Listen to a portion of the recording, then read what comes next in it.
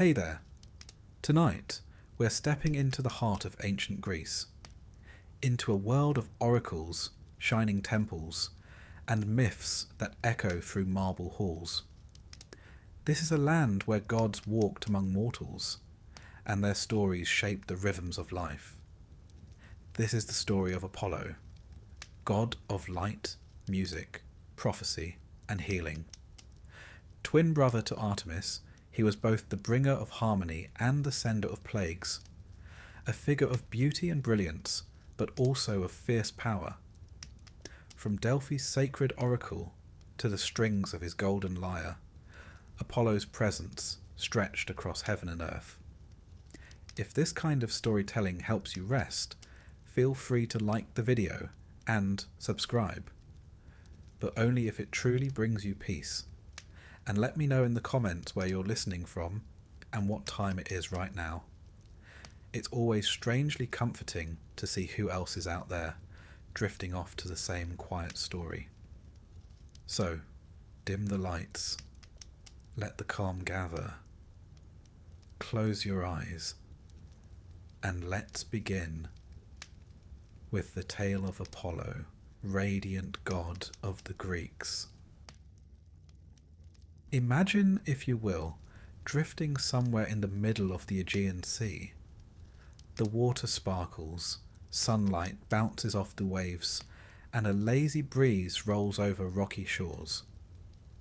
It is, by all accounts, rather a peaceful scene.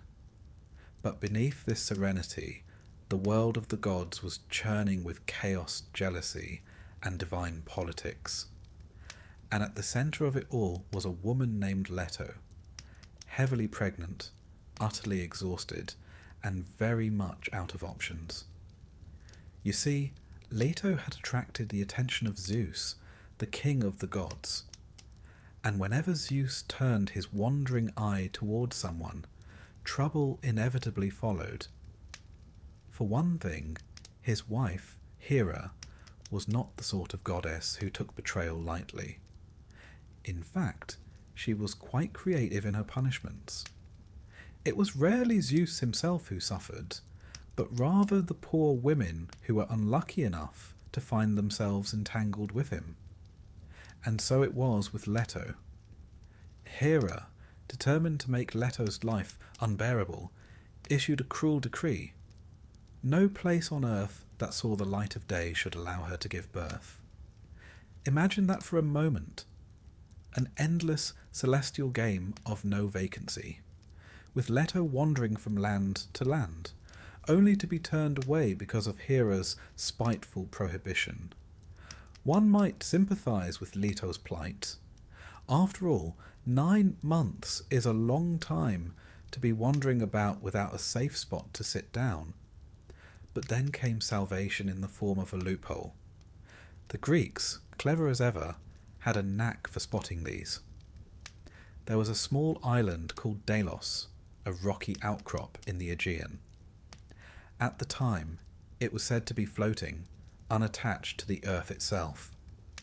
And if it wasn't technically land, then it wasn't technically forbidden by Hera's decree. Bureaucracy, it seems, was alive and well even among the gods. And so, it was upon Delos that Leto finally found refuge. The island, barren and modest though it was, became the setting for one of the most important births in mythology. Leto, weary but resolute, gave birth to twins. First to Artemis, and then, with Artemis's assistance no less, to Apollo. Yes, Artemis, fresh into existence herself, was said to have played midwife for her own brother. Sibling rivalry begins early when you're divine. Now, the significance of these twins cannot be overstated. In Greek thought, they were complementary forces. Artemis, the wild huntress tied to the moon, and Apollo, the radiant god bound to the sun.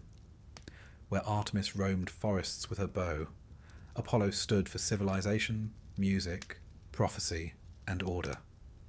Together they symbolized balance, the dualities that kept the cosmos in harmony. Day and night, male and female, wilderness and culture. Apollo, even as a newborn, carried with him the promise of light. His very name is thought to be linked with brightness and purity, though scholars have debated its origins for centuries. Some suggest connections to older Indo-European roots, while others trace faint echoes of Near Eastern sun deities, particularly Shamash, the Mesopotamian god of justice and light. The Greeks, of course, would insist Apollo was theirs alone, born upon their sacred island and raised within their pantheon. But mythology, like history, is often a tapestry woven from many threads. The island of Delos itself became sacred ground. It was said that after Apollo's birth, the island anchored itself to the seafloor, no longer drifting but fixed in place, as if stabilized by divine presence. Later, temples would rise there, pilgrims would journey across the Aegean to pay homage, and festivals would celebrate the god who had entered the world upon its soil. A barren rock transformed into a centre of devotion, quite a profitable outcome for Delos, one might add. Apollo grew swiftly, as gods tend to do. None of this business of waiting through adolescence. One day a baby, the next a luminous youth with golden hair, a lyre slung across his back, and a bow never far from reach. He was, in many ways, the ideal Greek youth made divine. Handsome, athletic, wise, and when crossed, absolutely terrifying. But before we rush ahead into his later adventures, let us pause to appreciate what Apollo represented at this dawn of his existence. The Greeks held him as the embodiment of order, harmony, and reason. If Dionysus represented ecstasy, chaos, and intoxication, then Apollo was his counterbalance, measured, rational, composed. Later philosophers would coin the phrase the Apollonian and the Dionysian to describe these two opposing but necessary forces within human experience. At Delphi, Apollo would later establish his famous oracle, dispensing cryptic wisdom that shaped the course of Greek politics and history. But here, in his earliest chapter, he is simply a radiant new god, basking in the glow of his mother's love and his sister's vigilant protection. The birth story of Apollo also carried symbolic weight for the Greeks themselves.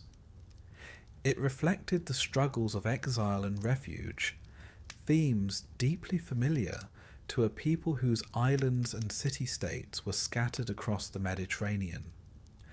Leto's wandering was a mythic mirror of the human experience of displacement, while Delos's anchoring symbolized the establishment of order, stability, and sanctuary. It is worth noting that the cult of Apollo may have grown alongside Greece's own cultural development. By the 8th century BCE, when Homer was composing epic poetry, Apollo already featured prominently as an archer god who could bring both plague and healing. His dual nature, destroyer and healer, stern judge and gentle musician, made him a deity of paradoxes. Perhaps that is why he fascinated the Greeks so thoroughly. Now, if we return to the narrative, we find that Apollo's first days were not without incident. He was said to have been fed nectar and ambrosia, the divine foods, which transformed him almost instantly into maturity. The moment he tasted them, he shed the helplessness of infancy and declared his intent. He would take up the lyre, the bow, and the art of prophecy. Quite the baby announcement, really. Most mortals are content with a cry. Apollo declared his entire career path. In artistic depictions, Apollo is nearly always shown as eternally youthful, no beard, no signs of age, forever radiant. This was no accident. The Greeks associated him with Kouros, the archetype of the young man in his prime, unspoiled by time or decay. To them, Apollo was a symbol of eternal youth and perfection, the golden standard of beauty. Yet, for all his brilliance, Apollo was not without flaws. His temper could be fierce, his pride wounded easily. He was a god who could bless or destroy, often with little warning. This duality, radiant benefactor and merciless punisher, would shape many of his myths. But for now, at the dawn of his story, it is his light that shines most brightly. Let us not forget Artemis in this tale, for she, too, was born upon Delos, and her bond with Apollo would remain unbreakable. Though their domains differed, their unity as twins was a recurring theme in Greek religion. Together they were invoked as protectors of children, as guardians of balance, and as eternal reminders that the cosmos thrives upon harmony between opposites. Historically, Delos became a religious hub in the Aegean. Archaeological remains reveal temples, treasuries, and colossal statues dedicated to Apollo. Pilgrims came from across Greece to honour him, bringing offerings and participating in festivals that celebrated his birth. The island's sanctity was so profound that in later times wars were forbidden there. Delos became a neutral ground, a centre of peace, where even enemies laid aside their arms in reverence. Thus, from a wandering goddess's desperation came the dawn of one of the most influential deities of the ancient world. Apollo, god of light, music, prophecy, and healing, entered the cosmos not with thunder or spectacle, but upon a small, rocky island that became immortal through him. And so, we leave chapter 1 with the image of Apollo as a radiant youth upon Delos. His lyre yet unstrummed, his bow yet unstrung, his prophecies yet unsaid, but his destiny already shining across the Aegean. A god of paradoxes, a bringer of order and chaos, a figure who would forever stand at the crossroads of myth and history. One might say, rather poetically, that from a mother's struggle and an island's rocky soil, light itself was born anew. Imagine, if you will, the soft glow of dawn spreading across the Aegean. The sky lightens, the waves shimmer gold, and Apollo, no longer an infant, but already radiant, steps forth as though the morning itself had taken human form. Greek mythology rarely allowed its gods to linger in infancy. One sip of nectar, one bite of ambrosia, and childhood was neatly skipped over. Mortals might wrestle with tantrums and adolescence, but Apollo? He simply unfolded into the picture of youthful perfection. Convenient, really. In Greek art and poetry, Apollo is eternally youthful. Unlike Zeus with his mighty beard, or Poseidon with his sea-worn features, Apollo remains forever smooth-faced, golden-haired, and athletic. He embodies the kouros, the ideal of the young man in his prime, poised between boyhood and maturity, at the very height of beauty. One might call him the poster child of classical Greece, had posters been invented at the time. But Apollo was never simply a pretty face. From the beginning, he was a god of paradox and balance. He was both healer and bringer of plague, musician and archer, prophet and punisher. The Greeks adored their gods complex, and Apollo did not disappoint. When Apollo declared his divine mission, to wield the lyre, the bow, and the gift of prophecy, he was carving out domains that would define him forever. Each of these tools held deep symbolism. The lyre, for one, represented harmony. Crafted by Hermes in a rather mischievous tale, we'll come to that in a later chapter, it became Apollo's instrument of choice. With it, he could soothe minds, inspire poetry, and lead the muses in song. Music, for the Greeks, was not mere entertainment, but a reflection of cosmic order. To tune an instrument was to align oneself with the very fabric of the universe, and Apollo, strumming the lyre, was its divine conductor. The bow, by contrast, symbolized sharp precision. Apollo's arrows could heal, but they could also bring swift death. In the Iliad, for instance, he is the one who sends plague upon the Greek army at Troy, his arrows invisible shafts of disease. Yet in other stories, he is invoked as a saviour, a bringer of cures. The bow thus embodied Apollo's duality, life and death, remedy and ruin. To hold both lyre and bow was to hold contradiction itself. It was as if the Greeks were saying, beauty and destruction are not opposites, but two strings of the same instrument. The Greeks idealized Apollo as a model of beauty, but this was not mere vanity. In their worldview, physical beauty reflected moral and cosmic order. A harmonious body suggested a harmonious soul. Apollo's radiance symbolized clarity, rationality, and proportion, values dear to Greek philosophy. In sculpture, he was carved with perfect symmetry, standing tall in graceful balance, the very embodiment of kalokagaphia, the union of the good and the beautiful. His figure was neither too muscular, like that of Heracles, nor too soft. He was the golden mean, moderation made divine. Historically, this obsession with form-shaped Greek art and architecture. Temples to Apollo, such as those at Delphi and Delos, echoed his qualities in their proportions. Balanced columns, measured spaces, clarity of line. Even their mathematics seemed inspired by Apollo's sense of order. And yet, beneath the polished marble, Apollo's myths often revealed a god not entirely serene. His temper could flare. His pride could sting. His punishments could be merciless.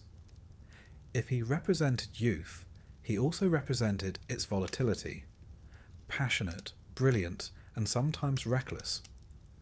As he grew into his role, Apollo quickly established himself as one of Olympus's most prominent figures. He was not a king, like Zeus, nor a smith, like Hephaestus, nor a wine-loving reveller, like Dionysus. Instead, he occupied a unique position as the mediator between gods and mortals. Through his oracles, mortals sought divine guidance. Through his music, they experienced divine inspiration. Through his arrows, they felt divine wrath. Apollo stood at the threshold of human and divine, light and darkness, life and death. In myth, he was often called upon to maintain order. When chaos threatened, when mortals grew arrogant, when balance was disturbed, Apollo's presence was invoked. His domain was not just the shining sky, but the very structure of harmony itself. One might ask, did the Greeks invent Apollo from scratch, or was he a product of older traditions? Archaeology and comparative religion suggest the latter. There are hints that Apollo absorbed traits from Near Eastern deities. The Hittites, for instance, had a god of plague and healing. The Mesopotamians had Shamash, god of justice and the sun. When the Greeks traded across the eastern Mediterranean, these divine archetypes may have mingled with their own. By the Archaic period, around the 7th century BCE, Apollo's cult was firmly established in Greece. His sanctuaries grew into centres of political and cultural life. Delphi, in particular, would rise to extraordinary importance. But even in these early myths, the seeds of his greatness were visible. Apollo was not just a figure of worship, but a cultural ideal. He embodied the rational spirit that would later flourish in Greek philosophy, the artistic harmony seen in Greek sculpture, and the sense of youthful energy that defined much of their civic identity. Of course, one cannot help but smile at the contradictions in Apollo's youth. He was a god of reason, yet his love stories were famously unreasonable. He was eternally youthful, yet often depicted as lecturing mortals like a weary professor. And while his beauty was unrivalled, it never seemed to guarantee success in romance. As the nymph Daphne, who turned into a tree to avoid him, would attest. Perhaps the Greeks saw in him a reflection of themselves, noble ideals wrapped in very human flaws. If so, they also knew that these contradictions made him more relatable and his myths more compelling. At the heart of Apollo's youth was his identification with light. Not the harsh midday blaze of Helios, the sun god, who physically drove the chariot across the sky, but a more subtle, intellectual light. Apollo's radiance was that of clarity, enlightenment, and knowledge. He illuminated the mind as much as the landscape. This symbolic light carried deep resonance. For the Greeks, to live in truth was to live in Apollo's radiance. To be lost in ignorance was to stray into shadow. His very presence was a metaphor for the human pursuit of wisdom. In later centuries, philosophers would latch onto this imagery. Plato, for instance, spoke of enlightenment as emerging into the light, a theme that owes much to the Apollonian ideal. Even today, when we speak of shedding light on a subject, we echo Apollo's eternal youth. And so, Apollo's radiant youth was not simply a matter of handsome features or golden hair. It was a symbol of Greek values: beauty, harmony, proportion, reason, and balance. He was the youthful god who never aged, the eternal Kouros, standing as a reminder of what mortals aspired to, but could never fully achieve. Yet, like youth itself, his story carried a warning. Brilliance is often paired with volatility. Apollo's light could illuminate, but it could also burn. His music could inspire, but it could also punish. He was perfection with a temper, an ideal wrapped in contradiction. As we move forward in his story, we will see how this radiant youth steps out into the wider world, slays monsters, builds oracles, and entangles himself in loves, both tragic and comic. But for now, let us leave him in the glow of dawn, eternally young, strumming his lyre, his bow resting by his side, the embodiment of harmony and contradiction. A god, yes, but also in his contradictions, a mirror of humanity itself. Imagine now that the boy who had been born in sunlight on Delos is no longer an infant swaddled in divine cloth, but a youth whose stride seems to echo across marble courtyards and mountain slopes alike. Apollo, unlike many gods of Olympus, did not stumble through a messy adolescence. He was said to have grown into his prime almost instantly, radiant with golden hair, broad shoulders, and a smile that one imagines could be either comforting or slightly smug, depending on the day. His bow hung across his back, his lyre by his side, and with each step his reputation began to take shape. It was not enough, however, to be beautiful, musical, and radiant. The Greeks expected their gods to prove themselves, to carve their place into the endless tapestry of divine stories. Apollo, being Apollo, was not going to do this quietly. One of his earliest and most famous exploits was the confrontation with a monstrous serpent, a creature so terrible that it seemed to embody chaos itself. This was the Python, a dragon-like being said to dwell at Delphi, a place that even then held whispers of sacred power.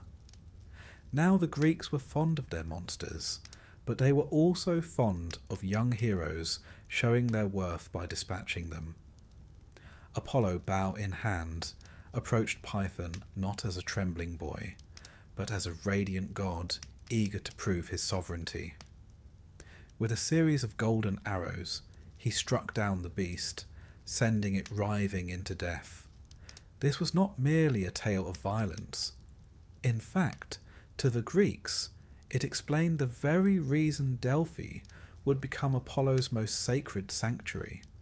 By slaying the python, he claimed Delphi as his own, establishing the oracle that would guide kings, poets, and wanderers for centuries to come. The Temple of Apollo at Delphi was not just a religious centre, it was in many ways the beating heart of Greek identity. One might imagine the stone steps worn smooth by centuries of hopeful feet, each pilgrim clutching an offering, eager for a cryptic word from the priestess of Apollo, the Pythia, who sat above a fissure said to exhale divine vapours. And yet, behind this tale of triumph, scholars often point to something deeper. The myth may echo the real history of Greek religion, in which older earthbound cults tied to serpents and the powers of the ground were gradually absorbed by the Olympian order. By slaying Python, Apollo was not just killing a monster, he was displacing an older god, taking over the site and rebranding it, if you will, under new management. The Greeks were not above using mythology as a tool for explaining religious takeovers. Now, one might be tempted to see this as an early act of imperialism on Apollo's part. After all, nothing says grand opening like moving into someone else's shrine and redecorating. Still, to the Greeks, it was part of a divine order. Apollo, the god of light and reason, triumphing over the shadowy, chthonic forces of the underworld. It is no coincidence that from Delphi flowed not just prophecy, but also a sense of order, justice, and harmony, at least in theory.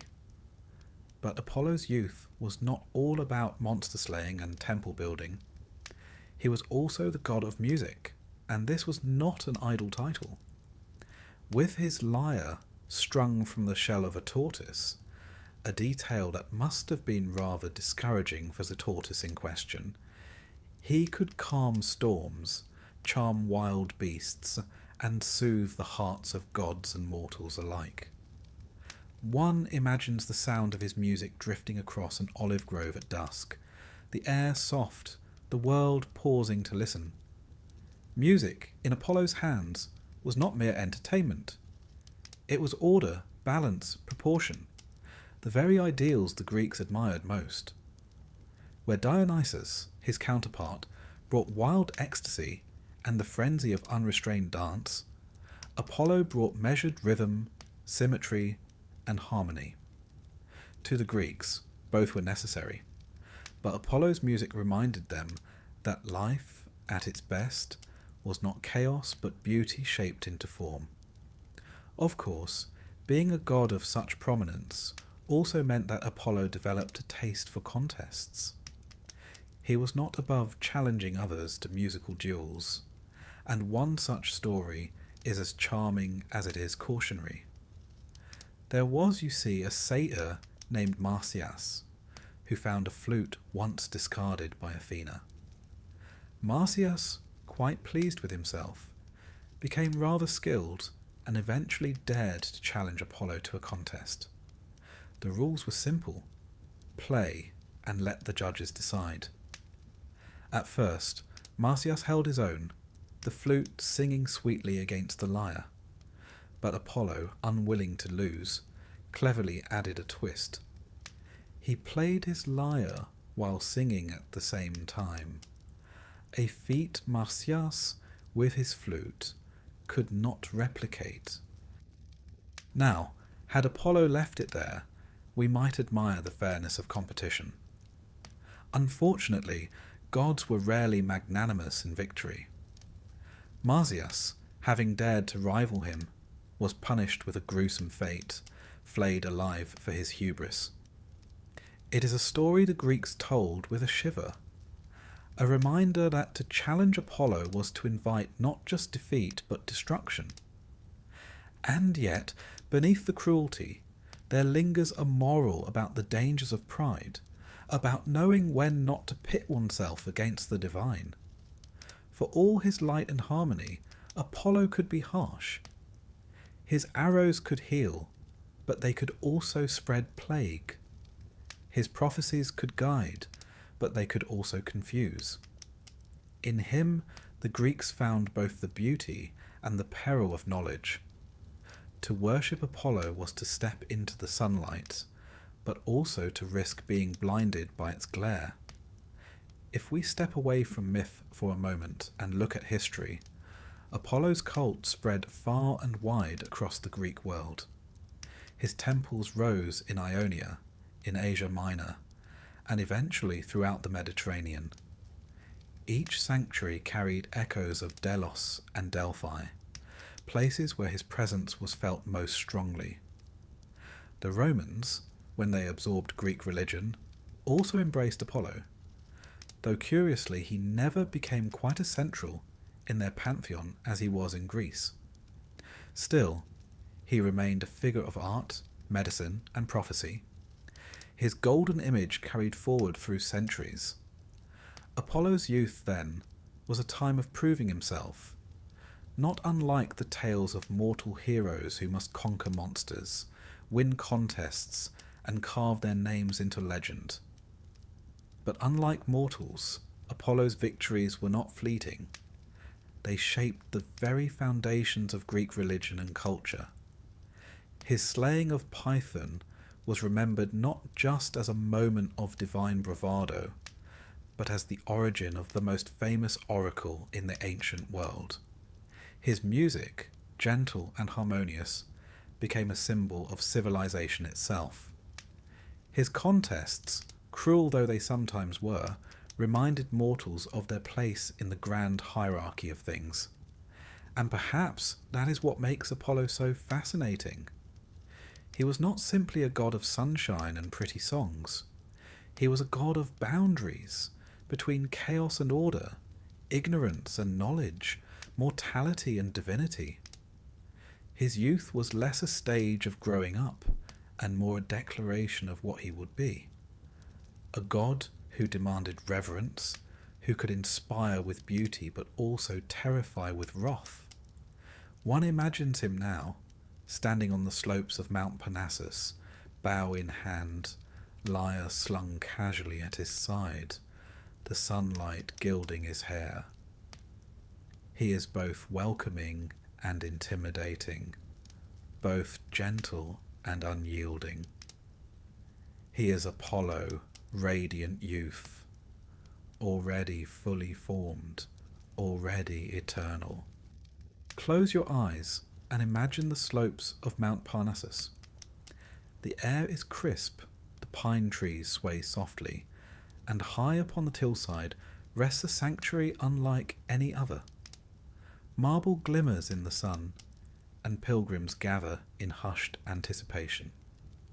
They have travelled for days, some even for weeks, carrying gifts, hopes, and burdens of uncertainty. They wait for one voice, the voice of Apollo, the god of prophecy, speaking through his chosen priestess. This is Delphi, the beating spiritual heart of Greece.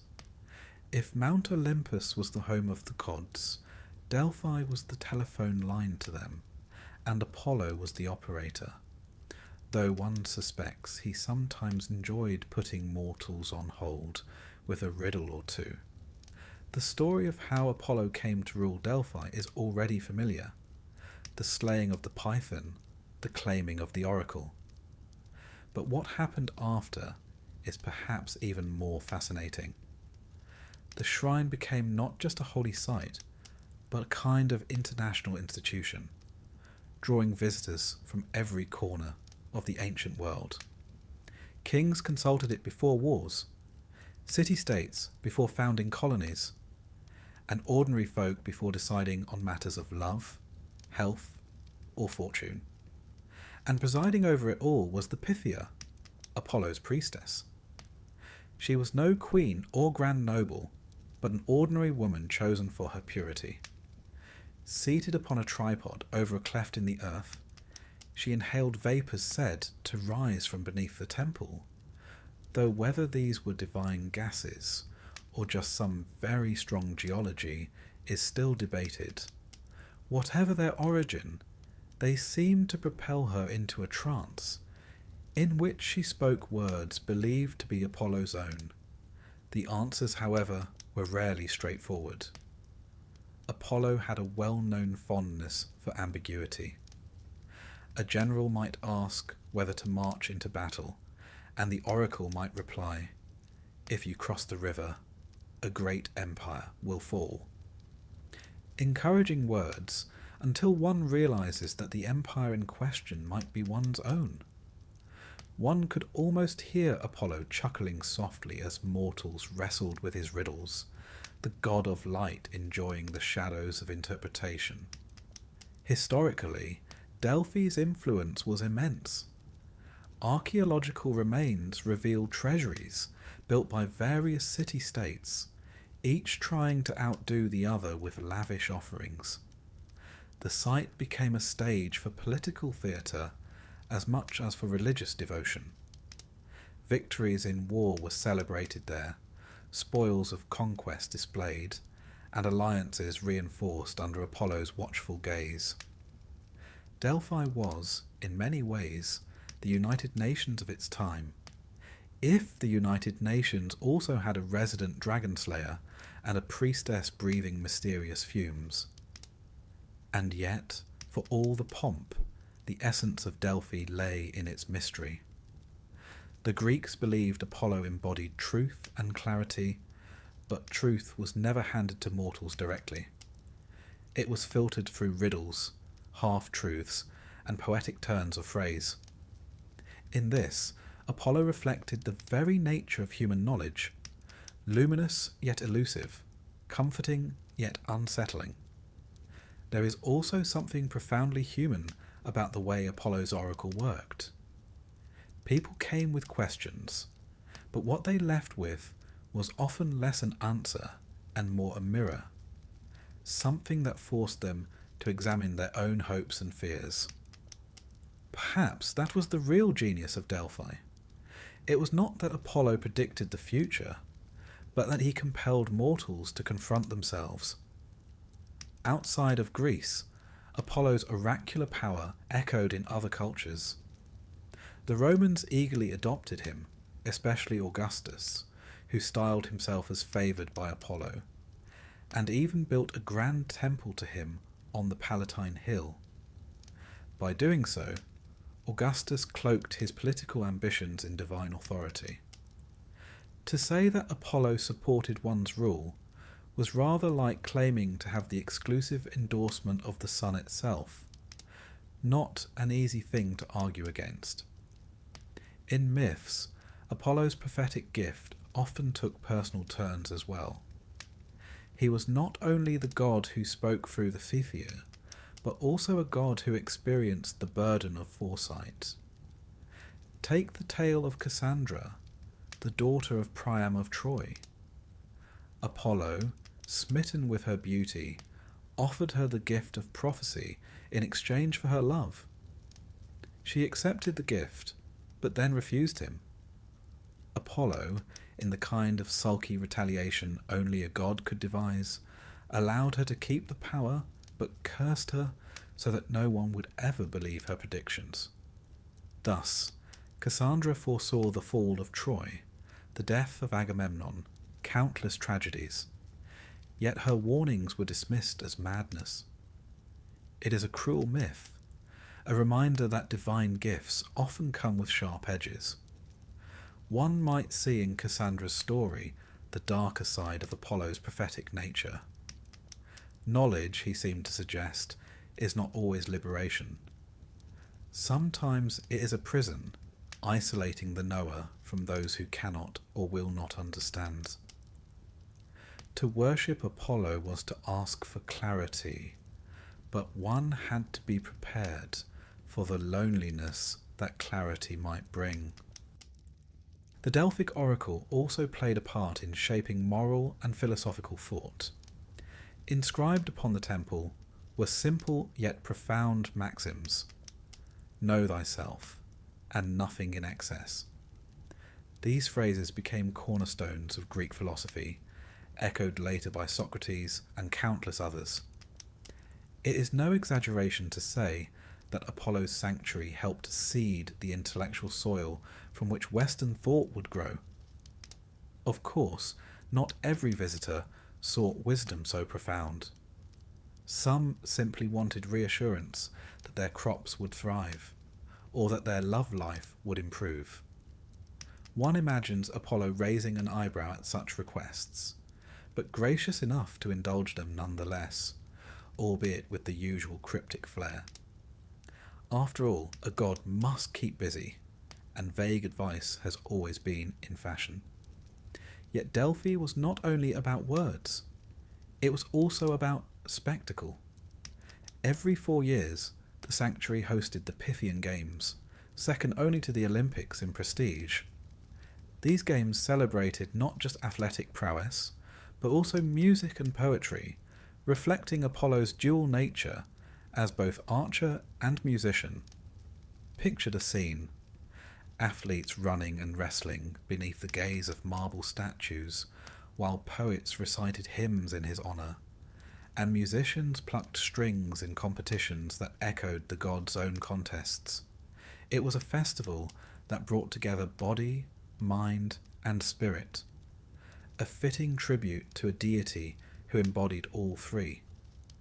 Even in decline, Delphi retained its aura.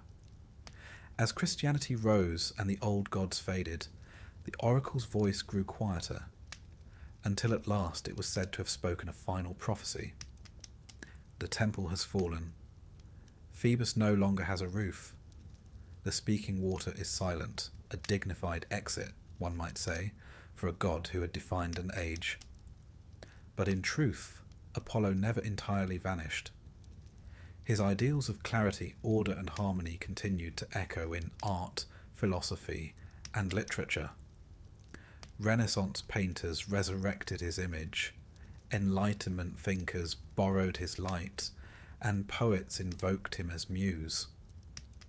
The sanctuary of Delphi may be silent, but Apollo's voice still lingers in the cultural imagination, a whisper of golden clarity across the centuries.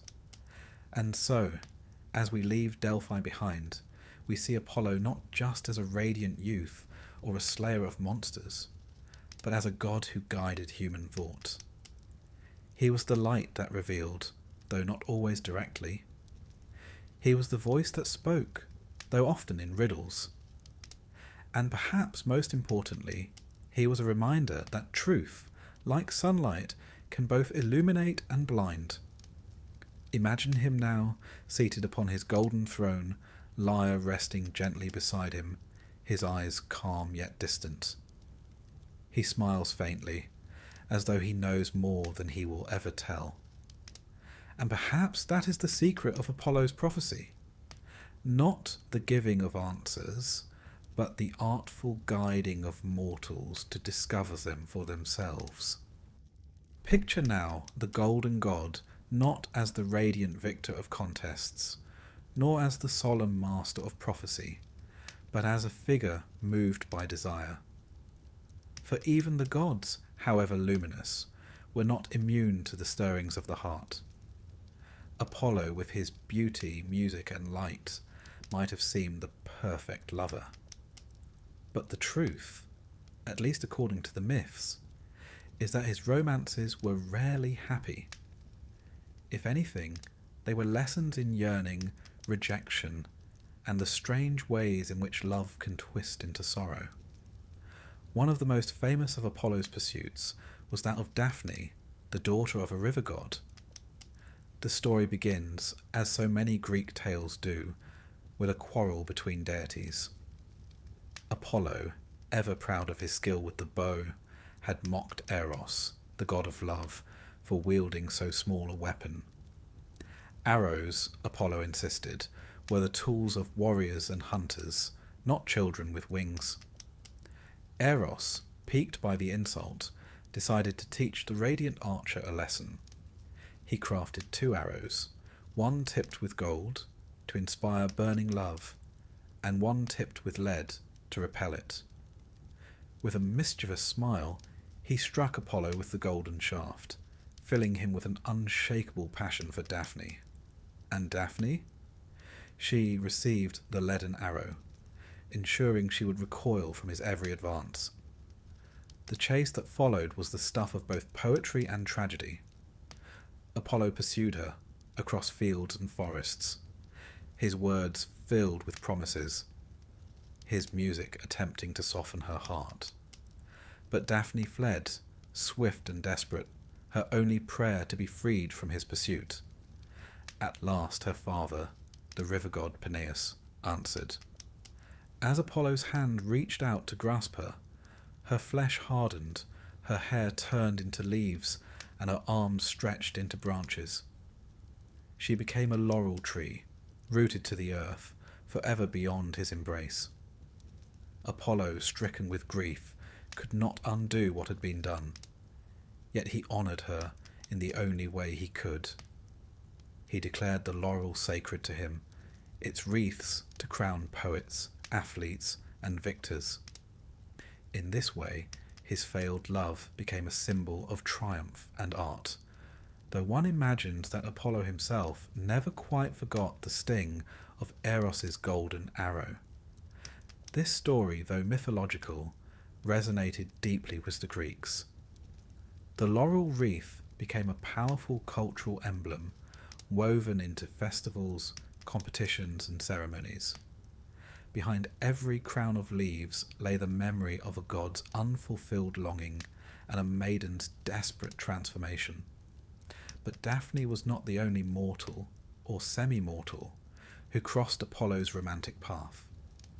Another tale tells of Hyacinthus, a beautiful Spartan youth with whom Apollo shared affection. The two spent their days together, throwing the discus, hunting, and basking in the sun. Yet tragedy, as always, hovered near. During a game of discus, Apollo's throw struck Hyacinthus, whether by accident or by the jealous interference of another god. Some say Zephyrus, the west wind, envious of the boy's attention. Hyacinthus fell, mortally wounded, and Apollo's cries of grief echoed across the land.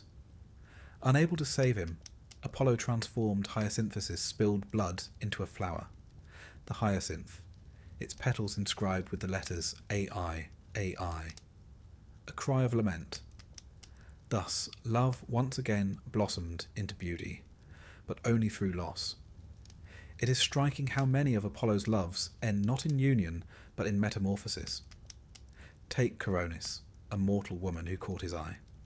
She bore his child, but when Apollo discovered she had been unfaithful, his wrath was swift. Some versions say he struck her down with arrows himself. Others claim he sent his twin sister Artemis to do the deed. Either way, Coronis perished. But as her body lay upon the pyre, Apollo plucked their unborn son from her womb. This child was Asclepius, who would grow into the god of medicine, healer of the sick, and eventually challenger of death itself. Out of betrayal and death came a figure of immense importance to human history and myth. Asclepius's cult spread widely, shaping practices of healing and influencing even later traditions of medicine. Thus, from Apollo's tragic love, humanity inherited the hope of recovery and health, a reminder that even sorrow might yield gifts. Yet Apollo himself, it seems, rarely learned from these patterns. His desire was often overwhelming, but his lovers, mortal or divine, struggled to withstand it. The tale of Cassandra, daughter of Priam of Troy, shows this all too clearly. Apollo granted her the gift of prophecy in exchange for her affection, but when she refused his advances, he cursed her so that no one would ever believe her words. Here again, love turned to bitterness, and a gift became a punishment. Cassandra foresaw Troy's destruction, but her warnings fell on deaf ears. Her life a tragic chorus of truths dismissed. There is perhaps a subtle irony in these stories. Apollo, god of order, clarity and harmony, could not master the chaos of his own heart. He could tune a lyre to perfect pitch. He could guide armies with cryptic riddles. But when it came to love, he stumbled again and again into grief. One wonders whether the Greeks told these tales as a kind of warning. Beauty, power, and brilliance, they remind us, do not guarantee happiness in love. Desire can be as dangerous as plague, as consuming as fire. Even gods, radiant though they may be, cannot escape the caprices of longing. From a historical perspective, these myths may also reflect older cultural patterns. Transformations into plants, like Daphne into the laurel or Hyacinthus into the flower, suggest echoes of ancient fertility rituals, where vegetation symbolized renewal and memory. To turn a lost beloved into a tree or bloom was to weave them into the living cycle of nature, ensuring they would never truly vanish. In this way, Apollo's loves, however tragic, became woven into the landscape itself, eternal in leaves and petals. But myths also served to humanize Apollo.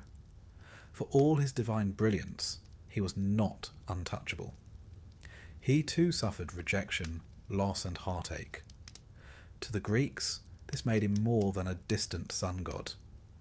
It made him a figure who mirrored their own struggles, their own bittersweet entanglements of passion and pain. If we close our eyes, we might imagine Apollo seated upon a hillside at dusk, his lyre silent in his lap. Around him, the air is heavy with memory, the rustle of laurel leaves, the scent of hyacinths, the faint echo of Cassandra's unheard cries. His gaze drifts beyond the horizon, golden yet melancholy. For all his radiance, love has left him wounded time and again, and yet out of each wound has come beauty. The laurel became the crown of poets. The hyacinth blossomed as a flower of lament. Asclepius brought healing to mortals. Even Cassandra, though cursed, embodied the tragic power of truth. Apollo's failed loves remind us that from sorrow can spring art, wisdom, and hope. Perhaps this is why the Greeks wove these stories so tenderly into their culture. They saw in Apollo not just the god of light, but the god of longing. A reminder that even divine radiance cannot shield one from the pangs of the heart. So we leave him here, not triumphant, not prophetic, but vulnerable. Apollo, whose arrows could slay monsters and whose music could calm storms, could not conquer the simplest of forces, the unpredictable, unruly power of love. Picture Apollo now, not in the glow of youthful conquests, nor the melancholy hush of failed loves, but standing with bow in hand, his quiver full, his gaze sharp as sunlight itself. The air around him trembles, for Apollo is about to remind mortals of another of his gifts, or perhaps one should say, one of his punishments. For while he is the god of music, prophecy, and healing, he is also the god whose arrows can bring sudden sickness, striking entire communities with plague. This duality of life and death, cure and curse, is essential to understanding Apollo. He was not merely a radiant patron of harmony and beauty, but a god whose favour was as dangerous as his wrath. To worship him was to seek protection from his arrows, and at the same time to implore his aid in times of illness. It was, in a way, the ultimate paradox. The same God who made you ill might also be the only one who could make you well again. One of the most vivid portrayals of this aspect of Apollo comes at the very beginning of Homer's Iliad. The Greek army, assembled before the walls of Troy, had angered a priest of Apollo by refusing to ransom his captured daughter. The god's response was swift.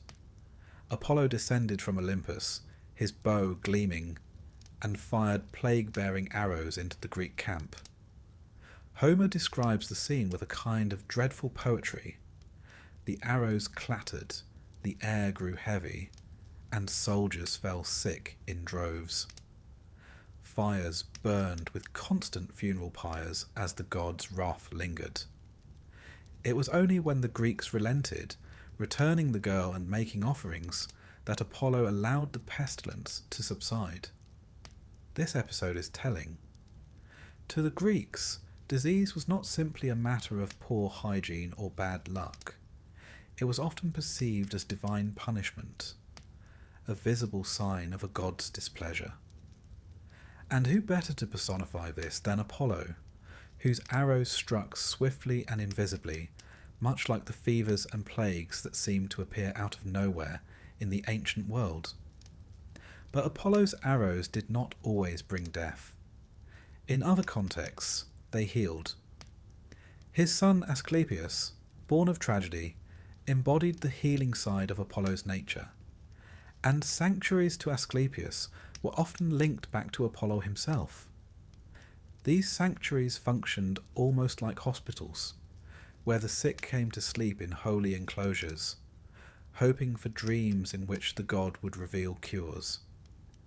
Incubation, they called it, and though it sounds mystical, it may have had practical effects too. Rest, diet, and calm surroundings were often more healing than the remedies of the time. Apollo's role as a healer also tied into his connection with the arts.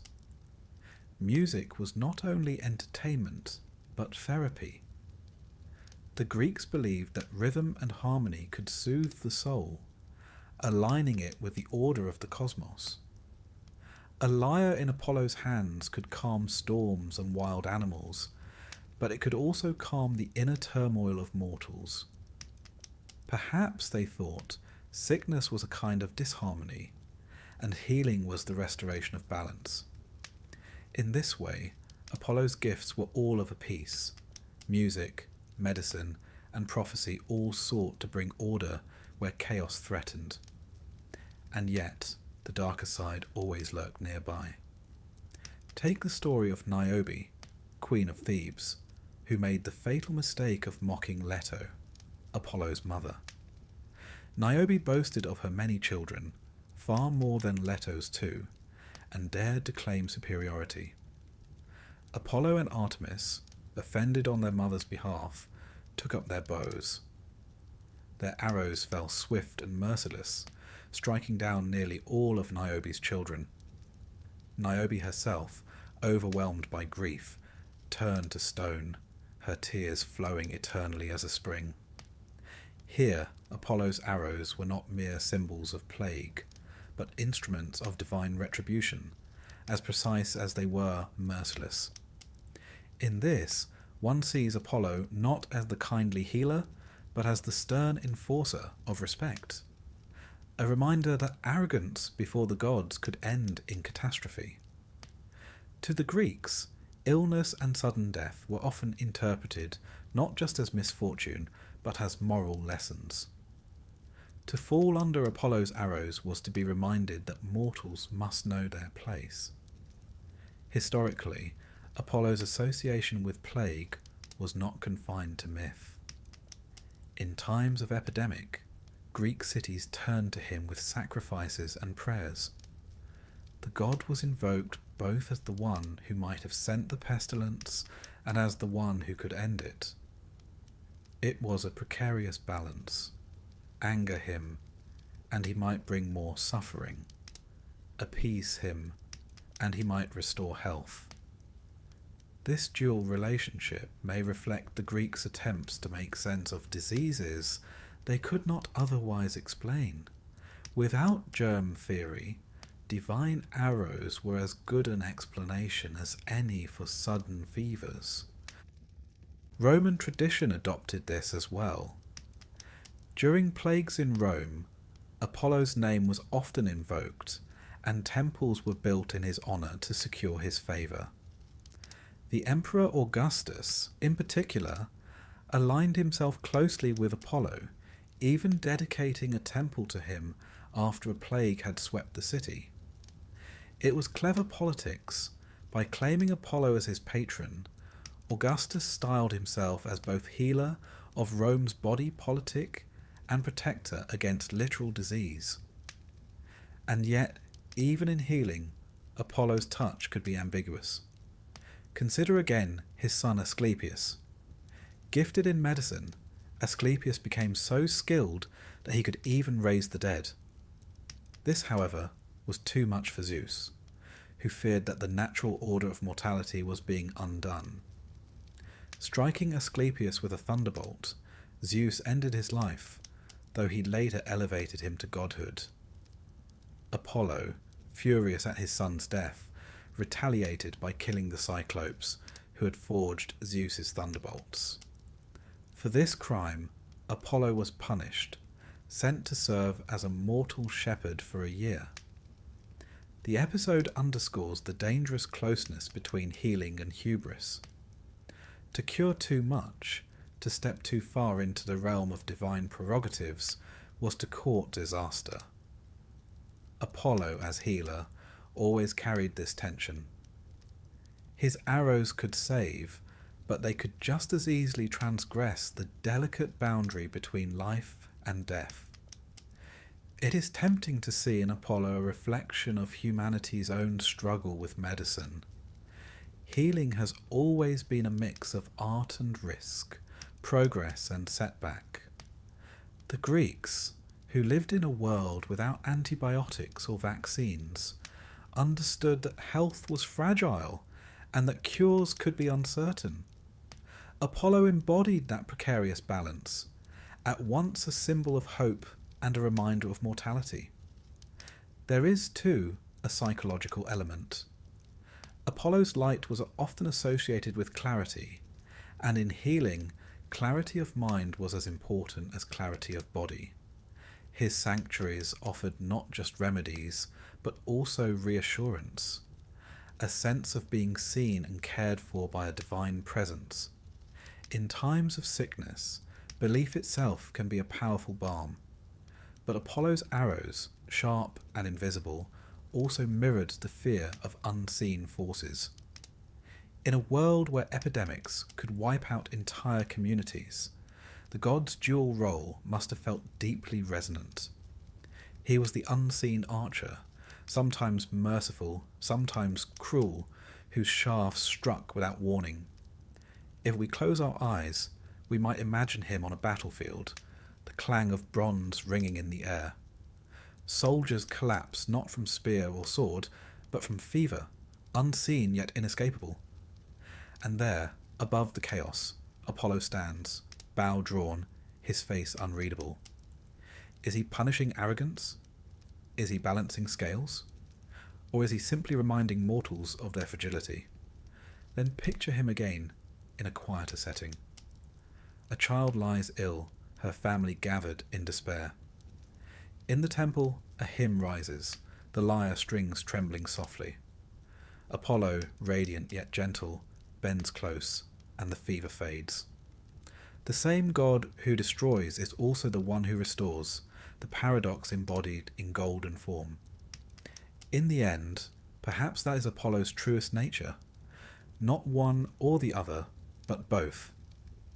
To seek his aid was to acknowledge that life and death are never far apart, that health and illness dance together like sun and shadow. He was the god of boundaries, and nowhere was that clearer than in his power over sickness and healing. As night falls over the ancient world, we might leave him seated by a quiet spring, his bow resting against a rock, his lyre glowing faintly in the starlight. Around him the air is calm, though the memory of his arrows lingers. To the Greeks, he was never wholly safe, never wholly kind, but always essential. For in Apollo they saw not only the light of day, but the fragile balance of human life itself.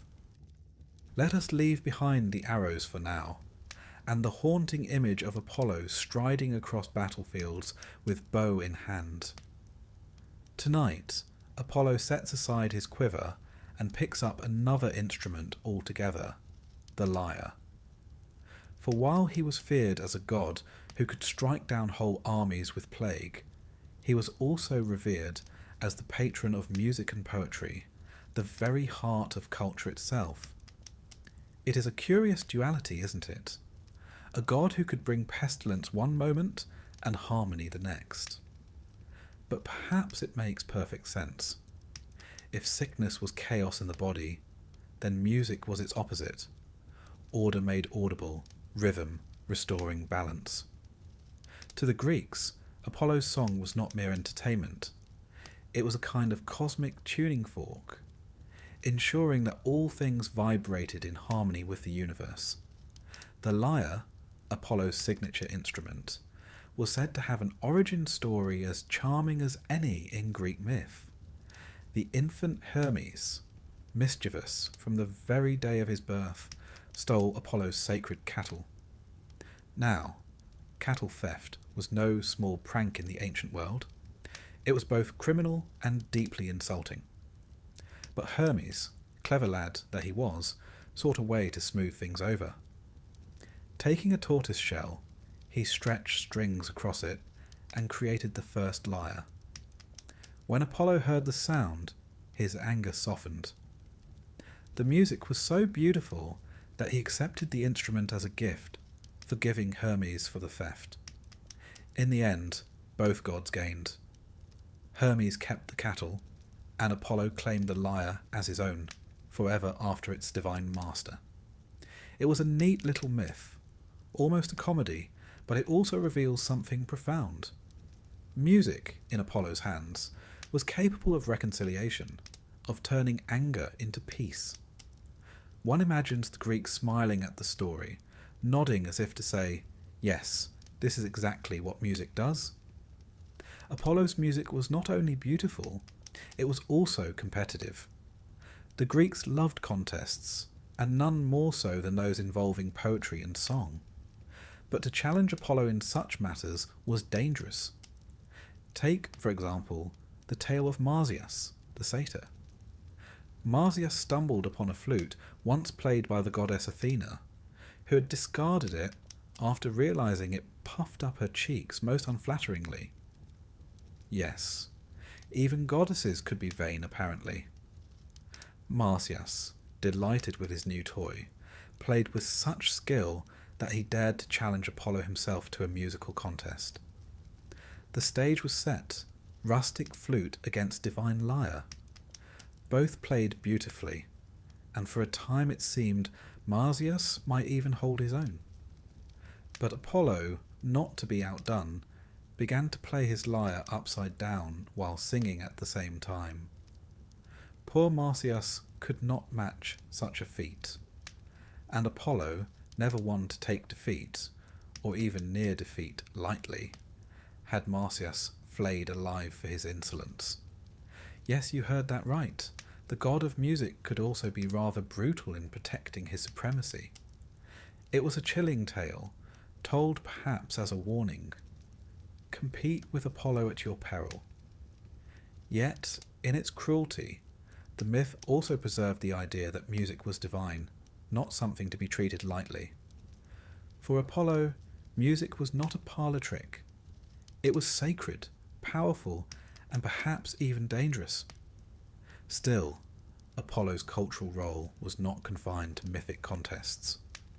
In real historical Greece, festivals in his honour were centres of artistic life. The Pythian Games, held at Delphi, were second only to the Olympic Games in prestige. And while the Olympics were largely about sport, the Pythian Games celebrated art, music, and poetry as much as athleticism. Victors might win not only for running or wrestling, but also for performing a hymn to Apollo. The god's shrine at Delphi thus became both a religious and cultural hub, a place where the best of Greek creativity converged. Delphi itself deserves a lingering word.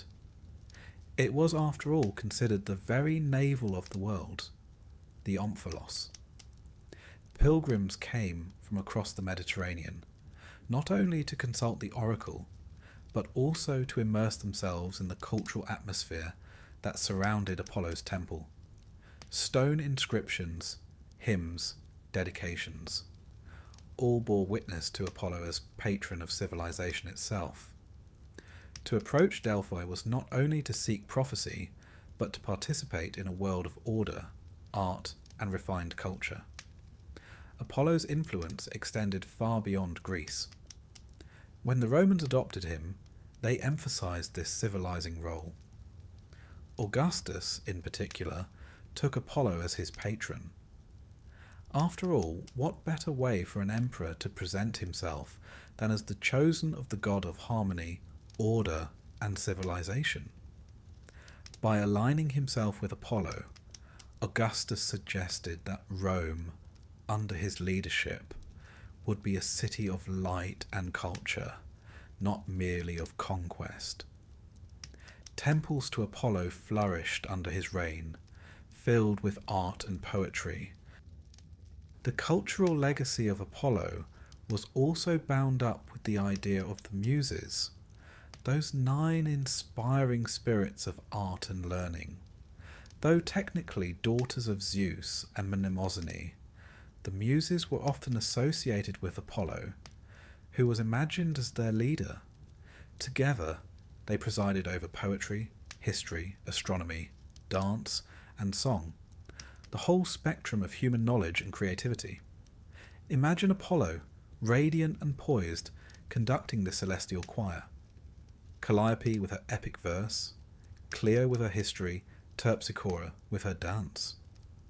The Greeks, who loved to systematize things, found in Apollo a perfect embodiment of cultural order.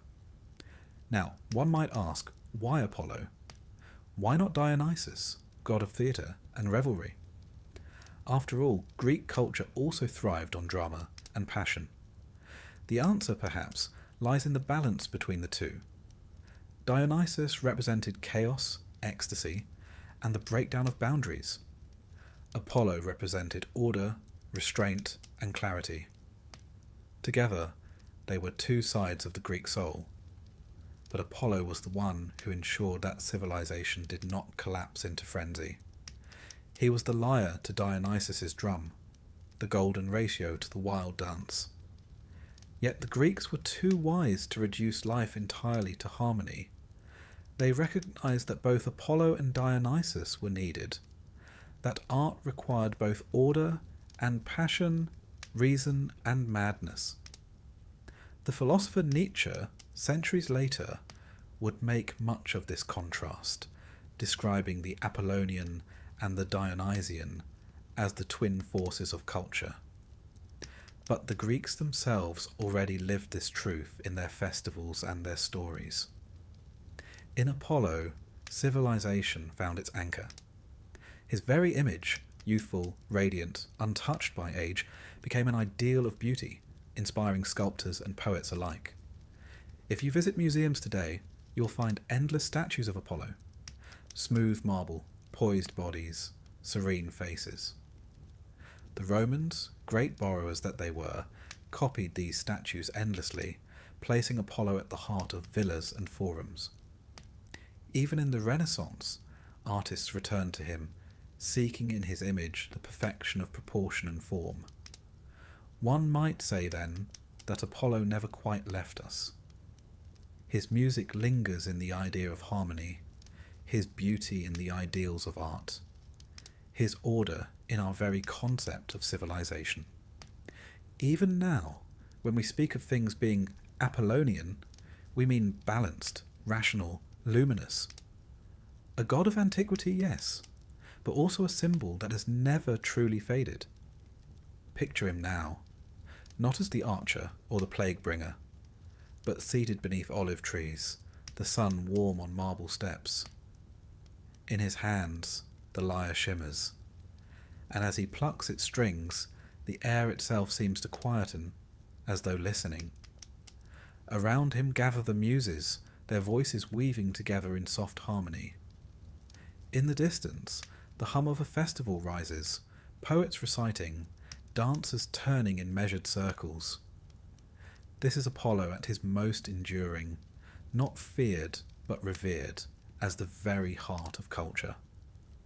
And as the music fades into night, one cannot help but smile at the thought. Here is a god who reminds us that civilization is not only built with stone and sword, but also with song. Apollo, radiant and golden, was not always gentle. For all his music, prophecy, and healing, he could be deeply vindictive, quick to punish those who offended him, and relentless in rivalry. This darker side did not contradict his identity, it completed it. For in the Greek imagination, no god was one-dimensional. Apollo, like the sunlight he embodied, could illuminate but also burn. One of the most telling episodes is his contest with Heracles, the mighty hero. The setting: Delphi, Apollo's sacred sanctuary. Heracles, in a fit of rage, had come to consult the oracle, but was denied an answer. Feeling slighted, he seized the Delphic tripod, the very seat upon which the Pythia, Apollo's priestess, delivered her prophecies. Imagine the audacity: Heracles, tugging at Apollo's most sacred piece of furniture, as if one might haul away a divine throne for use as a garden stool. Apollo was not amused. He rushed to reclaim the tripod, and soon both gods were wrestling over it like squabbling brothers fighting over a chair. The struggle grew so fierce that Zeus himself had to intervene, hurling a thunderbolt between them to break up the quarrel. To the Greeks, the story was both comic and serious.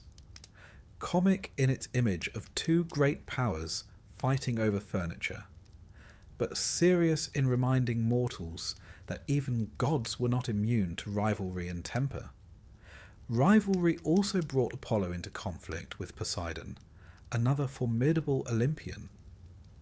At one point, both gods conspired against Zeus himself, their own father and king. The rebellion was short-lived, and the punishment swift.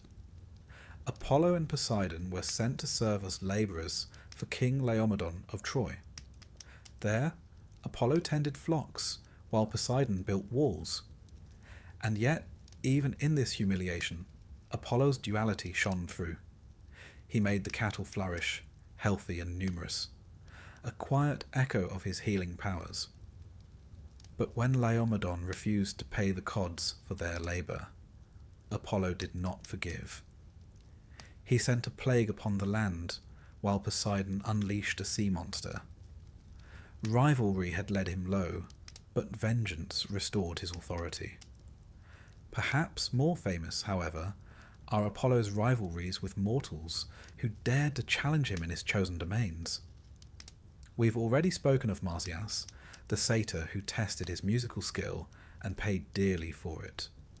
But Marsyas was not alone. There was also Cinyras, king of Cyprus, who boasted of his musical talent. Apollo defeated him, of course, though the details vary. Some say Cinyras took his own life in despair, others that Apollo killed him outright. Either way, the message was clear. Mortals could appreciate Apollo's gifts, but they were not to rival them. Then there is the poignant tale of Hyacinthus, beloved of Apollo. The youth was beautiful beyond compare, and Apollo cherished him.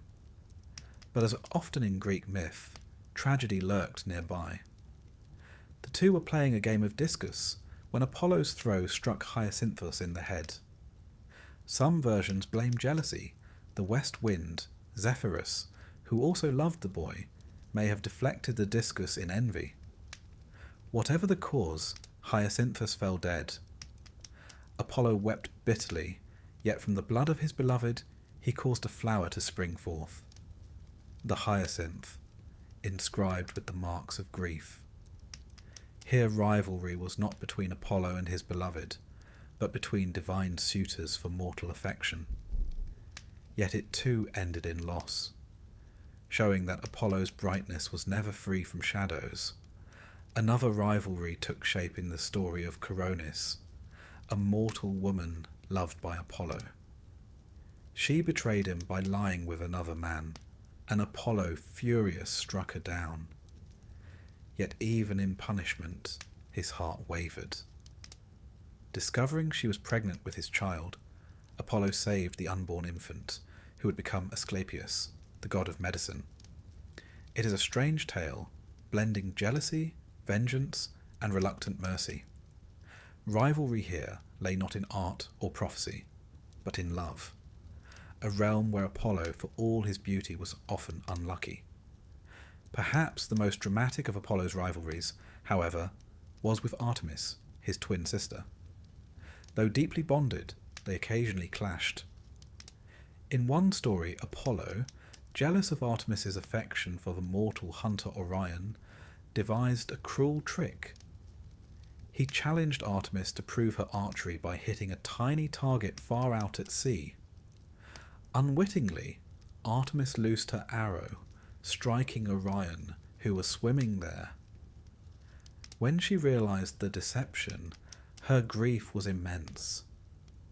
It was a dark tale of sibling rivalry, showing that even within divine families, jealousy could destroy what love had built.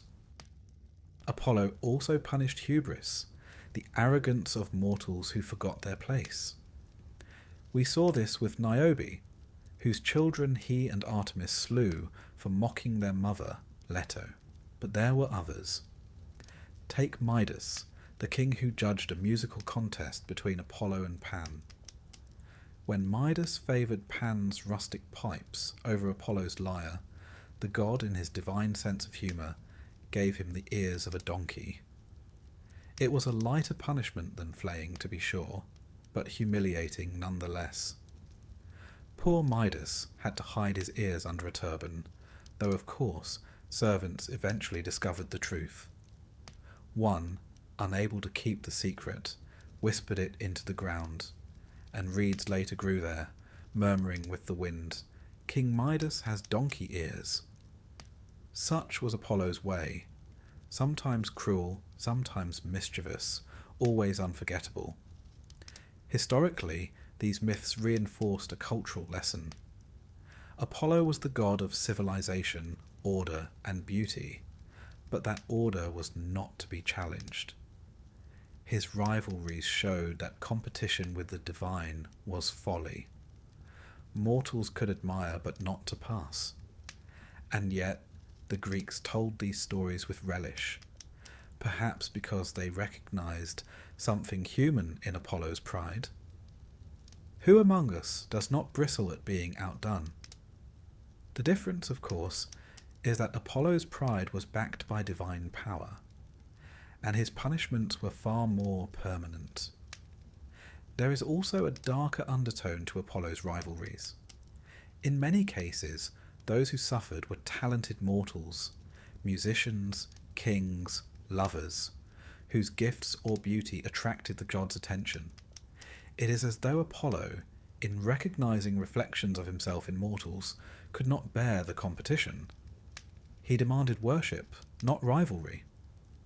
The Greeks, who valued excellence in all things, also recognized its dangers. To rise too high was to risk divine envy. Apollo's punishment served as cautionary tales, reminding mortals of their limits. One might even see Apollo's rivalries as symbolic. Music, prophecy, beauty. These were fragile gifts, easily lost or corrupted.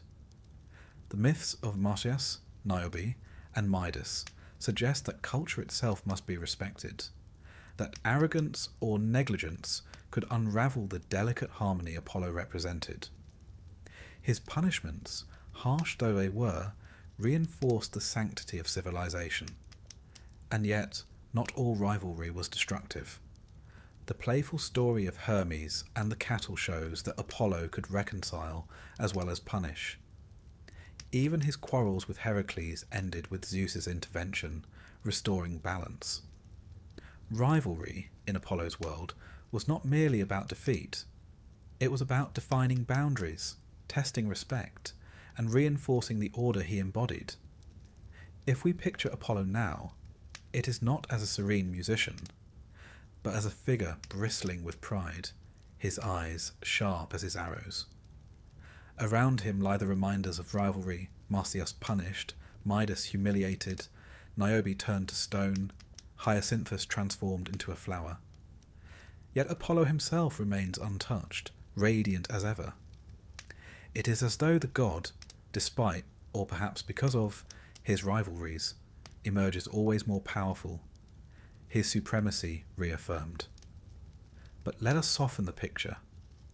For even in these rivalries, there is something deeply human about Apollo.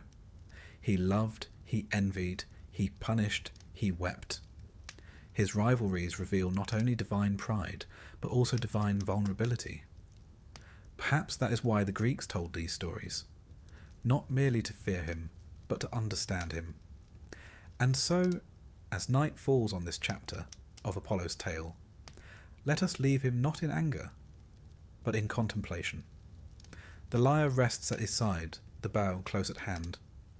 His face, beautiful yet stern, glows in the twilight. Rivalries may come and go, but Apollo remains, both a warning and a wonder, the god whose light reveals not only harmony, but also the shadows cast by pride. Apollo's bow and lyre may have defined him in battle and song, but his most enduring influence came through his voice, or rather, the voice that spoke through his priestess at Delphi. For of all his domains, none captured the imagination of the ancient world quite like prophecy.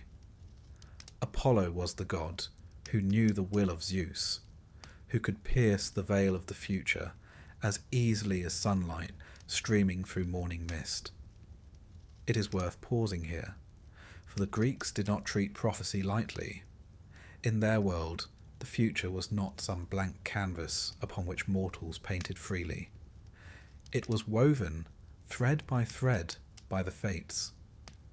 And though mortals might pray, bargain, or rage, the tapestry was largely set. To know even a fragment of that design was to glimpse something almost unbearable. And yet, to Delphi they came, year after year, century after century, desperate to ask questions of the god who could see beyond time. The Oracle of Delphi was no small roadside shrine. It was the beating heart of Apollo's worship, perched on the slopes of Mount Parnassus. According to legend, it was once guarded by a monstrous serpent, the Python, whose coils choked the land. Apollo, arriving in radiant splendour, slew the beast with his arrows, claiming the site for himself. To commemorate this victory, he founded the Pythian Games, which combined athletics with music and poetry, a festival celebrating not only his strength but also his artistry.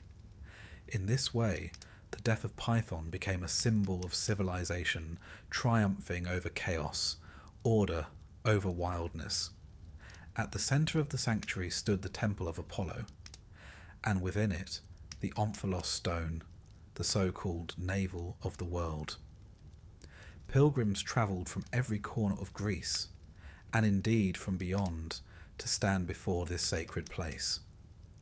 Kings, generals, and ordinary folk alike sought guidance, though not all received what they expected. For the words of the oracle were not spoken in Apollo's own voice, but through the Pythia, his priestess. She was no grand queen or seeress by birth. Usually she was an older woman from Delphi itself, chosen for her purity of life. Seated upon a tripod above a fissure in the earth, she inhaled vapours said to rise from the chasm below. Whether these fumes were divine inspiration or natural gases is a matter that has intrigued modern scholars, but to the ancients they were Apollo's breath. In this altered state, the Pythia would utter words, sometimes coherent, sometimes riddling, often obscure. Priests nearby shaped her ecstatic utterances into verses, which were then delivered to the petitioners. It was an elaborate performance, at once sacred and theatrical, but none doubted that Apollo spoke through her. And what a voice it was! Croesus, king of Lydia, once asked if he should attack the Persian Empire. The oracle replied that if he did, he would destroy a great empire. Delighted, Croesus took this as encouragement and launched his campaign, only to find that the empire destroyed was his own. One imagines Apollo chuckling softly at the irony, the way one might at a clever but slightly cruel joke. Prophecy, after all, was rarely straightforward, yet the ambiguity was the point. The Greeks understood that the divine rarely spoke in plain human terms. Life itself was riddled with uncertainty. Why should prophecy be any different? Apollo's answers did not remove choice, they sharpened it.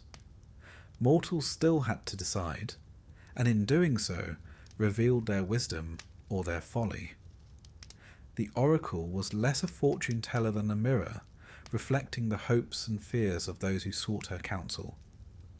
Delphi's influence reached far beyond individual lives. Entire city-states consulted Apollo before founding colonies, waging wars, or passing laws.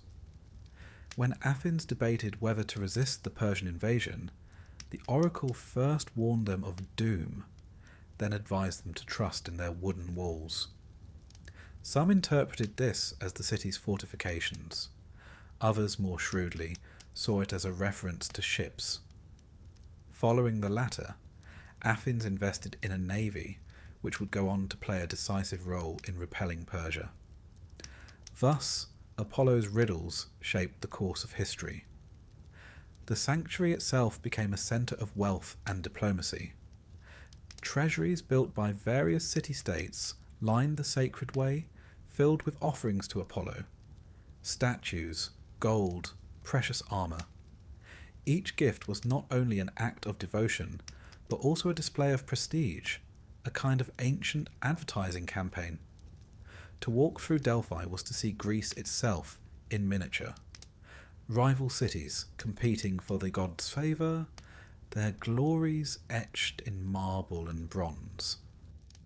And yet, beneath the grandeur, the oracle retained an air of mystery. Pilgrims were required to undergo purification rituals, bathing in the Castalian spring, offering sacrifices and paying a fee. The process was designed not only to honour Apollo, but to remind the petitioner that one did not casually stroll in to demand answers from a god. The whole experience was humbling, even intimidating. There were, of course, critics. Some philosophers argued that the oracle was manipulated by priests for political ends. Others scoffed at the vagueness of her answers, but even skeptics could not deny the oracle's enduring power.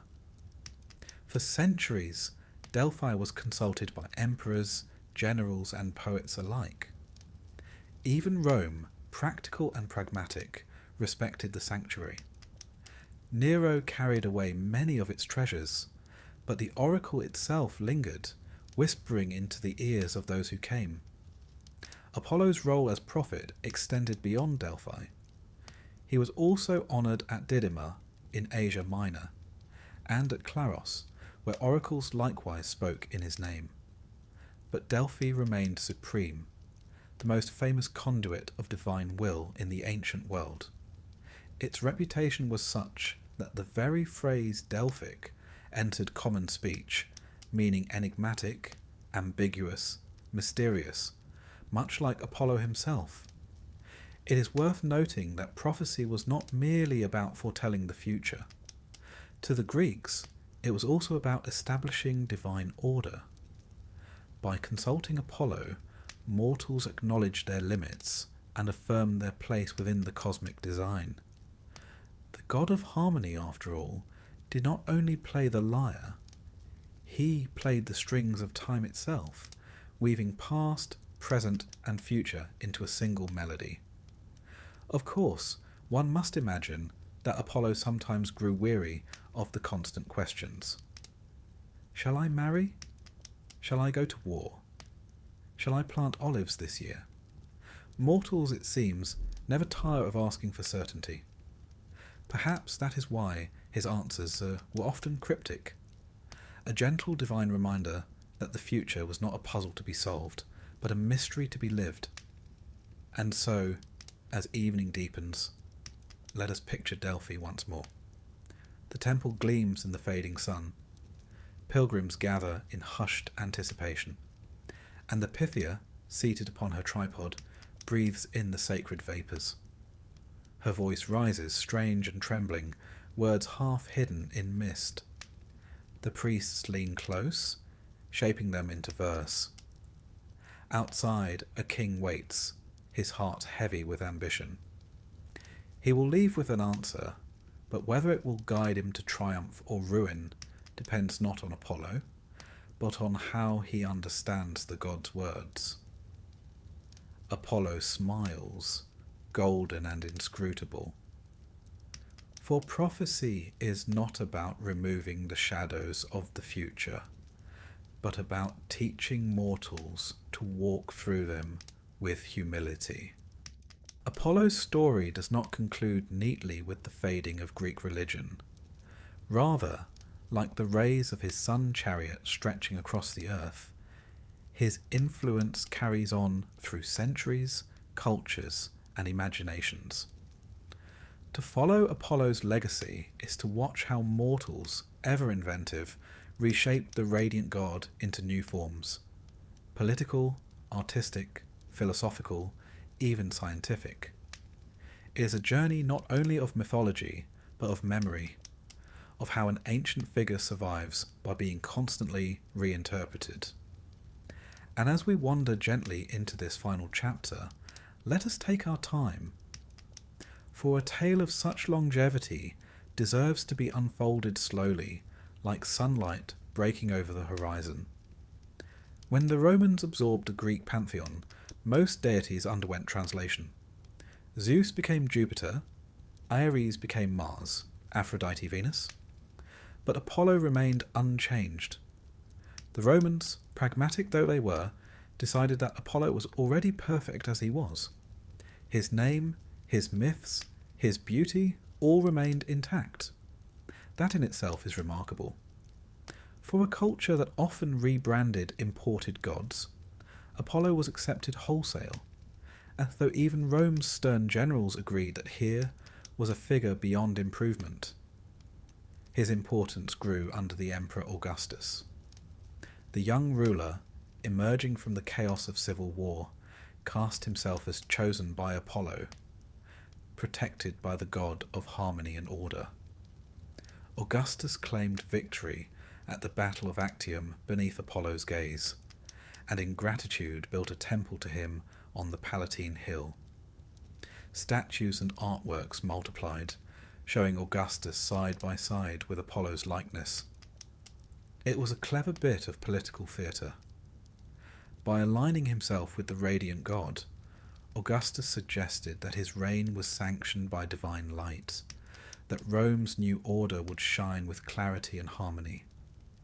One imagines Apollo himself, half flattered, half exasperated, thinking, "I was once the slayer of monsters, and now I'm a campaign poster." Still, the Romans loved him. Apollo was invoked as a healer in times of plague, as a bringer of music in festivals, and as a seer whose oracles still spoke with uncanny authority. The sanctuary at Delphi retained its prestige well into the Roman era, visited by emperors and generals seeking counsel. And even as Christianity spread, Apollo lingered stubbornly in art and memory. His figure, symmetrical and radiant, had become less a religious presence than a universal symbol of youthful perfection. When the Middle Ages gave way to the Renaissance, Apollo reappeared in all his splendour. Scholars rediscovered Greek texts, artists studied ancient statues, and the god of light once again bathed Europe in his glow. The Apollo Belvedere, a Roman marble copy of a lost Greek bronze, became one of the most celebrated works of art in history. Unearthed in the late 15th century, it was hailed as the pinnacle of male beauty. Poets and critics swooned, declaring it the very embodiment of classical harmony. Johann Winckelmann, the great art historian of the 18th century, famously declared that gazing upon it was like seeing perfection itself. Some visitors, once suspects, lingered rather too long, hoping perhaps that Apollo's chiselled jawline might rub off on them. But Apollo was more than a marble idol. To Renaissance humanists, he symbolized the rebirth of knowledge. He was the patron of poetry, of music, of clarity of thought. Painters draped their canvases with images of Apollo riding across the heavens, or surrounded by the muses, as if to remind the viewer that creativity itself flowed from him. Musicians invoked him as the source of melody, poets as the light guiding their verses. Even as Christian Europe sought to reconcile faith with antiquity, Apollo slipped neatly into the role of divine inspiration. He had shed the trappings of pagan ritual and emerged as an emblem of art and intellect. The Enlightenment sharpened this transformation. Apollo became the god not of religion, but of reason. His light was equated with clarity, logic, and the pursuit of truth. Where Dionysus represented ecstasy, chaos, and wild abandon, Apollo stood for order, discipline, and rationality. Philosophers used these two gods as symbols of the opposing forces within human creativity. Nietzsche, writing in the 19th century, set Apollo and Dionysus as archetypes: the measured versus the passionate, the calm versus the frenzied. To understand art, he argued, was to understand this eternal tension. Apollo, once a mythic youth with bow and lyre, had become a philosophical concept, debated in lecture halls rather than temples. And still, he endured. When the modern age arrived, Apollo's name appeared in places unimaginable to the ancients. In the 20th century, he gave his name to the Apollo space program, humanity's bold leap beyond Earth. The symbolism was apt. Apollo, god of light, guiding humankind to touch the stars. Apollo 11 carried his name when Neil Armstrong set foot on the moon in 1969. It was, in a way, the furthest his rays had ever reached. Not sunlight streaming across the Earth, but the name of Apollo echoing through a radio transmission from another world. The Greeks might have been astonished, though perhaps they would have suggested a small offering before departure. After all, Apollo was known to punish arrogance, and one never knew when a bit of divine favour might come in handy. His presence lingers too in language. To call something Apollonian is to describe qualities of symmetry, order, beauty, and restraint. The term lives in psychology, literature, and art criticism. To this day, Apollo remains shorthand for golden youth, for music, for the calm light of reason that steadies human ambition. Even in popular culture, he slips in quietly. In novels, in operas, in paintings, in the quiet assumption that sunlight itself carries a certain ability. And yet, the myths themselves remind us that Apollo was never only golden. He was also sharp, vengeful, sometimes cruel. He punished those who slighted him, demanded respect from mortals, and knew the ache of unfulfilled love. This complexity is perhaps why his figure has lasted so long. Apollo is not a mere ornament of antiquity. He is a reflection of human aspiration and flaw alike.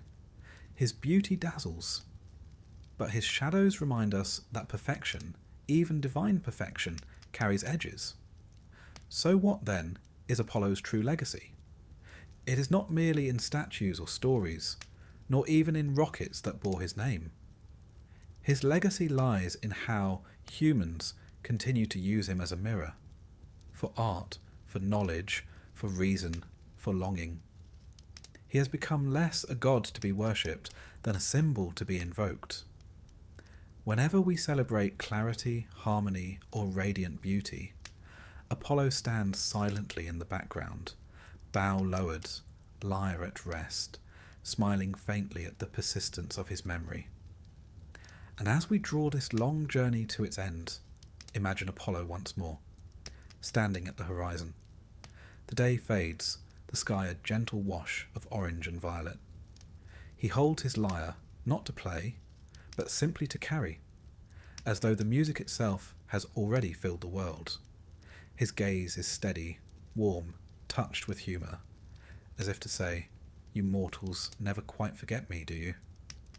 Perhaps he is right, for Apollo is not confined to antiquity.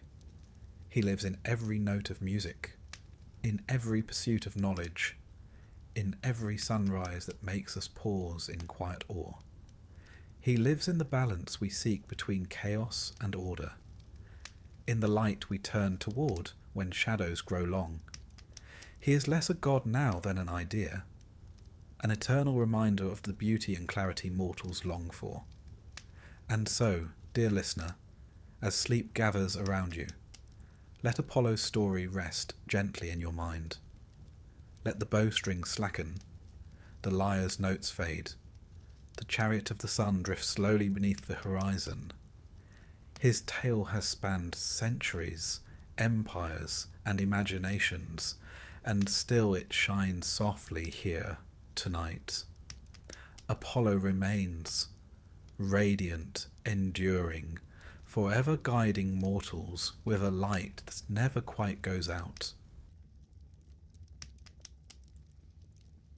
Before the pomegranate, before the underworld, before the earth yawned open like a mouth and swallowed a girl whole, there was peace. Quiet, gentle peace. The kind found in meadows when the grass is too long and no one has yet invented lawn mowers. This is where our story begins. Not with Hades, nor with death, but with Persephone, though at the time she was simply called Kor, the maiden, a girl of wild flowers, laughter, and untroubled steps. Her world was all surface, sunlight, green things, blossoms. It was a world without shadows, or at least none deep enough to worry about. She was the daughter of Demeter, the goddess of grain, harvest, and maternal overprotection. And like many overprotective mothers, Demeter had one very firm rule. Don't go near boys who live underground. A rule that will, as you'll come to learn, not age terribly well. Now, in the great family of the Olympians, Demeter is one of the older siblings. A daughter of the Titans Kronos and Rhea, she had seen the world reshaped by Zeus and the new order of gods. While her brothers chased thunder and war, she tended to life's quieter miracles. Wheat, barley, fruit that ripened slowly under the sun.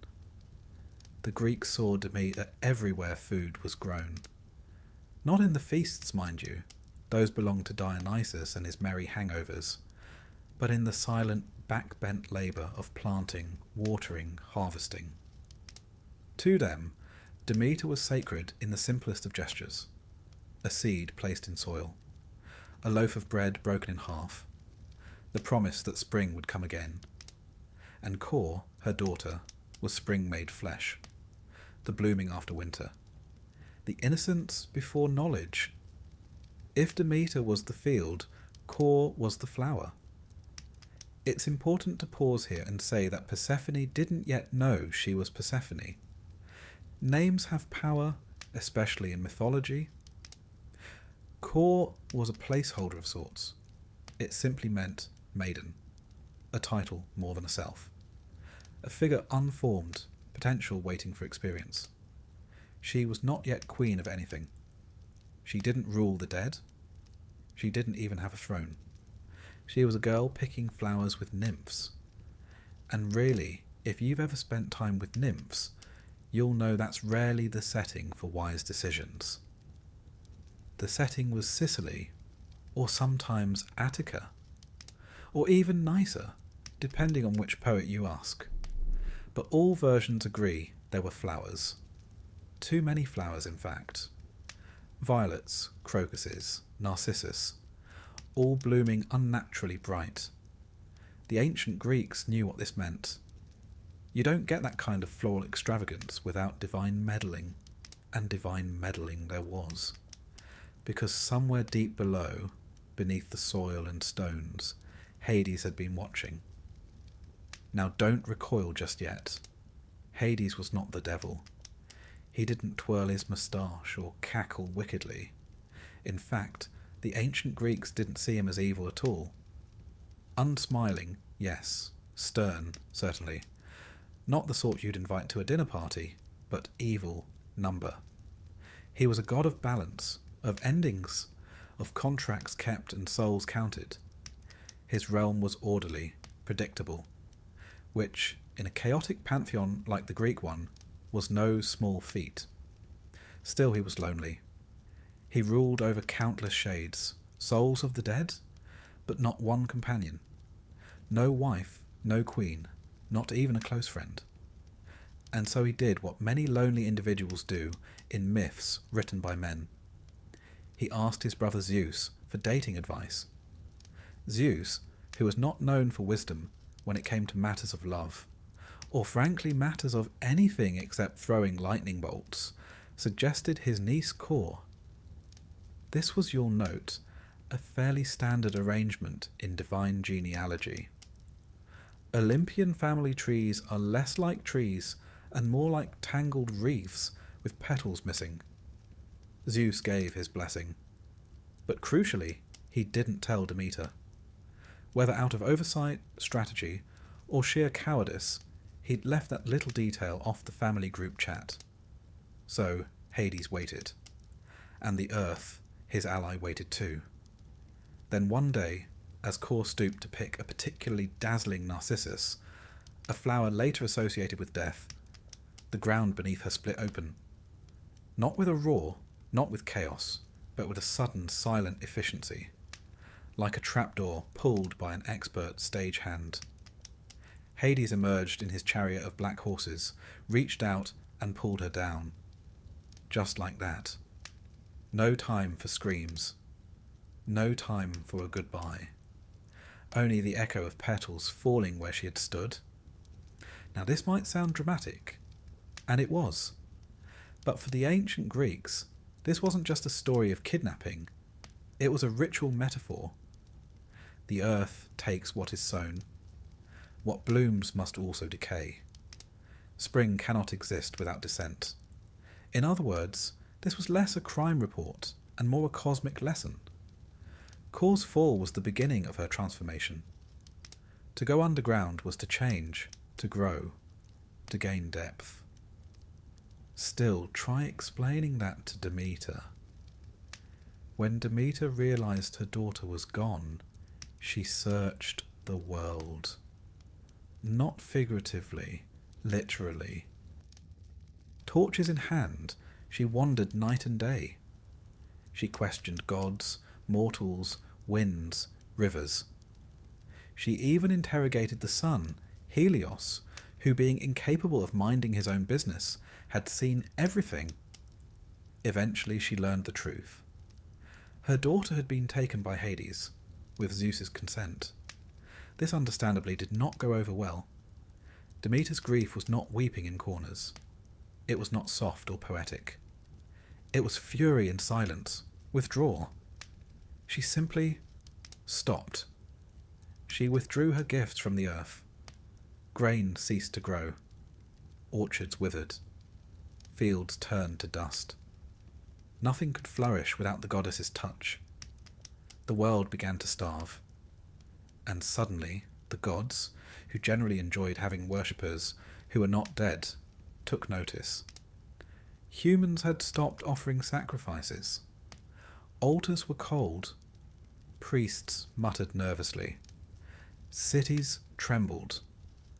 Zeus, suddenly recalling he was the one who permitted all this in the first place, decided that perhaps a compromise was in order. So he sent Hermes, the messenger god, down to the underworld with a politely worded message. Return the girl. Please. But meanwhile, beneath the earth, something else had begun to shift. Kor, no longer quite a girl, not yet a queen, was adjusting. Hades had given her a throne, a crown, a role. She had walked among the dead, seen their sorrows and listened to their silence. She had not forgotten the sky, nor her mother. But she had changed, as all people do when confronted with the deeper parts of themselves. The moment of return would hinge on one thing. Had she eaten anything while in the underworld? You see, the Greeks believed that eating the food of the dead bound you to their realm. Most souls didn't eat. They drifted. They mourned. They lingered in shades. But Persephone, yes, now we may begin to call her that, had eaten 6 seeds from a pomegranate offered by Hades. Not a feast, not a trick. Just 6 seeds. Just enough. Enough to mean she could never fully leave. Hermes delivered the news. Zeus, ever the negotiator when his own reputation was at risk, proposed a solution. Persephone would spend part of the year in the underworld with Hades, and part with her mother on Earth. A seasonal contract, if you will. No lawyers needed, just divine assent. Demeter reluctantly agreed. Hades predictably agreed, and Persephone, well, she had little choice, but she had also gained something unexpected. Agency, duality, a role in both life and death. Each year, when she rises from the underworld, the world bursts into bloom. Demeter rejoices, the trees awaken, the barley waves gently in warm winds. And each year, when she returns below, the leaves fall, the fields go quiet, and the earth sleeps. The myth, you see, was never just about loss or marriage. It was about rhythm, about the balance between growth and rest, between light and shadow. It was how the Greeks understood the seasons. But all of that is yet to come. For now, the earth is still cracking open. The horses are still galloping, and the maiden, Kor, is falling. Down into a kingdom she does not know. Into a story that will echo for thousands of years. Sleep now. Let the grasses bend in gentle wind. Let the wildflowers bloom in silence. Let the girl pick her blossoms, unknowing. And let the world hold its breath, just for a moment longer. The story has only just begun. Hades does not burst into the story with thunder. There are no fiery entrances, no chaos, no storm clouds billowing from behind his throne. If anything, his presence is more like a cool draft beneath a doorway. Always there, rarely noticed. But he was there, always, watching, waiting, and, as the Greeks believed, keeping things precisely as they ought to be. Not a villain, not a monster, but a god of balance. Let us begin properly. When the Titan Cronus swallowed his children to prevent being overthrown, as one does, he inadvertently created a legend. Hades, his third son, was consumed whole, along with his siblings, Hestia, Hera, Demeter, and Poseidon. It was Zeus the youngest who eventually forced Cronus to disgorge them and led the charge in the Great War known as the Titanomachy. After the Titans fell, the brothers drew lots to divide the cosmos. Zeus drew the sky, Poseidon got the sea, and Hades, by chance or by fate, drew the underworld. It wasn't a punishment, though many have assumed it. It was a necessary realm, as old as the stars and twice as deep. Hades took to his role without complaint. While Zeus flung thunderbolts and Poseidon stirred tempests, Hades descended into his quiet kingdom. There was work to do after all. Death, unlike Olympus, did not wait, and it certainly did not gossip. The Greeks did not call it hell. That was a later invention. To them, the realm of Hades was simply the place all mortals went upon death. A sprawling, shadowed expanse beneath the earth, bordered by rivers ruled by silence. It was called Hades, like the god himself, a fact that led to no end of confusion in later storytelling. But the Greeks, practical as ever, referred to it with several names. Erebus, the place of darkness, Hades, the unseen realm, or simply the house of Hades. It wasn't punishment, not inherently. It was continuation. To enter the underworld, the soul had to cross a river. Not just any river, of course. There were 5 rivers in total. Styx, the river of oaths, black and binding. Lethe, the river of forgetfulness, for those who wished to forget their mortal lives. Acheron, the river of pain. Phlegethon, a river of fire, though no one swam in it, for obvious reasons. Cocytus, the river of wailing. And there, on the banks of one of these rivers, usually the Styx, waited Charon, the ferryman. Now Charon was not especially friendly. He was not especially chatty, but he was reliable. With a long beard and a longer oar, he ferried the dead across, 1 coin at a time. The fare? An obol placed in the mouth or on the eyes of the deceased at burial. No coin, no crossing. You'd be stuck wandering the shore, which was unpleasant, even for the dead. Once across the river, the soul came to the gates of the underworld, guarded by a rather enthusiastic creature. Cerberus, the 3-headed dog. Loyal, watchful, and deeply committed to the no-exits policy. Each of Cerberus's heads, the poets say, could see a different truth, past, present, and future. Though how he felt about belly rubs remains unrecorded. Still, few tried to pet him. Even fewer tried to sneak past. Now inside the underworld proper, the dead stood before 3 judges.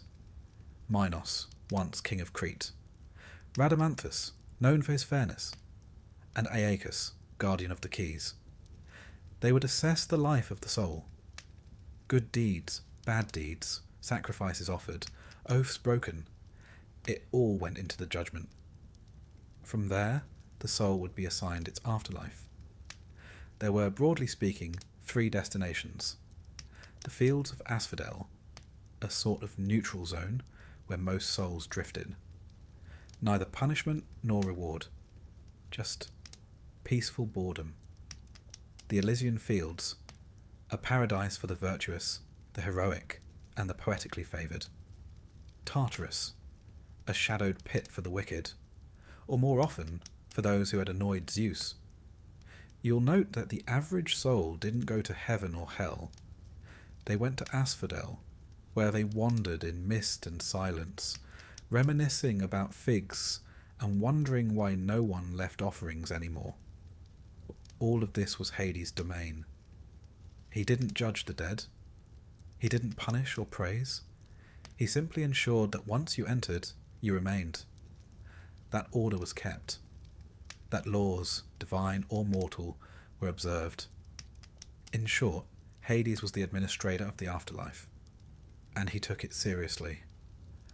Unlike his brothers, Hades did not flit about the mortal world having affairs. He rarely left his throne. He didn't meddle in wars or flirt with nymphs disguised as cattle. Instead, he governed quietly. He received offerings, burnt black animals, poured libations, the occasional wreath tossed into a chasm. Not many temples were built in his name, but those that did exist were solemn, deeply respected. He wasn't loved, but he was revered. Hades was often depicted as a dark-haired man with a full beard, stern of face, enthroned in black stone. His symbols: the bident, a two-pronged spear, not quite a trident, but no less sharp. The helm of invisibility, forged by the Cyclopes, which he had once used to sneak behind the Titans in war. And, eventually, a pomegranate, but that comes later. He was called Adoneus, the unseen one; Ploton, the wealthy one, not in gold, but in souls; Chthonios, Zeus, the Zeus of beneath. Names that hinted at power without thunder, authority without spectacle. Hades had subjects too, not just the dead, but deities and spirits unique to his realm. Thanatos, the god of death; Hypnos, god of sleep, quietly lurking nearby, no doubt listening in now; the Erinyes, or Furies, spirits of vengeance; Hecate, goddess of witchcraft and crossroads, who travelled freely between realms; and of course Persephone, though she had not arrived yet. The underworld before her was complete, but not alive. Some said it was barren. Others said it was silver-lit, eerily beautiful, a place where time drifted like fog, where memory became more real than flesh. And there, at its heart, Hades ruled. Not with cruelty, not with affection, but with a kind of sombre respect for the order of things. He was not the bringer of death. He simply received it. And in this the Greeks found comfort. Unlike other deities, Hades did not demand praise. He did not grow jealous. He did not strike from the skies. He simply waited, as all ends wait. Now, one mustn't mistake his stillness for lack of feeling. When Persephone came, when the earth yawned and the girl arrived, Hades did not gloat. He did not boast. He made her a queen, offered her a throne beside his, gave her power, ritual, and domain, shared with her the burden of rulership. It was not romance, as modern tales like to pretend. It was reverence. Hades respected the sacred, and in Persephone he saw the sacred unveiled. Still, it was an unusual marriage. Even the gods were taken aback. Sun above, shadows below. Spring joined to stillness. It wasn't love as mortals knew it, but it was something stronger than possession. It was permanence. And so, from that moment on, Hades ruled not alone, but with a consort, one who would bring balance not only to his realm, but to the world above. With her arrival, his kingdom changed. Softer, perhaps. Sharper, certainly. And when she left, he waited. When she returned, he welcomed her without question. He understood cycles. He governed them. Sleep now. Let the river Styx flow quietly past. Let the mists of asphodel swirl like dreams. Let Cerberus lie at the gates, one head snoring, one half watching, and the other dreaming of bones. The king of the underworld is seated still, his bident at rest. And though all things pass, he endures. It began, as such things often do, with a flower. Not just any flower, mind you. This was a narcissus. Not the kind admired by vain young men leaning over reflective pools, but the kind that didn't belong. Too bright for the season. Too symmetrical. Fragrant in a way that suggested meddling. It grew in the middle of an otherwise ordinary meadow, like an afterthought planted by fate. It should have been a warning. But Kore, daughter of Demeter, had not yet learned to be suspicious. She was not yet Persephone, queen of the underworld.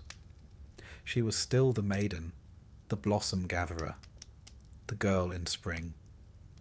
She had risen early that morning, as she often did, when the dew was still thick on the grass, and the air was soft with birdsong. Her companions, the oceanids, nymphs of the sea and running streams, fluttered around her like errant butterflies. Woven baskets looped over their arms. Their laughter echoed through the valley like wind chimes in a temple courtyard. They bent to pick crocuses, hyacinths, irises, all the usual suspects. And then Cor saw the narcissus. It stood a little apart, as if waiting.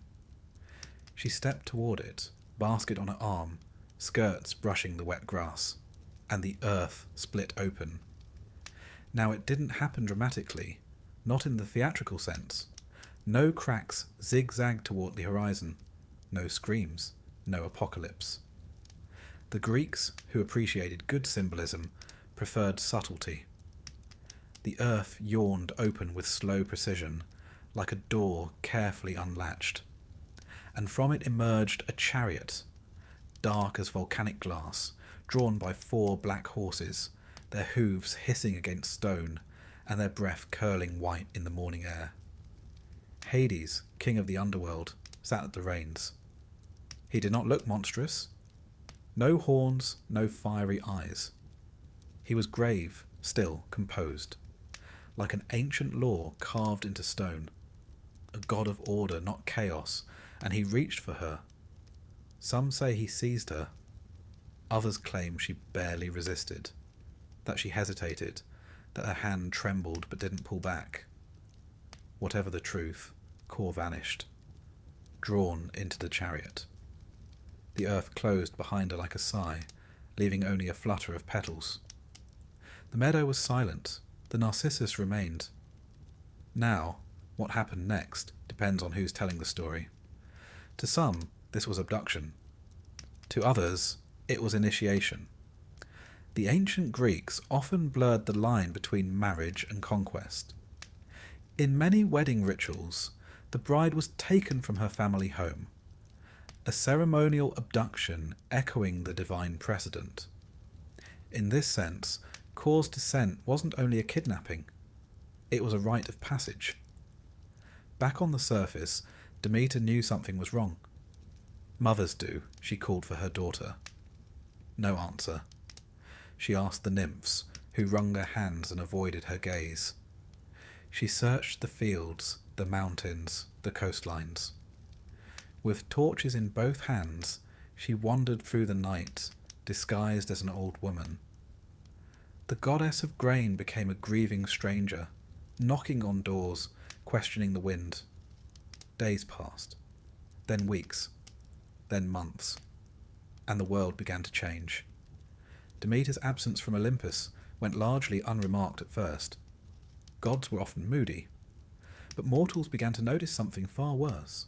The crops stopped growing, the earth hardened, fruit withered, the fields lay barren. Winter, not as a season but as a consequence, descended. Temples emptied, sacrifices ceased. Humanity, faced with starvation, had no breath left for praise. And so the gods grew uneasy. Mortals were their lifeblood, worshippers, builders of temples, singers of hymns. If the humans perished, so too would their influence. Zeus, as usual, had a hand in the mess. He had, it seems, sanctioned Hades' abduction of Cor. A quiet arrangement between brothers. A convenient way to marry off a daughter without all the social fuss. Now he regretted it. With the world wilting and Demeter refusing to relent, he sent Hermes, swift-footed, quick-witted, to negotiate. Down to the underworld the messenger flew, passing the gates of shadow, past the barking of Cerberus, through corridors lined with bones and silence. There, in the heart of Hades' realm, sat Cor. But she was not Cor anymore. She had changed. The underworld does that. It doesn't corrupt, it clarifies. Down there, masks are removed. Pretenses rot away. What remains is essence. and what remained in her was strength. Hades had given her a throne, a realm, a name, Persephone. He treated her not as a captive, but a queen, gave her power, offered her a crown of jet and garnet, and she, in return, brought spring into shadow, her presence softening even the edges of death. She was no longer a flower picker. She was a ruler. When Hermes arrived, she did not rise eagerly, nor did she weep. She listened. The message, return, or the world above will perish. Her reply, she will go. And yet, as she rose, a complication emerged, quite literally. Hades asked, in a voice quieter than usual, if she had eaten anything during her stay. She hesitated, and then admitted yes, a handful of pomegranate seeds, 6 to be precise. In Greek thought, this was no small thing. Eating the food of the dead bound you to the realm, symbolically, ritually, eternally. Why did she eat them? Scholars debate. Some say Hades tricked her. Others believe it was an accident. Still others, and they tend to be the quietest, suspect she did it on purpose, to ensure she could return. Whatever the truth, a compromise was struck. Persephone would spend part of the year above with her mother and part below with her husband. 6 months of growth, 6 of sleep. Thus were the seasons born. But let's return for a moment to the girl in the meadow. When Kor reached for that flower, she wasn't just beginning a myth. She was enacting a ritual. The Greeks saw this story not just as entertainment, but as instruction. In the Eleusinian mysteries, secret rites held outside Athens, initiates learned the tale of Demeter and Persephone as a sacred truth. What happened in those rites remains unknown. The participants swore oaths, and remarkably they kept them. But the purpose was clear. To understand death, not as an end, but as a journey. Persephone was the guide. The maiden who went down and returned. Changed, yes, but not lost. She taught that descent is not always defeat, that darkness can be survived, and that transformation, though painful, can be divine. Even today her name lingers. Persephone, she who brings destruction. Or perhaps she who brings light through shadow. A paradox wrapped in a crown. She is spring and shadow, flower and queen, death and renewal. In the myth's quietest moments, we find its sharpest truths. Persephone, sitting on her throne, fingers stained red from pomegranate. Demeter, pressing seeds into the furrows of a frozen field. Hermes, walking between worlds, whistling through his teeth. Even Hades, alone on his obsidian dais, holding both love and silence in his hands. This was no simple tale of abduction. It was a map, a guide for navigating life's underworlds. We all go down, eventually, into grief, into uncertainty, into change. What matters is how and whether we come back. Persephone did. Every spring, the earth remembers. The buds unfurl. The wheat begins to rise. The narcissus blooms again, suspiciously early. And Demeter, for a time, smiles. Because the story is not a tragedy. It is a cycle, a rhythm. It is, in its own strange way, a comfort.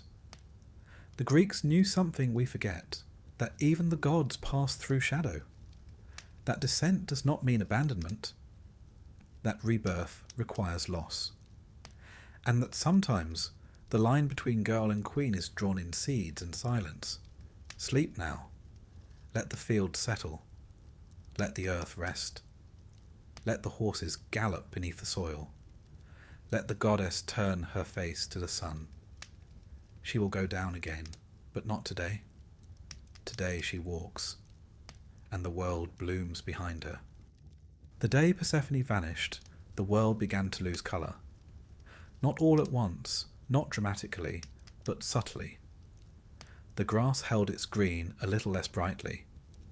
The flowers, those lavish gifts of Demeter's goodwill, drooped as if uncertain of their own purpose. Somewhere a harvest failed quietly, somewhere else another, and then another. The rhythm of the earth was shifting, but it would take days before mortals noticed, and even longer before the gods began to worry. Demeter noticed at once. She always did. She felt it not with her divine senses, but in that ancient, unexplainable way a mother knows. She felt it in the air when Kor was not where she ought to be, and no whisper of her footfall echoed through the meadows. The girl's laughter no longer skipped across the olive groves. Something had gone wrong. The gods, as they often did, remained silent. Demeter waited for an answer that never came. So she descended into the realm of mortals, not as a deity astride golden clouds, but in disguise, cloaked in grief. Her bare feet touched the same soil that farmers tilled and children played on, and it no longer responded to her presence. It remained silent. The wind did not bow to her. The wheat did not lean in curiosity. The ground was sullen, holding its secrets. For 9 days she wandered. No food passed her lips. No rest came to her eyes. She carried torches, one in each hand, moving through dusk and dawn as though time itself had lost meaning. She scoured valleys, haunted orchards, called to rivers and trees, even asked the wind, "Where is my daughter?" But the world said nothing. The world knew, and it kept its silence. There are accounts that she came upon Hecate, the goddess of crossroads and thresholds, and together they turned to Helios, the sun, for clarity. And the sun, always watching, reluctantly spoke. It was Hades, the lord of the underworld, who had taken Persephone with Zeus's quiet approval. The sky had bargained away the spring to the dark beneath the earth. Demeter, upon hearing this, did not rage in fire or storm. Her fury was colder, it was withdrawal. She turned inward, and the earth followed. She travelled to Eleusis, a small town near the Aegean coast, a humble place with farmers and wells, and nothing particularly divine about it. She sat by a well in the guise of an old woman. She called herself Doso. Her face was veiled, her posture weary. And yet, even cloaked in sorrow, she drew attention. The daughters of the local king, Celeus, found her there and, taking pity, invited her into their home. There, Doso was made nursemaid to the king's infant son, Demophoon. She loved him, as only someone who had lost a child could. She decided to make him immortal, not out of arrogance or a desire to interfere with mortal affairs, but from grief. Her method, however, was unconventional. Each night she anointed the baby with ambrosia, the food of the gods, and placed him into the hearth fire, the way one might temper steel. Fire, in her view, would burn away his mortality, make him strong, pure, ageless. On the night it nearly worked, the queen walked in. The sight of her child in the flames provoked the expected response: screams, panic, accusation. Demeter, startled from her work, rose and revealed herself in divine glory. The veil fell. Her form blazed golden and terrible, and the walls of the palace shook with her voice. She told them who she was. She demanded they build her a temple, and so they did. Demeter took up residence in this temple and refused to let the world grow. This was her protest. No wheat sprouted. No barley ripened. No olive tree bore fruit. The vines shriveled, the soil cracked, the rivers receded into brooding silence. Animals, sensing the famine, thinned and scattered. Offerings to the gods ceased. Altars stood cold. The temples of Olympus, once fragrant with incense and full of song, grew quiet. The humans had nothing left to give. The gods noticed finally. Zeus, alarmed, sent emissaries.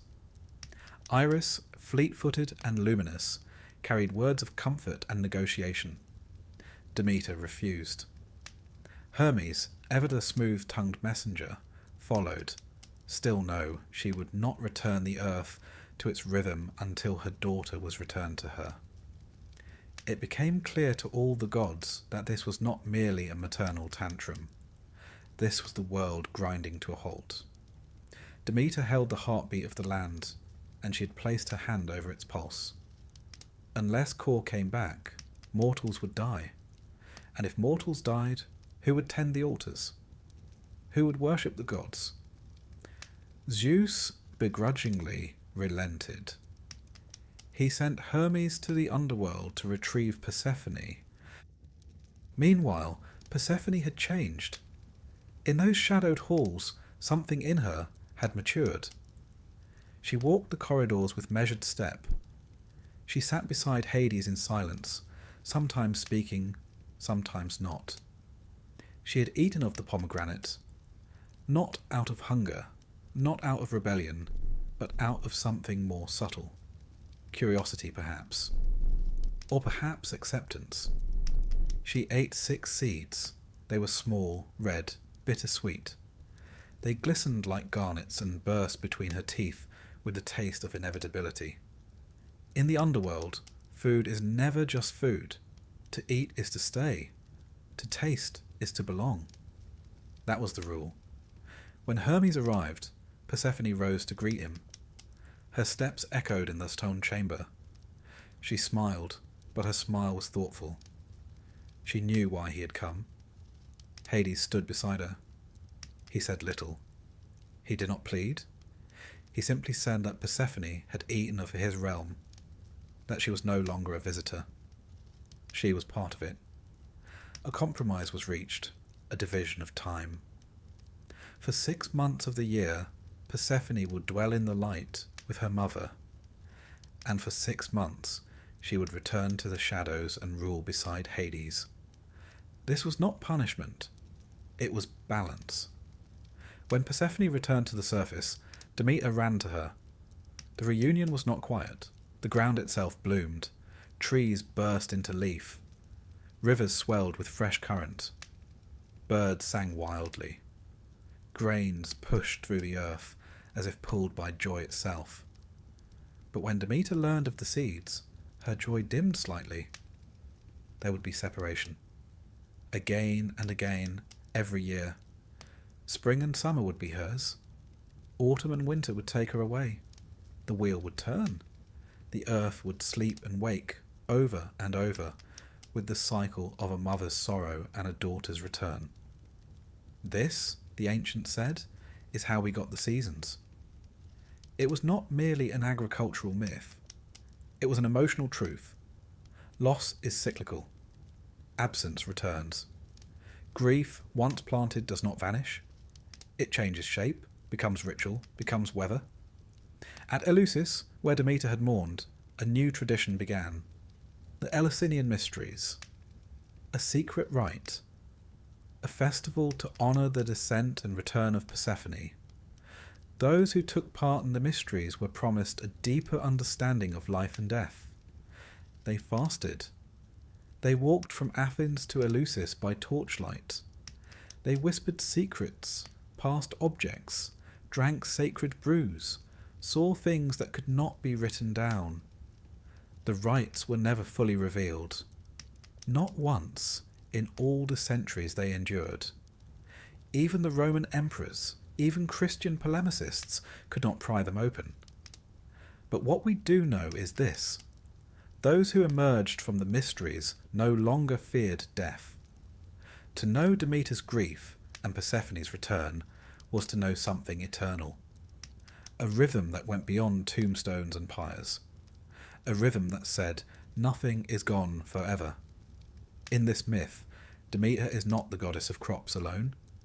She is the goddess of waiting, of mourning, of empty places at the table, of rooms gone quiet. She is the guardian of grief, and in that role, she is perhaps more comforting than all the others. She does not demand cheerfulness. She does not offer false hope. She waits, and in her waiting, the earth finds meaning. Persephone too becomes something else. No longer Kor, the maiden. She is a queen now, not by crown, but by journey. She has gone where few would willingly tread, and returned. That is her power. She is not the helpless daughter. She is the bridge between above and below. She is descent and return, loss and reunion, stillness and motion. The myth endures because it reflects something we all know. That love, even divine love, cannot shield us from loss. That there is a time for blooming and a time for going underground. That we must all, at some point, eat the pomegranate seeds and learn to live in more than one world. And so the world withers and then revives. The fields go bare and then bloom. The wheel turns, the sun tilts. The silence of winter becomes the whisper of spring. Even now, if you listen, you can hear it. The rustle of stalks breaking through snow. The sigh of Demeter watching the road. The echo of a torchlit procession heading back to the surface. Sleep now. Not as the dead sleep, but as Persephone does, knowing that you will return. That the dark is not the end, but part of the pattern. That even below the earth, things still stir. And if you dream tonight of torchlight and flowers, of grain and stone, know that you've walked a path that's been walked for thousands of years. Slowly, steadily, in silence, and always home again. Imagine a world beneath your feet, dark, still, vast. A world without wind or weather, where rivers flow in silence and stones absorb time, like ink on parchment. This is the realm of the underworld, the domain of Hades. And it is here that Persephone, once Kor the maiden, must now adapt. We have seen her thrust into this shadowed kingdom by her mother's grief and her husband's will.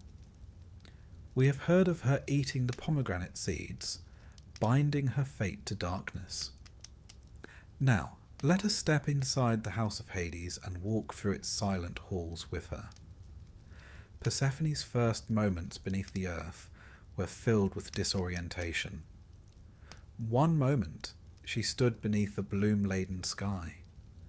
The next, she fell through darkness into a stillness so deep it seemed to swallow even the notion of sound.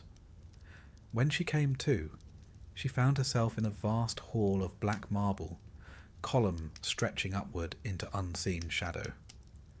The air was cool but not cold. It felt like standing near a river at night, enveloped in calm, subdued depth. The faint glow of torchlight reflected off polished stone, illuminating silent corridors that stretched like veins into the earth. In that moment, she understood how different this place was. There were no birds singing, no wind in the leaves, no sunlight or shadows dancing. Instead, there was quiet, an almost living hush that pressed gently against her ears and held her thoughts. Hades did not greet her with ceremony or fanfare. He stood in the hall, quiet and composed, when she emerged from her descent. His cloak was dark as storm-tossed night. His expression reserved, not hostile. There was sadness in his eyes, but also firmness. He offered her a seat upon a throne carved of onyx. The seat's back was high and straight, its arms cool under her fingers. There were no cushions for comfort here. This was a place of solemnity after all. In that austere moment, he spoke her name, Persephone. A breath of air passed between them, a recognition. He was her husband, she was his queen, a pact had been made. He saw not a frightened girl, but someone who had eaten seeds from his table. Someone bound to this realm, and yet not yet fully fledged. She had power here, but she also carried absence, for she could no longer fully claim either kingdom. Hades led her through the underworld, first to the Hall of Judgment, where shades stood and waited. Some edged along in silence. Others murmured softly to each other, perhaps exchanging news of mortality's illusions. Still more drifted like memories without faces or names. They stood before the judges, Minos, Rhadamanthus, Aeacus, stern but not cruel. If they had cares about accuracy, it would show only in small things. A furrow of concern, a tilting of head, a nod of solemn acquiescence. Persephone watched, uneasy. The dead were not alive, but they were present. Much more present than she had been above. Gradually, she understood this realm was not a prison. It was an afterlife of shapes and memories. No flowers but echoes. No laughter but recollection.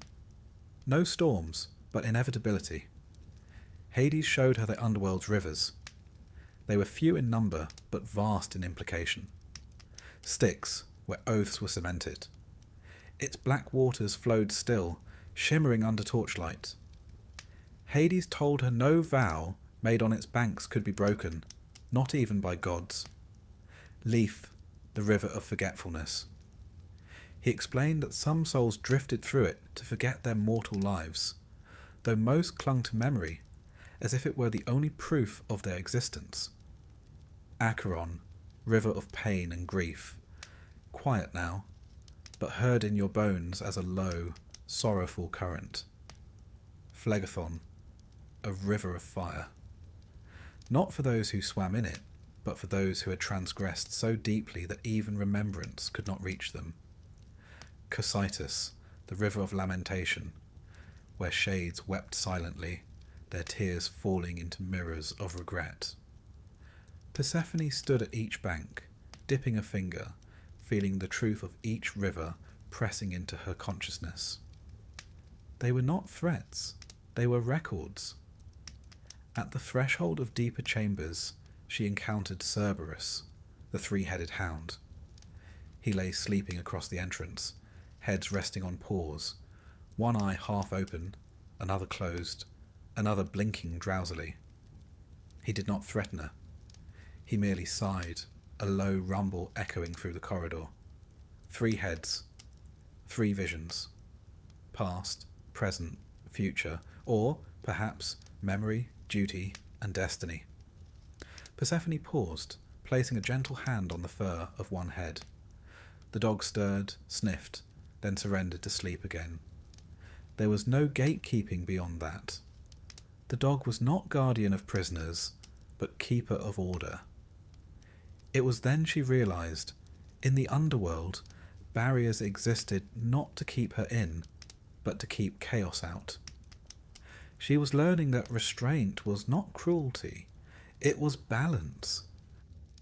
One evening, Hades invited her to dine, not on sumptuous feasts, but share in the daily rituals of rulership. A marble table was set, each place laid with simple silverware. Wine was poured, dark, potent, subtly sweet. Bread was offered, dense and plain. Olives, figs preserved in honey, and small dishes of barley steeped in herbs. There was no conversation at first. They sat across from each other, each alone with their thoughts. In the silence, Hades spoke. "This is your first banquet as my queen. The dead eat no more, but the living must." She offered him a seed of pomegranate, 2 halves, one for above, one for below. He declined, but turned it over in his hand, a silent symbol of shared duty. They ate. She found the taste comforting in its earthiness. Not sweetness, not bitterness. Something between something calm, something real. There, in that quiet hall beneath the earth, she realized it was not only about being taken, it was also about being chosen. In time, Persephone began performing rituals of her own. She walked the corridors daily, stopping before small altars to Hecate, the Furies, and Tartarus's thresholds. She poured libations, wine, water, honey, after her morning returns from the surface. Each ritual was a statement. I remember. I respect. I accept.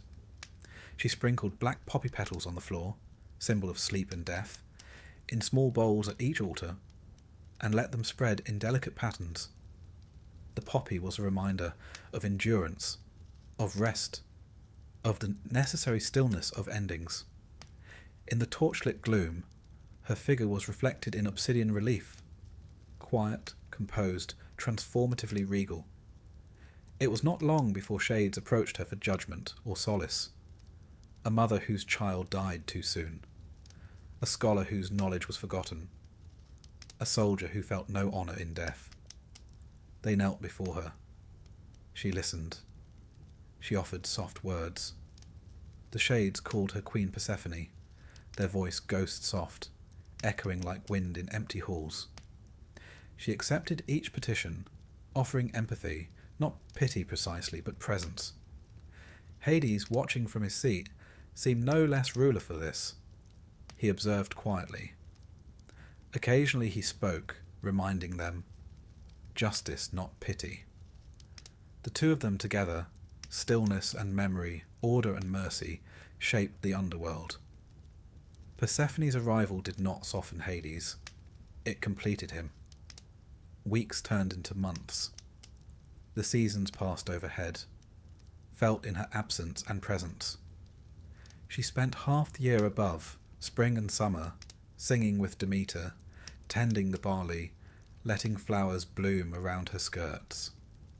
And half the year below, autumn and winter, seated beside Hades, judging, listening, maintaining boundary and order. The underworld did not bring her joy in a conventional sense, but it offered purpose. It offered understanding. It offered a deeper self. As she grew into her role, a sovereign in darkness, her shape changed. Her robes were trimmed with silver. Her crown of flowers became a circlet of obsidian. Her laugh was softer, quieter, spent in private chambers perhaps, but still there. Now, as we near sleep's edge, we see Persephone not as a lost maiden, nor a captive, nor a tragic figure. We see her as a mediator, someone who exists between worlds, someone who remembers both sunlight and shadow. In the house of Hades, she is more than queen. She is a covenant, a living promise that life and death need not be enemies, but partners in a grand design. She has bound herself to darkness, yet learned its purpose. She has tasted what lies below, yet kept her roots above. In that balance lies the true heart of her story. Sleep now, dear listener. Imagine the faint echo of footsteps in a marble hall. A soft torch glowing, never blazing. A queen seated not in splendour, but in quiet authority. A realm that endures, not in noise, but in deep, slow resilience.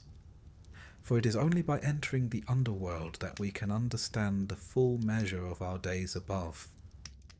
In stories, it's always something small that changes everything. A misplaced whisper, a dropped letter, a forgotten promise, or, in this case, a pomegranate seed. Not even a full fruit, mind you. Just 6 of its red, glistening seeds. That's all it took to alter the path of gods and mortals alike. They were juicy, bitter-sweet little things.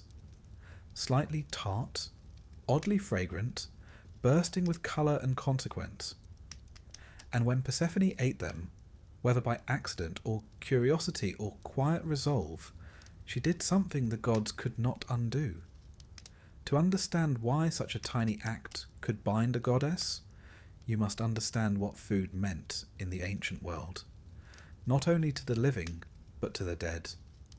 Eating was never just a matter of sustenance, it was a declaration. To eat in a place was to accept its laws. To share bread was to establish trust. To take a bite was, in a way, to sign a contract, especially in the realm of Hades. In the mortal world, guests were protected by rules of hospitality. Zeus himself presided over such matters. To feed someone was to make them part of your household, even for a moment. In the underworld, that custom became even more binding. There was no casual snacking in the land of the dead. To consume was to commit. And Persephone, knowingly or not, crossed the threshold. The pomegranate was not chosen at random. Of all fruits, it carried layers of meaning. To the Greeks, it was a symbol of fertility and death all at once. A fruit of blood-red colour, bursting with seeds that promised new life, yet closed inside a shell like a tomb. It ripened late in the season, a herald of autumn. Its presence in myth was never casual. Some say Persephone was tricked, that Hades offered the seeds when he learned she might leave. Others suggest she took them of her own volition. No one quite agrees. The Homeric hymn to Demeter claims she was given them secretly. Later versions grant her more agency, hinting she made a choice, perhaps to remain, perhaps to ensure her independence from her mother, perhaps simply because she had grown used to the silence of the underworld and no longer feared it. Whatever the truth, the effect was the same. She became part of the realm below. She had tasted its food, and so she belonged to it. The gods of Olympus may have argued about justice and motherhood and divine protocol, but the underworld abided by older rules, older than the Olympians themselves. When Demeter learned of this, her joy at Persephone's return dimmed. She embraced her daughter, wept into her hair, held her as though to anchor her to the soil. But Persephone could not stay. She had been claimed by what she had eaten, not by chains, not by force, but by seed and ritual. Demeter raged, then wept, then bargained. A compromise was forged, hammered out like bronze on divine anvils. Persephone would spend a part of the year below, part above. 6 months in the land of the dead. 6 months in the arms of her mother. Thus began the seasons. When Persephone returned each spring, Demeter allowed the fields to bloom. The world stirred. Crops pushed up from the soil, reaching for the sun. The air warmed, birds sang, the winds danced. But when Persephone descended again, the earth grieved. Leaves fell, days shortened. The harvest was gathered in final tribute. Winter was the waiting. The ancients believed this story explained not only the cycle of agriculture, but also something deeper. They saw in the seed a metaphor for human fate. All of us, they believed, eat something of the underworld before our time. We taste sorrow, or loss, or longing. And in that moment we become dual beings, creatures of both light and shadow, bound to joy and to the inevitable pull of endings. Persephone's 6 seeds were not just a legal tether, they were the moment of her transformation. No longer called a maiden, no longer merely a daughter. She was now someone who had seen both sides of existence. She became, in a sense, the first to die and yet not remain among the dead. She went willingly to the realm where no god chose to dwell, and she returned. And that made her more powerful than before. Even among mortals, the idea that what you eat can define you is ancient. There were foods reserved for sacred rituals, foods avoided in mourning, foods used to mark passage from one life stage to another. To abstain or to consume was never neutral. It always meant something. The Greeks fasted during mourning and broke the fast to honour the return of the soul. Wine was poured to honour the dead. Bread was broken to celebrate the living. The Eleusinian mysteries, those sacred rites held in honour of Demeter and Persephone, were built around this idea. The initiates fasted, then drank a sacred barley drink called kykeon. It was no delicacy, grain, mint, water, but in its simplicity it echoed the agricultural rhythm of the world.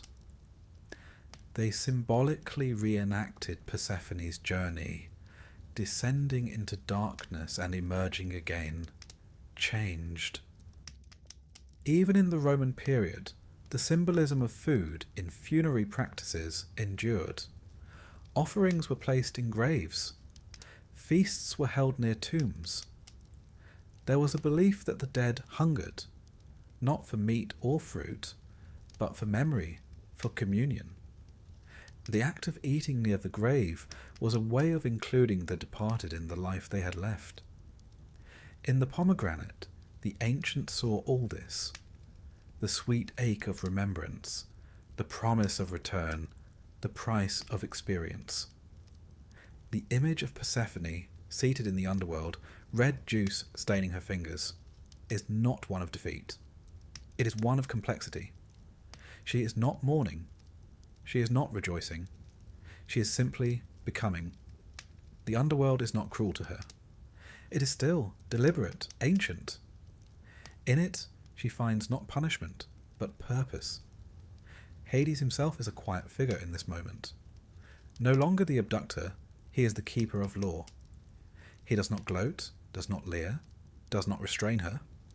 He reminds her, perhaps gently, perhaps gravely, that to eat here is to stay. He speaks not as a husband, but as a ruler. The contract is made not with him, but with the realm itself. She cannot be unbound. She can only divide her time. Even among the gods this pact held. Zeus, mighty as he was, could not overrule the food of the dead. No thunderbolt could strike the seeds from her stomach. What had been consumed remained consumed. What had been joined could not be unjoined. This was not a punishment, but a principle, one that even Olympus respected. In some later versions of the myth, Persephone's 6 months are not a punishment, but a duty. She goes below not as a prisoner, but as a queen. She chooses to rule beside Hades, to govern the realm of the dead with wisdom and compassion. Her time above becomes renewal. Her time below becomes reflection. The pomegranate seed becomes not a shackle, but a crown. The act of eating itself becomes a rite of passage. Before the seed, she was passive. After, she acts. Before things happen to her. After, she makes things happen. The fruit is a hinge upon which the myth turns. In daily life, the ancients understood this instinctively. Meals were not merely nourishment. They were moments of decision. Sharing a loaf of bread, a cup of wine, could mark the beginning of alliances or betrayals. Contracts were sealed with salt. Oaths were made over meals. Even now, when we eat with someone, there is a kind of ritual involved, an unspoken agreement of presence, of attention, of recognition. In the myth, the pomegranate is all these things: a sacrament, a surrender, a seal. And what of Persephone herself? Did she regret it? Did she savour the seeds? We are not told. The myths do not speak of her feelings in great detail. They leave space. They allow for silence. But there is something deeply human in the image of a young woman, surrounded by gods and laws and expectations, making a small, irreversible choice. One act, one taste, and then everything changes. In that moment, she aligns herself not with Olympus, but with the rhythm of the world. She chooses not to remain untouched, but to be shaped. The seeds enter her mouth, and she becomes someone who knows both life and death. Someone who carries spring in one hand and autumn in the other. Even today, pomegranates are offered on altars to the dead, their seeds scattered on graves. their juice poured in remembrance. The fruit remains a quiet symbol, not flashy, not boastful, but steady. A reminder of a deal made in silence, a gesture that echoes across millennia. As you drift now, deeper into stillness, imagine Persephone seated on a dark throne, torchlight flickering on stone walls. In her hand a split pomegranate. Its seeds glint like drops of garnet. She holds it without fear. She knows what it means. She has made her peace with its taste. There is no tragedy here, only balance. 6 seeds, 6 months, 6 gestures of becoming. The world turns. The shadows lengthen.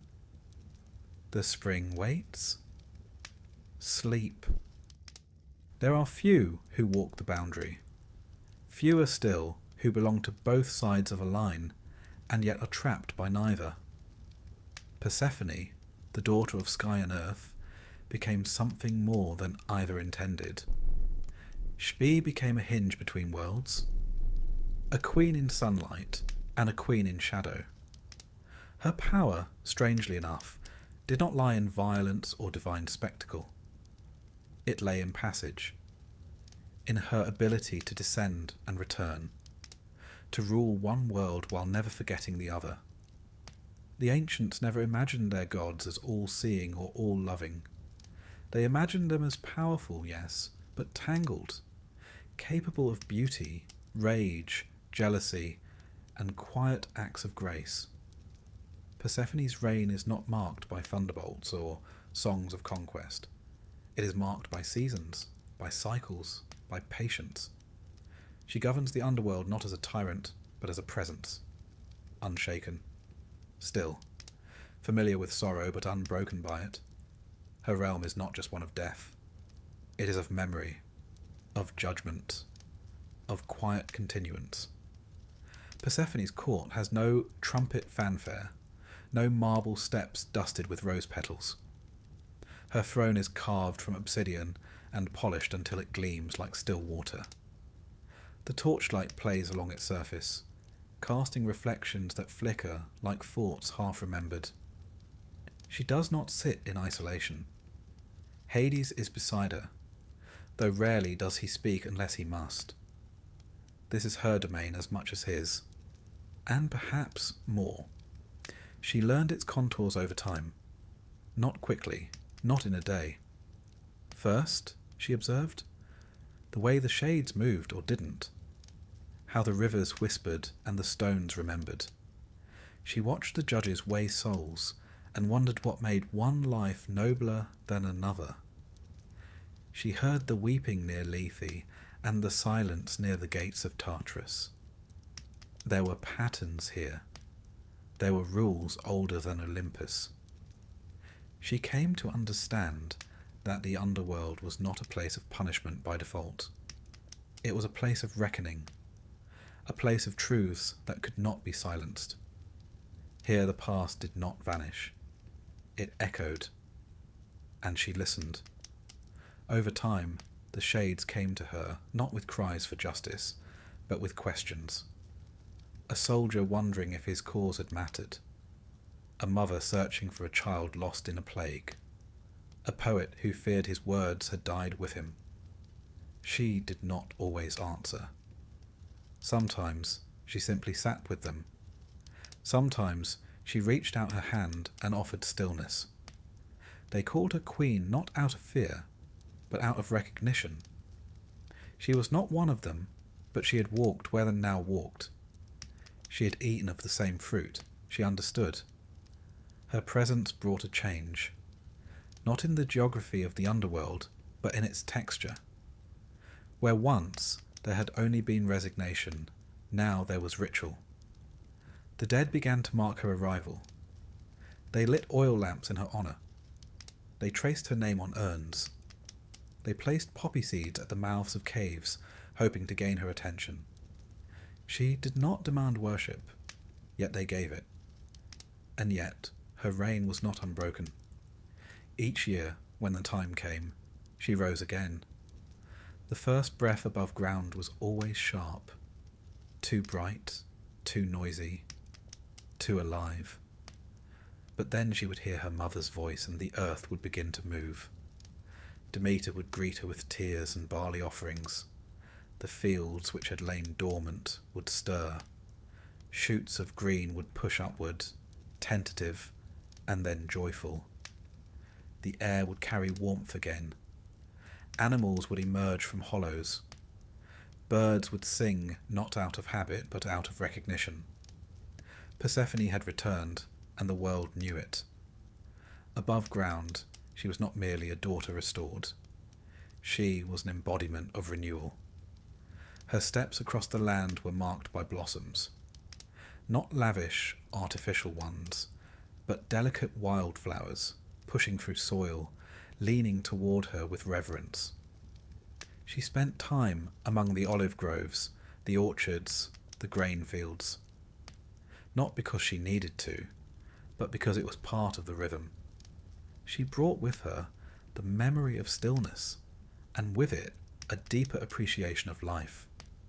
Mortals told stories of spotting her in spring, hair dark as night, crown made not of gold, but woven herbs and petals, walking with bare feet through a grove. She rarely spoke, but when she did, her words had weight. She never wasted them on pleasantries. She asked how the harvests fared. She listened to songs. She blessed marriages and births. She smiled at bees. And yet she never stayed. There was always the return, 6 months only. Then the seed would call her back. Not loudly, not cruelly, just a quiet gravity in her chest, a knowing, the way autumn begins with a breeze that smells of endings. No one forced her to go. She simply understood that balance demanded it. Each descent became a ritual. She would walk to the edge of a cave. The air would grow cooler. She would pause, then step in. The darkness would close behind her, not like a trap, but like a door that had waited. Hades never greeted her with fanfare. Sometimes he was at the gate, sometimes in the hall. He never asked questions. He simply extended his hand. She would take it, not always warmly, but always deliberately. He was not her captor now. He was her counterpart. He ruled the bones. She ruled the memory. Their court became known for quiet justice. Not mercy necessarily, but understanding. The souls who came there did not expect pardon, but they expected fairness. Persephone saw them as they were, and as they had been. She did not forget. She kept a garden, even underground. Not of roses or lilies, but of asphodel, poppies, and pale narcissus. Flowers that did not need sunlight. They grew in silence, fed by memory. She tended them herself. No nymphs, no servants. Just her and the soil. Sometimes she would pluck a flower and place it on the path of a wandering soul. A sign. No one quite knew what it meant, but it mattered. The other gods did not interfere. They kept their thrones, their dramas, their temples. Persephone rarely visited Olympus. She did not seek grandeur. She had no chariot of lightning, no spear of war. Her power was quieter, more enduring. When mortals prayed to her, they did so not with shouts but with whispers. They prayed to her for peace in death, for dreams of loved ones lost, for strength to endure winter, for the safe return of what was precious. In the Eleusinian mysteries, she was honoured alongside Demeter. The initiates walked in torchlit silence, enacting the descent and the return. They drank the sacred barley drink and waited for the moment when light returned. What they saw, they never said, but they emerged changed. They no longer feared death. That, they said, was Persephone's gift. Her story did not end in triumph or tragedy. It continued quietly across centuries. Artists painted her not always in darkness, but in twilight. Poets spoke of her not as a victim, but as a presence. A queen not of one realm, but of two. And what of her feelings? Did she love Hades? Did she long for the surface? The myths leave space. They do not say. Perhaps she grew fond of him. Perhaps not. Perhaps she was content to belong only to herself. What is clear is this. She made the underworld bearable, not by softening its edges, but by honouring its truths. She did not turn it into Olympus beneath the ground. She preserved its silence, its reflection, its dignity. She became the face the dead saw last, and the name the living whispered first when the cold set in. They did not fear her, they turned to her. Even now, some say, she walks the boundaries. A shadow across a garden path, a flicker in a mirror, a presence behind a dream. She is neither wholly here nor there. She is transition itself. In autumn, as the leaves curl and the air turns sharp, we remember her descent. In spring, as the earth thaws and the birds return, we remember her return. In between, we live, and in living, we echo her rhythm. Persephone teaches us that to walk between is not weakness, it is wisdom. That change is not failure, it is growth. That you can belong to darkness without losing your light, and that the crown you wear does not have to gleam, it only has to endure. So sleep now. Let your thoughts walk quiet paths, past stone gates and pale flowers. Let Persephone guide you, not into silence, but into stillness, not into forgetting, but into remembrance. She is there, waiting, not as a warning, but as a promise, that nothing is final, that return is always possible, that two worlds can be held in one hand, and one heart can hold both sun and shadow. Close your eyes. You are walking beside her, and she is not afraid. At the edge of Athens, where the dust of the city gave way to the rolling hills of Eleusis, there was once a silence not born of emptiness, but of reverence. It was a place set apart. Fields grew golden with barley and wheat, but it was not the grain that made the ground sacred. It was the memory of a goddess who once wept there, of a mother who searched, of a daughter who vanished and returned, of death and what might lie beyond it. This was the heart of the Eleusinian mysteries. For over 1,000 years people came, not just the poor and the pious, but emperors and philosophers, generals and slaves. All walked the same dusty road from Athens to Eleusis under torchlight. All bore offerings. All entered in silence. No one was exempt. No one was elevated. Once within the rites, all were equal, equally ignorant, equally expectant, equally human. They were not told what they would see. They were only told that what they saw they could never speak of. The mysteries were centred around Demeter and Persephone. Their story of loss, descent, and return was not merely recited. It was enacted, not as theatre, but as transformation. To take part was not to watch, but to pass through something. A ritual, yes, but more than that. A pattern lived again and again by each generation. It began with preparation. For 9 days the initiates fasted. They bathed in the sea. They purified themselves with smoke and silence. They abstained from certain foods, beans perhaps or fish.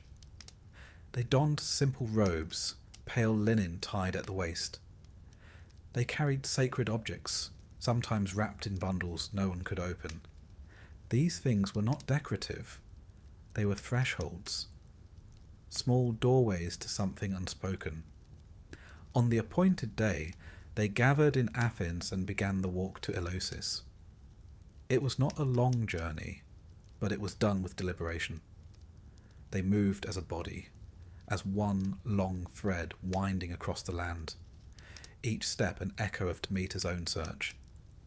Torches held high, feet stirring dust, voices low or silent. The road wound through sacred sites, shrines, springs, olive groves. Along the way jokes were permitted, even laughter. A strange detail, perhaps, for so sombre a rite. But the ancients understood that reverence did not always mean solemnity. Sometimes laughter was part of the mystery. When they arrived, they entered the telesterion, the hall of initiation. It was a vast stone building, simple in design, with a dark interior and thick columns. Here, under heavy beams, the heart of the mystery unfolded. But what exactly happened inside, no one ever wrote down. Not clearly, not fully. What little we know comes from whispers, fragments, sidelong glances in other texts. It was not for the curious outsider. It was for those who had walked the path. Some say they were shown a stalk of grain. Others say there was a light, a sudden blinding flash in the dark. Some speak of sacred words whispered, of a fire kindled from no visible source. Still others mention a reenactment of Persephone's return, but all agree on one thing: those who came out were changed. Plato himself, no stranger to abstraction, hinted that those who had seen the mysteries no longer feared death, not because they were promised eternal life, but because they understood something deeper. That death was not the end. That beneath the soil something stirred. That loss was not annihilation, but passage. The rites followed the pattern of the myth. Fasting mirrored Demeter's sorrow. The walk mirrored her search. The darkness of the telesterion mirrored Persephone's time below. And the final revelation, whatever it was, mirrored her return. The initiates did not simply learn the story, they became it. Their bodies moved through its shapes. Their breath aligned with its rhythms. They descended, they waited, and they rose. The symbolism was layered. Barley, for instance, was not just a crop. It was Demeter's gift. The kykion, the barley drink consumed during the rites, was no mere refreshment. It was sacred. Earthly? Slightly bitter? Grain, mint, water? Humble ingredients stirred with memory. To drink it was to join the old cycle: seed, soil, growth, harvest, rest. The torch was sacred too, not only as light, but as guide. Demeter had searched with twin torches in each hand.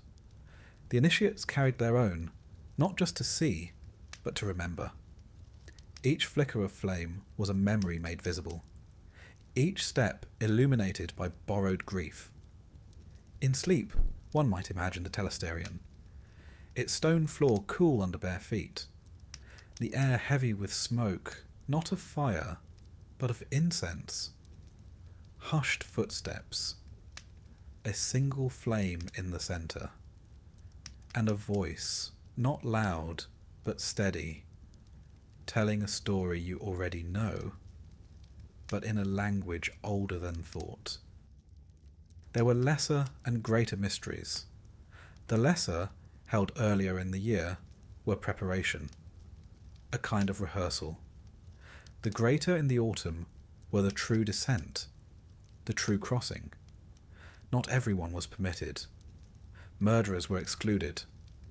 So too were those who could not speak Greek, for the rites relied on shared language. But wealth was not a barrier, nor gender.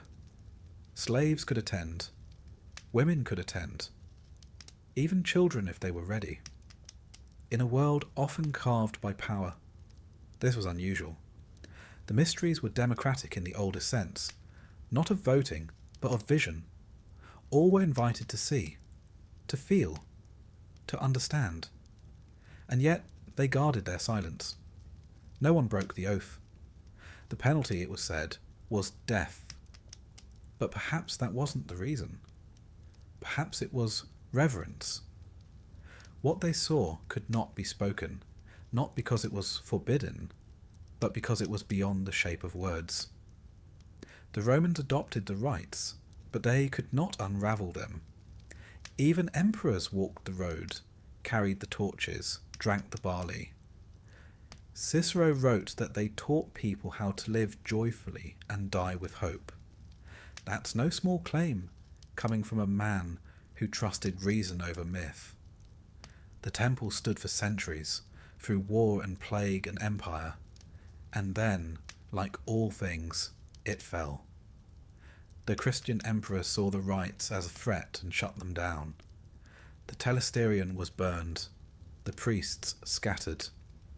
The secrets went underground, just like Persephone. But something lingers.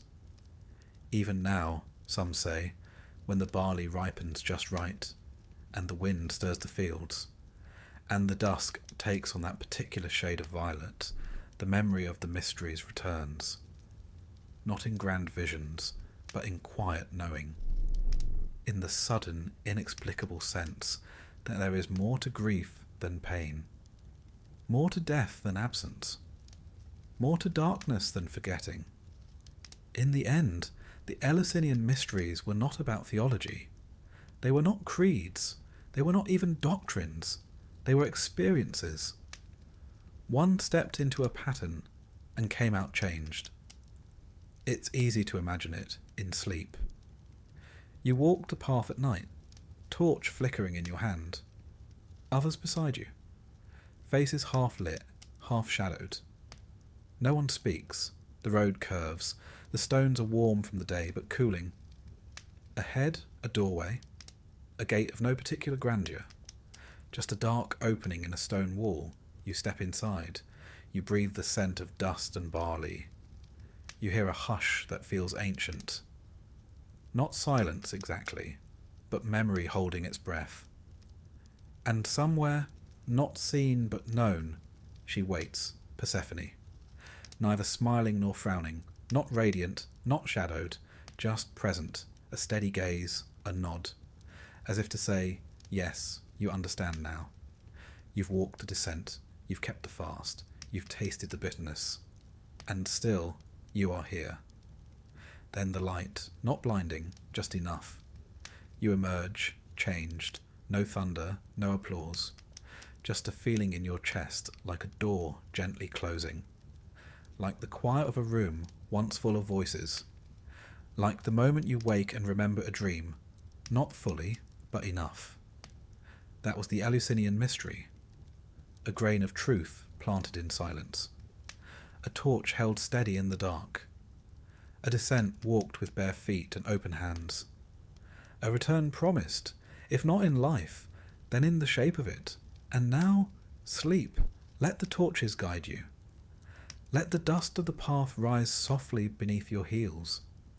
Let the story unfold, not as something told, but something remembered. You are not alone. Others have walked here. Others will again. You are part of the rhythm now. You are part of the mystery. Close your eyes. The grain is growing. The goddess is watching. And spring waits quietly beneath the frost. For the ancient Greeks, the afterlife was not a paradise of angels and golden gates, nor was it a furnace of fire and brimstone. It was a quiet place. Not exactly comforting, but not deliberately cruel either. More bureaucratic than biblical, more misty than magnificent. The soul of a person, or psyche as they called it, was thought to drift away at death like a faint exhale, the final breath as the body collapsed and the spirit, thin as smoke, took its leave. They believed the soul did not vanish. It moved on somewhere, but not upward and not necessarily downward, just away, toward the west where the sun sets, toward the horizon, across a river, into another realm. But make no mistake, what came after death was not meant to be inspiring. For most Greeks, it was simply the next step in a long and largely impersonal journey. They imagined that once the body was buried, properly of course, with coin and ritual and lament, the soul began its voyage. It would arrive at the edge of the underworld and stand before a river, wide and slow, cloaked in a mist that never cleared. This was the river Styx, one of several rivers that encircled Hades' realm like concentric boundaries of memory and time. It was not to be crossed lightly. The dead would wait for Charon, the boatman. He did not wear a hood or carry a scythe. He was simply old, a little impatient, a little indifferent, like a public official who's been working the same station for centuries. He rowed a creaking bark across the Styx, but only for those who had proper burial rites. A coin, typically an obol, was placed beneath the tongue of the deceased, a fare for the journey. No coin, no passage. And so the unburied dead lingered along the shore, their forms flickering with unrest, their voices thin with longing. The Greeks feared this kind of death, not because it brought torment, but because it brought uncertainty.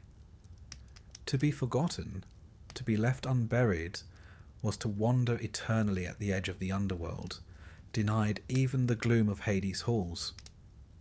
It was not pain that frightened them, but being lost, unremembered. Those who crossed the river were not immediately judged. They first entered the realm of shadows, an echo of the living world but drained of colour, drained of urgency. Here, time did not pass as it did above. There were no clocks, no days, just the slow drift of souls, murmuring, recalling half-lived lives. The fields of asphodel stretched out before them, dotted with pale blossoms that never withered. This was the destination for most, the ordinary dead. Those who had lived without great virtue or great vice. Farmers, sailors, mothers, potters, poets. All gently absorbed into the soft greyness. They were not punished. They were not particularly rewarded either. They simply continued, as shades, sometimes aware, sometimes not. The philosopher's ghost might walk beside a stonemason's ghost, neither quite able to remember the full shape of their former lives. There was a kind of serenity in this forgetfulness, a settling. The Greeks did not long for heaven. They hoped only for a peaceful end. For those rare souls whose lives had been truly remarkable, there was another destination, the Elysian Fields. This was the Greek version of paradise, though even that term feels too rich. Elysium was not the golden garden of later myths. It was a quiet meadow, warmed by an unfailing sun, kissed by breezes that never grew stale. Here the virtuous heroes might dwell, Achilles perhaps, or Orpheus if he earned it on a second attempt. Poets dreamed of it, philosophers speculated about it, but few expected to reach it. Elysium was reserved for those who had been chosen by the gods or had lived lives of exceptional nobility. Over time, the idea expanded. Some believed that certain souls could be reborn and, through cycles of purification, earn a permanent place in Elysium. It was a sort of reward, not for belief, but for being brave, just, or wise. Then there was Tartarus. Not hell exactly, though it had flames and punishment enough. It lay far below, deeper even than Hades, a prison more than a dwelling place. Here were sent the worst offenders, not everyday criminals, but cosmic traitors, titans who defied Zeus. Sisyphus, the clever king who cheated death and was condemned to roll a boulder for eternity. Tantalus, who fed his son to the gods and now stood forever thirsty with water just out of reach. These were cautionary tales, not expected outcomes. Most mortals never came close to Tartarus. Interestingly, The Greeks didn't have a clear sense of moral judgment at death. There were no commandments, no final tally. Rather, 3 judges, Minos, Rhadamanthus, and Iarchus, sat in judgment, but they weighed lives less by a ledger of sins and more by a sense of balance. Were you just? Did you respect the gods? Did you keep your oaths?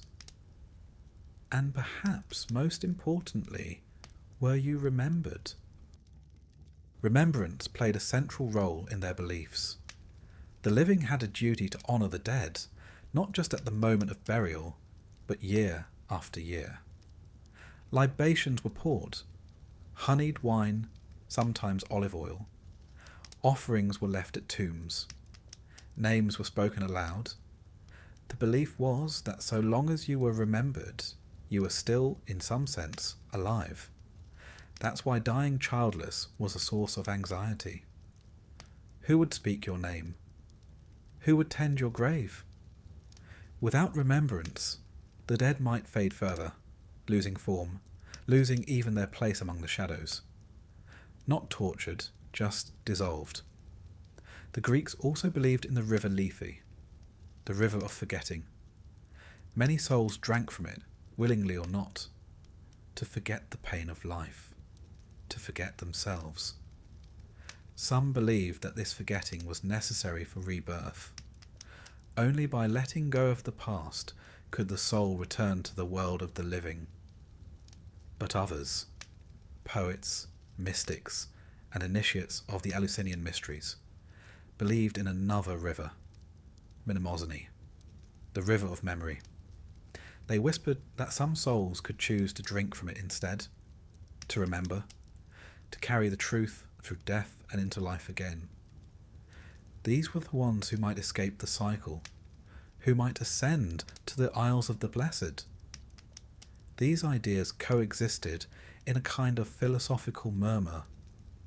There was no single doctrine. The afterlife was not rigidly defined. It adapted over centuries, changed by oracles, refined by poets. Homer's underworld, bleak and sombre, gave way to Plato's more hopeful interpretations.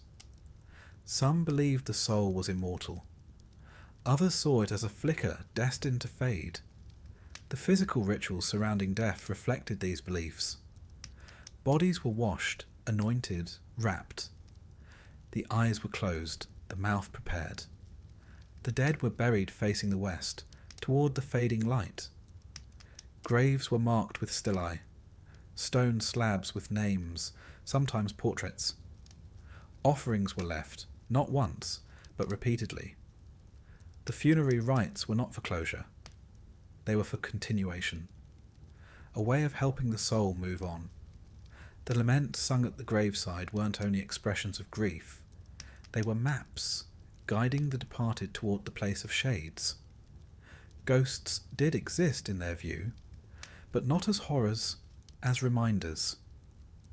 They appeared when something was unfinished, an oath unfulfilled, a burial denied, a name forgotten. They didn't haunt out of vengeance, but out of need. They wanted rest, not revenge. So when night fell in the ancient Greek world, and the wind moved through olive branches like an old song, people remembered their dead. They whispered their names, lit small fires, poured wine into the earth. The barrier between life and death wasn't a wall.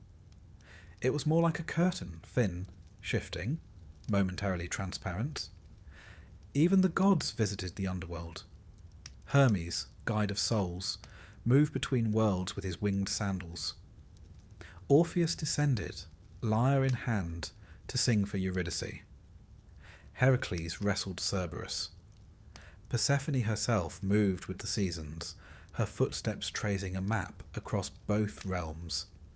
And the mortals too carried these maps, not in their hands but in their myths.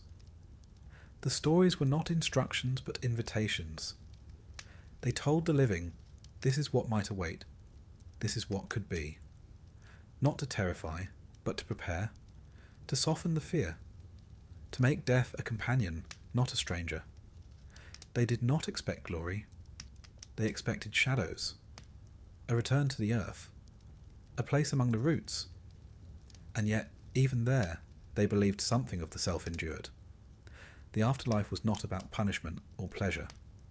It was about continuity, a slow descent, a long rest, a possible return.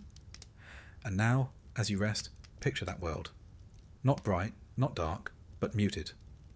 A grey field of asphodel, flowers like candle smoke, shapes moving gently, not hurried, a river in the distance, the sound of a slow current, a boat bumping gently against the dock. You're not afraid, you're not alone. This place is neither reward nor sentence. It simply is. Let yourself drift. The wind is quiet, the soul is light, and the story continues. In the gentle hush between death and sleep, the ancient Greeks imagined something more than silence. They saw the soul not only departing, but perhaps returning. A second act, a cycle. The body might rest in the earth, reduced to ash or dust, but the soul, psyche, was lighter, slipperier, more persistent. It did not stay in one place forever. It moved, it wandered, and sometimes it came back. They never thought of this return as a guarantee. It wasn't expected like sunrise. It was possible like rain in the dry season. It might come, it might not. But it was there, lingering on the edge of their thinking. This idea of rebirth, that even in the afterlife's grey corridors, a door might open back into the world. The Greeks didn't have a word for reincarnation as clean-cut as later philosophies, but they hinted at it. Pythagoras, the mathematician with a fondness for triangles and silence, famously claimed to remember his past lives. He once said he had been a warrior at Troy, Euphorbus to be precise, and recognised his shield hanging in a temple. A charming thought, whether or not you believed him. Plato took the idea more seriously.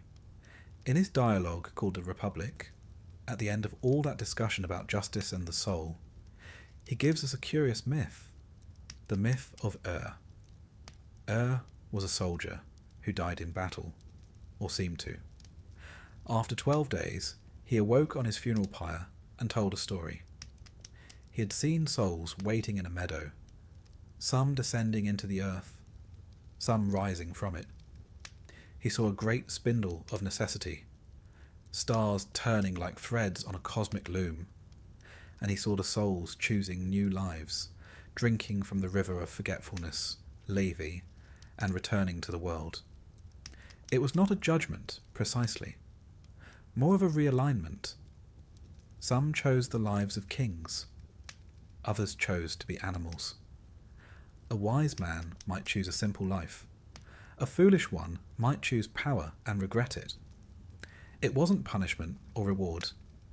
It was choice, born from knowledge or from the lack of it. But not everyone returned. Some souls lingered in Elysium, content. Others dissolved after drinking too deeply from Lethe. Some, perhaps, passed into realms beyond Greek understanding, beyond words. But enough returned that the idea remained. This, for the Greeks, explained certain things. A child born with unusual wisdom. A musician who seemed to remember melodies without ever learning them. A dream that felt like memory. A fear with no origin. These were signs, not proof, but clues. Whispers of a soul that had walked before. Still, it wasn't just a matter of waiting. Some schools taught that the soul had to be purified, that only the wise, the initiated, could break the cycle.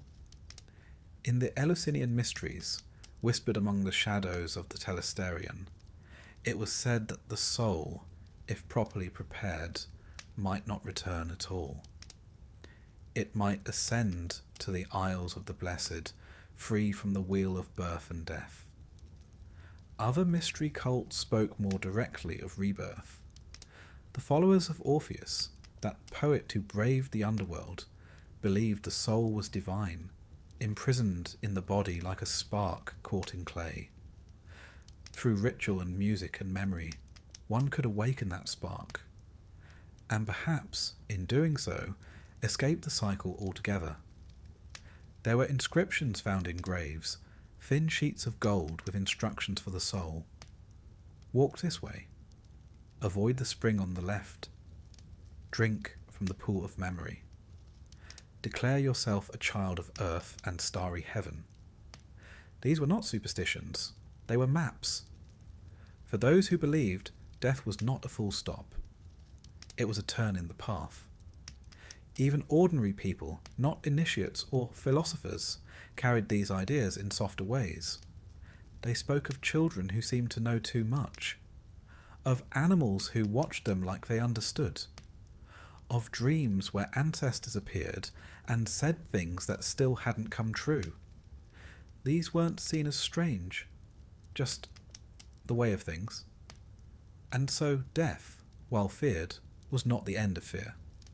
It was a gate. And perhaps, just perhaps, another gate stood beyond it, leading back. The idea of returning also shaped how people lived. If one might come back, it mattered what kind of life you left behind. It mattered how you treated others, how you tended to your duties, what lessons you learned. The soul, after all, might have to try again, and again, until it got something right. And if you were to return, would you remember? That was the question. Most did not. Lethe made sure of that. The water of forgetting washed everything clean, but not always. There were stories, rare and fragile, of souls that carried something with them. Not full memory, but echoes. A pull toward a place. A sense of déjà vu. A face that felt familiar before it was known. In this, the Greeks were ahead of their time, or perhaps simply older in their thinking. They didn't need proof. They had poetry. They didn't demand doctrine. They had myth. The idea of returning wasn't meant to be solved. It was meant to be considered. Like a pebble in the mouth. Like a song half heard in a dream. The philosophers debated it, of course. Aristotle, ever the realist, wasn't much convinced. He preferred souls to be more like functions, gone when the body was gone. But even he couldn't fully rule it out. There was always something unaccounted for in the human spark, and in art it persisted. Painters showed Persephone rising again each spring, barefoot in a field of crocuses. Not just because the grain needed a story, but because people needed hope. That even the darkest journey might end in light. That even the deepest descent might be followed by a climb. And so they told stories. A man turned into a swan. A woman born again as a tree. A soul sent back as a wolf. A hero reborn to finish what he started. These weren't scientific claims. They were ways of holding wonder, of keeping the door open just a crack. And if one did come back, the world might feel different, more precious, more fragile, more familiar in a way that couldn't be explained. You might weep at the sight of a field in spring, not knowing why. You might avoid a road without knowing you once died there. You might fall in love with someone whose face you've never seen, but your soul remembers. This is why the Greeks revered memory. Why they made offerings to Mnemosyne, the goddess of remembrance. Why they sang songs of the dead and repeated names aloud at graves. Forgetting was the greatest loss, and memory, the real kind, the kind that lived in bones, was sacred. Even in dreams they found traces of the past, the dead speaking, a childhood that wasn't yours, a fear that came before birth, They didn't try to explain it all. They simply made space for it. In dreams, in rituals, in quiet moments by the sea. So as the firelight dims and the breath slows, picture it, this slow circle of souls. Some resting, some remembering, some returning. Imagine a soul, thin as mist, stepping into the river. The water cool but not cold. A single sip. A hesitation. A turn away. Another spring found, quiet and hidden. A sip there. And suddenly, memory. Not clear, but enough. A name, a promise, a song. Then the light. Then the world again. Perhaps that soul is you. Perhaps this life is not the first. Perhaps the dreams you carry are more than dreams. Or perhaps not. It doesn't need to be certain to be real. The Greeks knew this. They understood that belief was not a cage, but a lamp.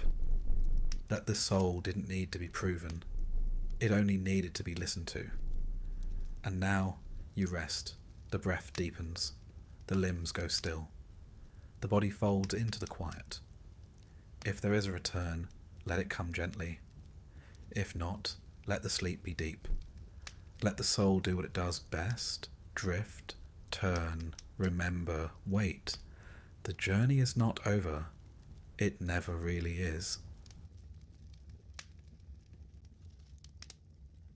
We begin our journey into the most cursed families of Greek mythology with a dinner invitation. But this is not the sort of feast you'd like to attend. It is the sort of meal that becomes legend for all the wrong reasons. At its head sits Tantalus, king of Lydia and favoured son of Zeus, at least once upon a time. Now, Tantalus wasn't your average mortal. He was granted the rare honour of dining at the table of the gods themselves, lounging amongst ambrosia and nectar, partaking in divine conversation. For a while it seemed he had it all: status, wealth, access to Olympus. But as with most mortals given a seat too close to the heavens, he made the rather unfortunate choice of trying to outwit the gods. And so, in a gesture of pure madness, or perhaps twisted curiosity, Tantalus invited the gods to a feast of his own, a banquet prepared in his palace with golden vessels and ivory platters. And at the centre of it all he served stew, rich, fragrant stew, the main ingredient, his own son, Pelops. This was not a culinary misstep. This was a test. Tantalus, in his arrogance, wanted to see whether the gods could tell what they were eating. Could divine beings truly detect mortal meat when disguised with garlic and herbs? Could he trick omniscience? As one might expect, the gods were not amused. Most recognized the atrocity immediately and refused to partake. Poseidon pushed away his bowl in disgust. Hermes turned pale. But Demeter, distracted by grief over her abducted daughter Persephone, absent-mindedly nibbled on a shoulder before anyone could stop her. The gods, horrified, brought Pelops back to life, reassembling him like a macabre puzzle, and replacing the missing shoulder with one of ivory. The young man, to his credit, returned to the land of the living with remarkably little complaint. But Tantalus was cast into the deepest pits of Tartarus, where he would forever stand in a pool of water beneath fruit-laden branches, unable to drink or eat. The water always recedes, the fruit always pulls away. Thus we have the word tantalize, to reach forever and grasp nothing. And so begins the tragedy of the house of Atreus. A tale so thoroughly soaked in treachery, vengeance, and familial bloodshed that it makes other dynasties look positively functional by comparison. Pelops, restored and glistening with his new ivory shoulder, went on to marry Hippodamia, the daughter of King Oenomaus. But even that came at a cost. King Oenomaus, fearing a prophecy that his son-in-law would kill him, devised a deadly courting ritual. he would challenge each of his daughter's suitors to a chariot race. If the suitor lost, he'd be killed, usually rather spectacularly, and his severed head nailed to the palace walls for display. Many tried, none succeeded, until Pelops came along. Clever rather than brave, Pelops decided to stack the odds in his favour. He convinced the king's charioteer, Myrtilus, to sabotage the king's vehicle, replacing the bronze linchpins with ones made of wax. During the race, the heat melted the wax. The chariot collapsed. Oenomaus died in a tangle of limbs and horses. Pelops married Hippodamia, and Myrtilus, expecting a reward, reminded Pelops of their deal, which, depending on the version, included a promise of one night with the bride. Pelops did what many mythological heroes do when someone becomes inconvenient. He pushed Myrtilus off a cliff. As the charioteer plummeted to his death, he laid a curse on Pelops and all his descendants. It is this curse, born not of divine wrath, but of personal betrayal, that truly haunts the house of Atreus. Pelops and Hippodamia had children, sons who would carry the curse forward like a poisoned torch. Chief among them were Atreus and Thyestes. Now, the feud between Atreus and Thyestes is the stuff of family nightmares. It makes sibling squabbles over inheritance look charming. When the throne of Mycenae became vacant, the two brothers competed for power. Initially, Atreus seemed the rightful heir, but Thyestes tricked him out of the throne by seducing Atreus's wife and stealing a golden lamb, a symbol of kingship. Having been thoroughly betrayed, Atreus plotted revenge with the same culinary flair that had defined his grandfather. He invited Thyestes to a reconciliation banquet. The wine flowed, the courses were lavish, Thyestes ate heartily. Then Atreus presented the heads and hands of Thyestes' sons on a platter, revealing that he had unknowingly dined on his own children. Yes, again with the cannibalism. You might be noticing a pattern. The gods, if they were still watching, must have winced. But there were no lightning bolts this time. No divine retribution. Only the heavy silence of a curse continuing to seep into the stonework of the palace. Thyestes, devastated, fled. He consulted an oracle, hoping for some form of justice.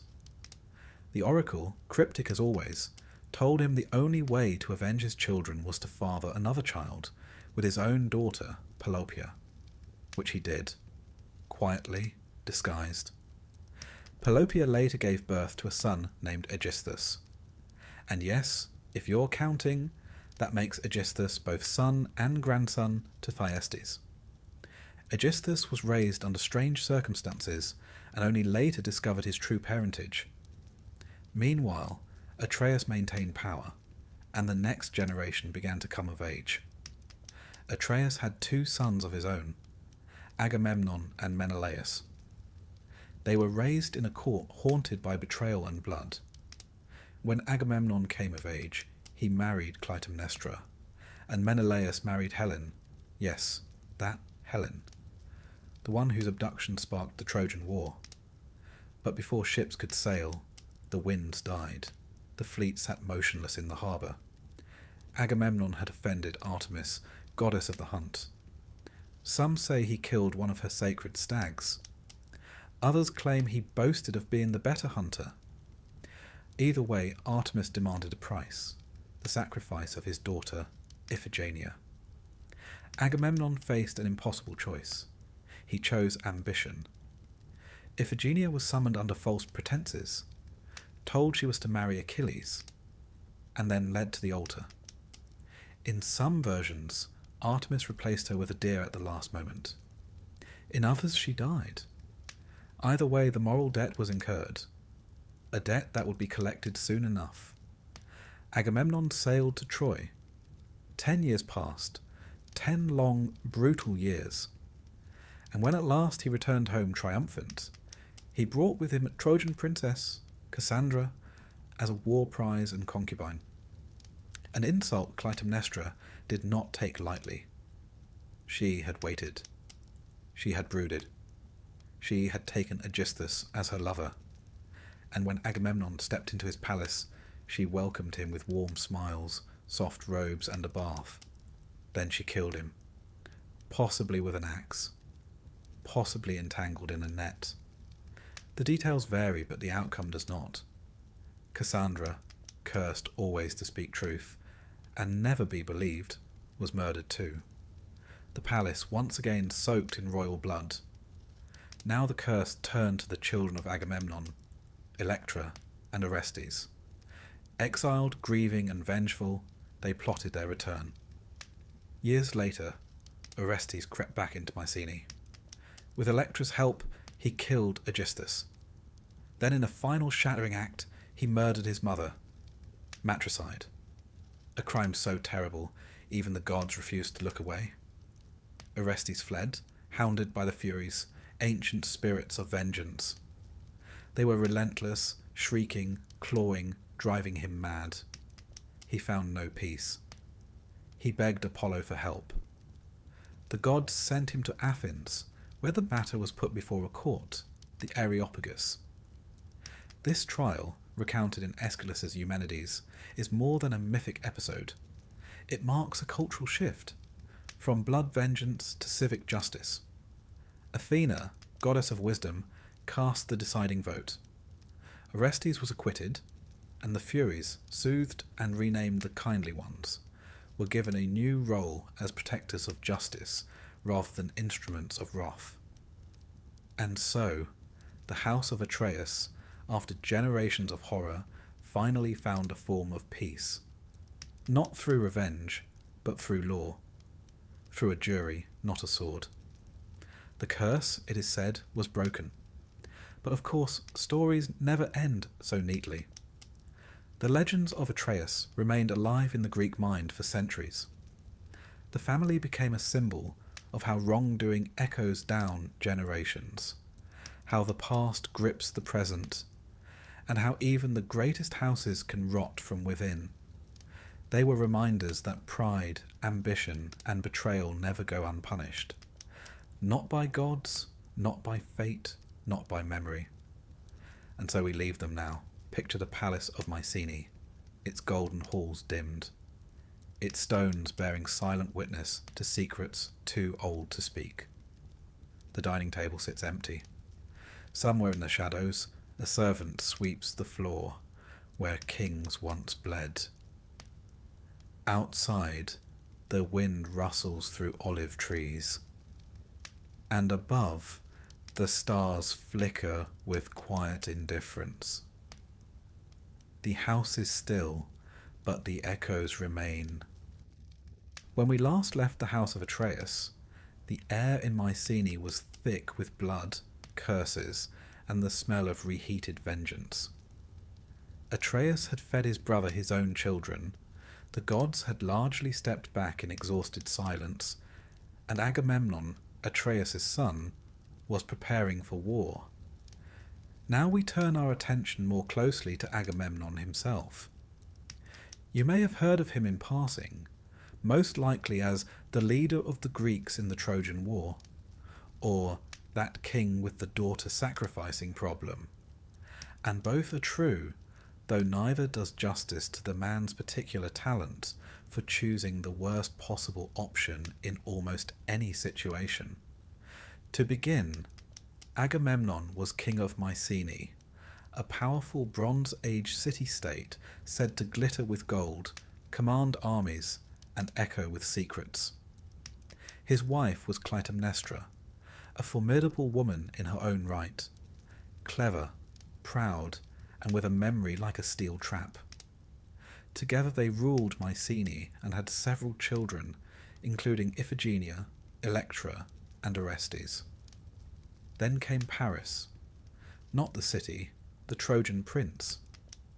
He arrived in Sparta and stole away Helen, who happened to be Clytemnestra's sister, and, unfortunately for everyone involved, the wife of Agamemnon's brother Menelaus. What followed was less a family reunion and more a pan-Hellenic temper tantrum. Menelaus wanted his wife back. Agamemnon, ever the statesman, agreed to lead the charge.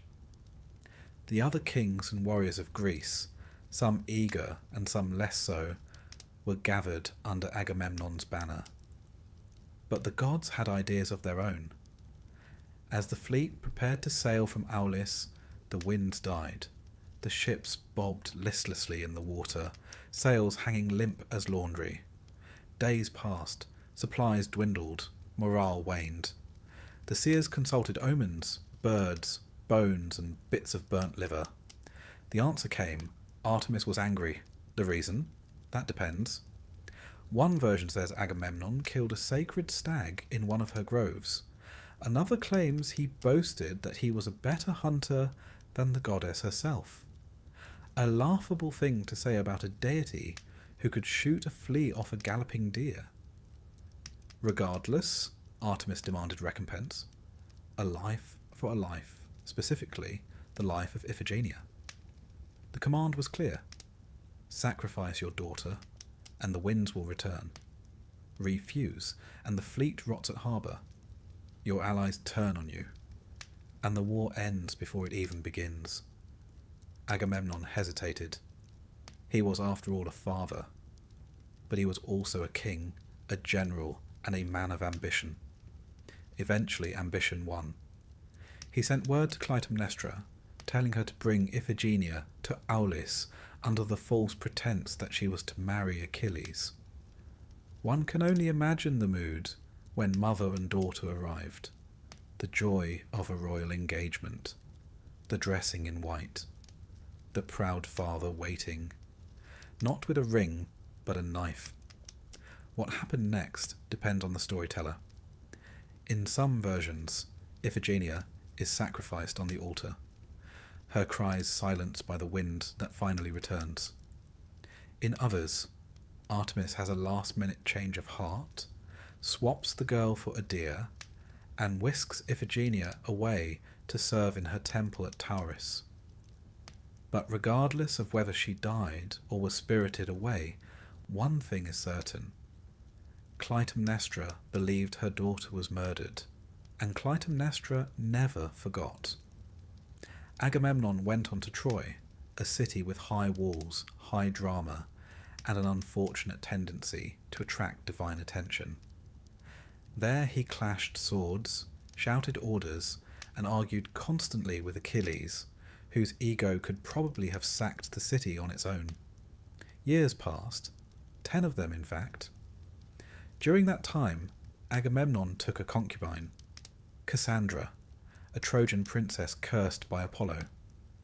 She had the gift of prophecy, but was doomed never to be believed, which made her something of a tragic Cassandra, in the original and most literal sense. Eventually, Troy fell. Agamemnon returned home in triumph. He brought spoils, stories, and Cassandra. What he did not bring was humility, remorse, or even a basic grasp of tact. Let us now turn to the Palace of Mycenae. Imagine it looming on the hill, built of great stones so massive that later generations would claim they were placed by giants, Cyclopean masonry they called it. Inside, the hearth glows faintly. Servants whisper, and in the hall stands Clytemnestra, waiting. For a decade, she has ruled in his absence. She has run the palace, raised the children, and endured the whispers about Iphigenia. And, most notably, she has taken a lover, Aegisthus, cousin to Agamemnon, and that same child born of incest between Thyestes and his daughter Pelopia. In many ways, Aegisthus was the curse personified, a walking, brooding embodiment of all the unresolved blood debts in the family. When Agamemnon arrived, he expected garlands and praise. What he received was a bath. Clytemnestra welcomed him graciously, helped him into the palace, and encouraged him to walk upon rich tapestries, an honour typically reserved for gods.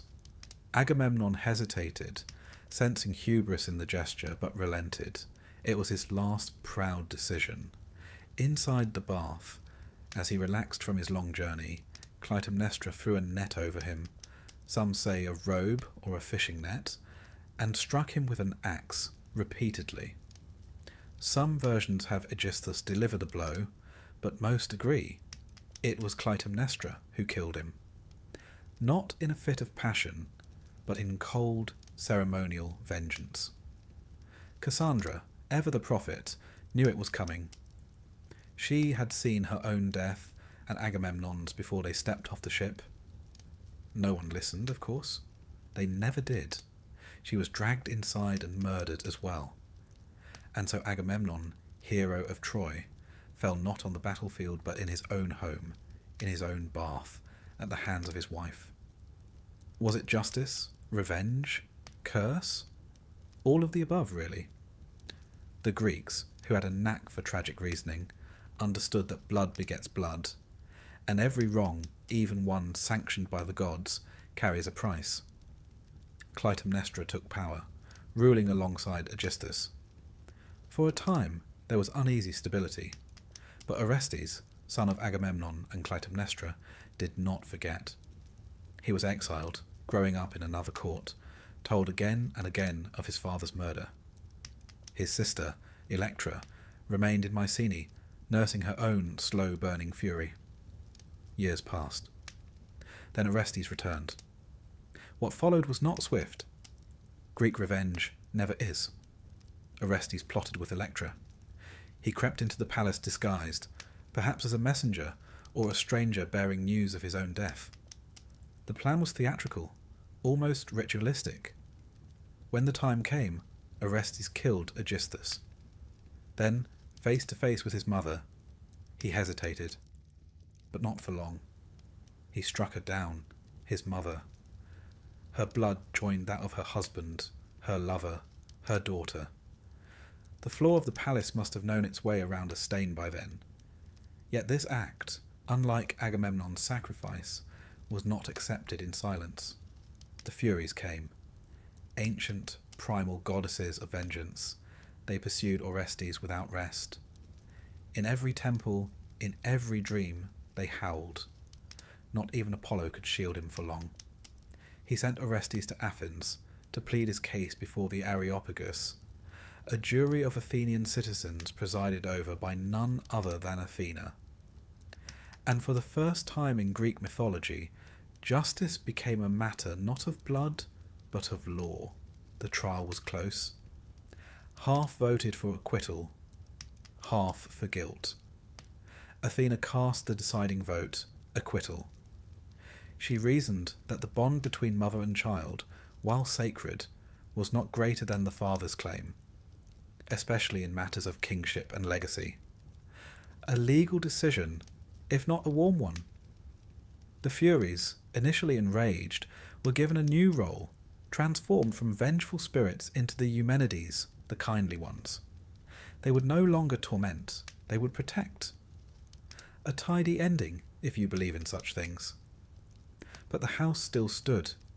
The curse, perhaps lifted, perhaps merely dormant, lingered in the stones. And what of Agamemnon's folly? To the Greeks, he was both hero and cautionary tale.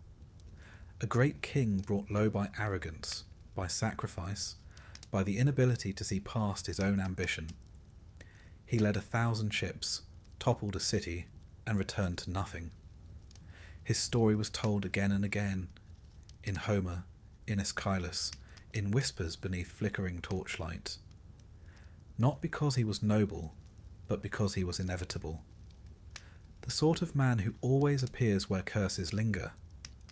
The kind of king who mistakes blood for legacy. So now, as you close your eyes, picture the palace once more, the bath water cooling, the axe leaning quietly against the wall, a woman stepping into shadow, a boy watching from the stair. And somewhere beyond, the gods exhale, tired of mortals and their endless inability to leave well enough alone. Picture, if you will, the quiet after a storm. Not the peaceful kind, but the thick, disquieting stillness that follows after something terrible has happened. The palace of Mycenae stands heavy with silence. The king lies dead. The queen too. The gods say nothing. The servants say even less. Orestes, son of Agamemnon and Clytemnestra, has done what no son should do. He has killed his mother. Now, one might argue, indeed, the entire city whispers it, that she had it coming. Clytemnestra murdered her husband after all, not with subtlety, but with a bath, a net, and an axe. For years she ruled with her lover Aegisthus, whose own birth was the product of incest, and whose presence at court never failed to irritate anyone still loyal to Agamemnon's memory. But in Greek thought, morality wasn't a neat ledger of he started it and she deserved it. It was far messier, soaked with blood and layered with expectation. Clytemnestra, for all her crimes, was still a mother. And the Greeks, much like the gods they worshipped, frowned severely upon matricide. When Orestes committed the act, when he lifted the blade, when his mother looked him in the eyes and called him her son, he set into motion one of the most haunting consequences in all of Greek mythology. He became prey to the Furies. They did not arrive with thunder or fanfare. The Furies are not showy, like Zeus with his lightning or Poseidon with his waves. They are quiet, persistent, unrelenting. Often called the Erinyes, they are older than the Olympians. Born from the blood of Uranus when Cronus castrated him, yes, that again, they serve a singular purpose, to punish those who violate the deepest taboos. And few taboos are deeper than the murder of one's own blood. They find Orestes quickly. No matter where he runs, they follow. Not walking, but swarming. Clad in dark robes, their hair a nest of writhing serpents, their hands dripping with unseen gore. They are not monsters exactly, but they are terrifying in their inevitability. Like guilt personified, like justice when it forgets to be kind. Orestes flees Mycenae. His sister Electra, who helped plan the revenge, stays behind. She had her own reasons, her own ghosts to placate. But Orestes is now alone, and madness settles over him like a second skin. He cannot sleep. He cannot eat. He hears whispering where there is none. His eyes twitch toward shadows. The Furies do not strike him down. They do something worse. They pursue him into exhaustion, into sickness, into the fraying edges of his mind. And yet they never touch him. That is not their way. At last, in desperation, Orestes seeks refuge at the temple of Apollo at Delphi. He collapses before the god's image, still reeking of blood and remorse. He begs Apollo for help, for protection, for forgiveness. Apollo, to his credit, takes responsibility. After all, it was he who told Orestes to avenge his father. Some say it was through an oracle. Others say Apollo himself whispered it into the boy's ear. Either way, the god cannot very well abandon him now. Apollo tells Orestes to go to Athens. There, he will be judged. Not by gods, not by curses, but by mortals. A trial will be held. And for the first time in Greek myth, justice will be a question of law, not vengeance.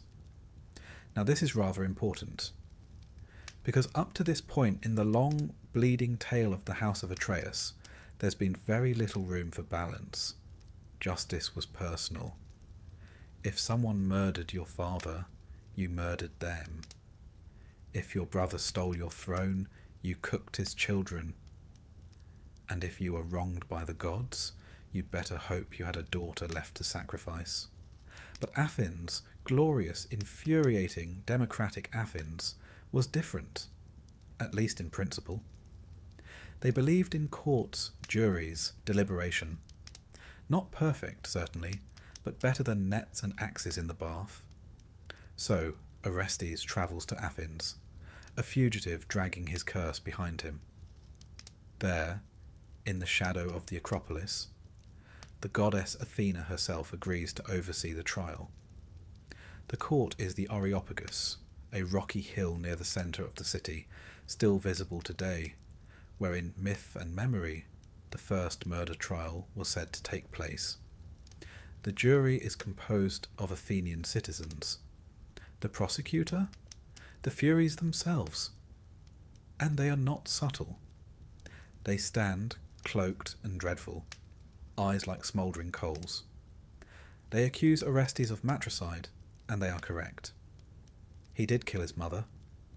The facts are not in dispute, but they do not argue reason.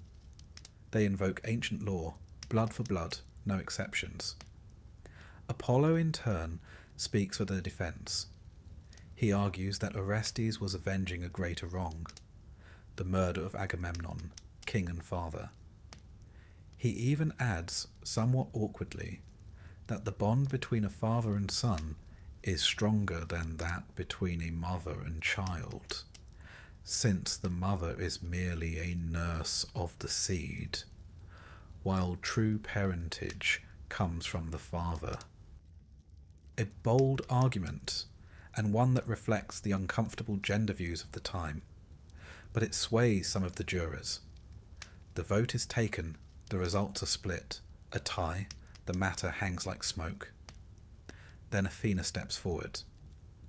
As goddess of wisdom, strategy, and law, she casts the deciding vote. She votes to acquit. Orestes falls to his knees. The Furies howl in protest, their shrieks echoing through the stone. But Athena does not silence them with threats. She speaks to them respectfully, offering them a new role in Athens. No longer vengeful spirits, they shall be honoured as the Eumenides, the kindly ones. They will protect the innocent, guard oaths, and ensure harmony. It is a political solution as much as a mythological one, a transition from the old world of retribution to the new world of civility. Whether the Furies are truly appeased or simply exhausted, they accept. Orestes is free, but the curse, one suspects, does not vanish so much as shift. The house of Atreus has spilled its poison across generations, and while Orestes may walk away, the stain remains.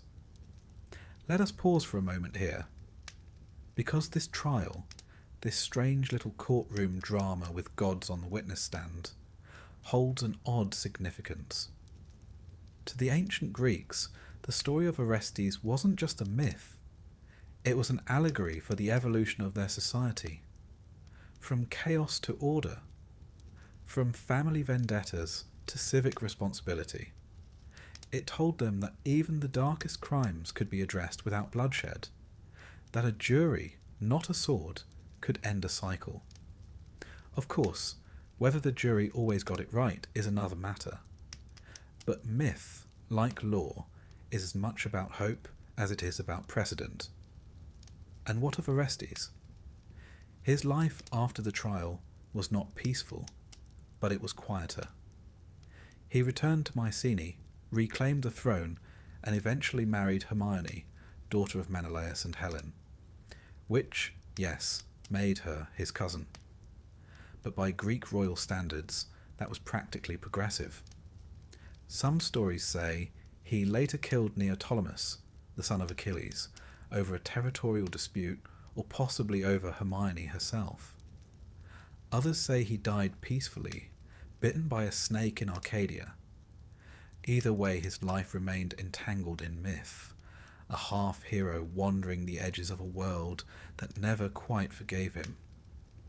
And the Furies, they lingered too, transformed but never forgotten.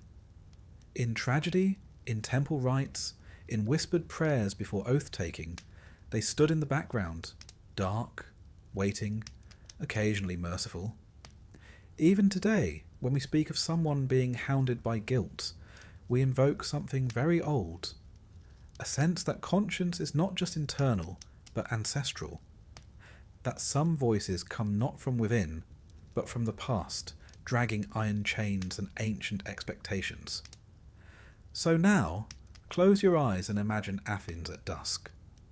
The sun sinks low over the marble columns. The streets hum with quiet life, merchants closing stalls, children chasing goats, philosophers squabbling over olives. On the Areopagus, a breeze stirs the dust where gods once stood, and mortals cast votes that changed history. And somewhere, far away but still watching, the kindly ones murmur. Not to punish this time, but simply to remember. Justice, once born in blood, now wears a robe and carries a scroll. And if that isn't cursed, perhaps it's progress. Let us now take a quiet walk eastward, away from the blood-slick stones of Mycenae, and toward the hills of Boeotia, where the proud city of Thebes once stood. A place crowned with towers, thick with myth, and so thoroughly entangled with divine wrath and human foolishness that it seems almost a miracle anyone lived there at all. Thebes, you see, was cursed from the very moment someone thought, what if we built a city here? Our story begins not with a king, but with a cow. A white one, sent by the Phoenician prince Cadmus to guide him to the spot where he was to found his city. Apollo, never one to offer straightforward advice, had told Cadmus to follow the cow and build where it lay down. So Cadmus obeyed. He followed the cow until it collapsed from exhaustion, and there he began to lay the first stones of Thebes. Then he made the mistake of needing water. Nearby was a spring, guarded by a serpent. A very large one. Some called it a dragon.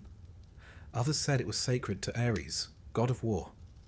Either way, Cadmus killed it, as one does when confronted by a large, hissing thing between you and your water source.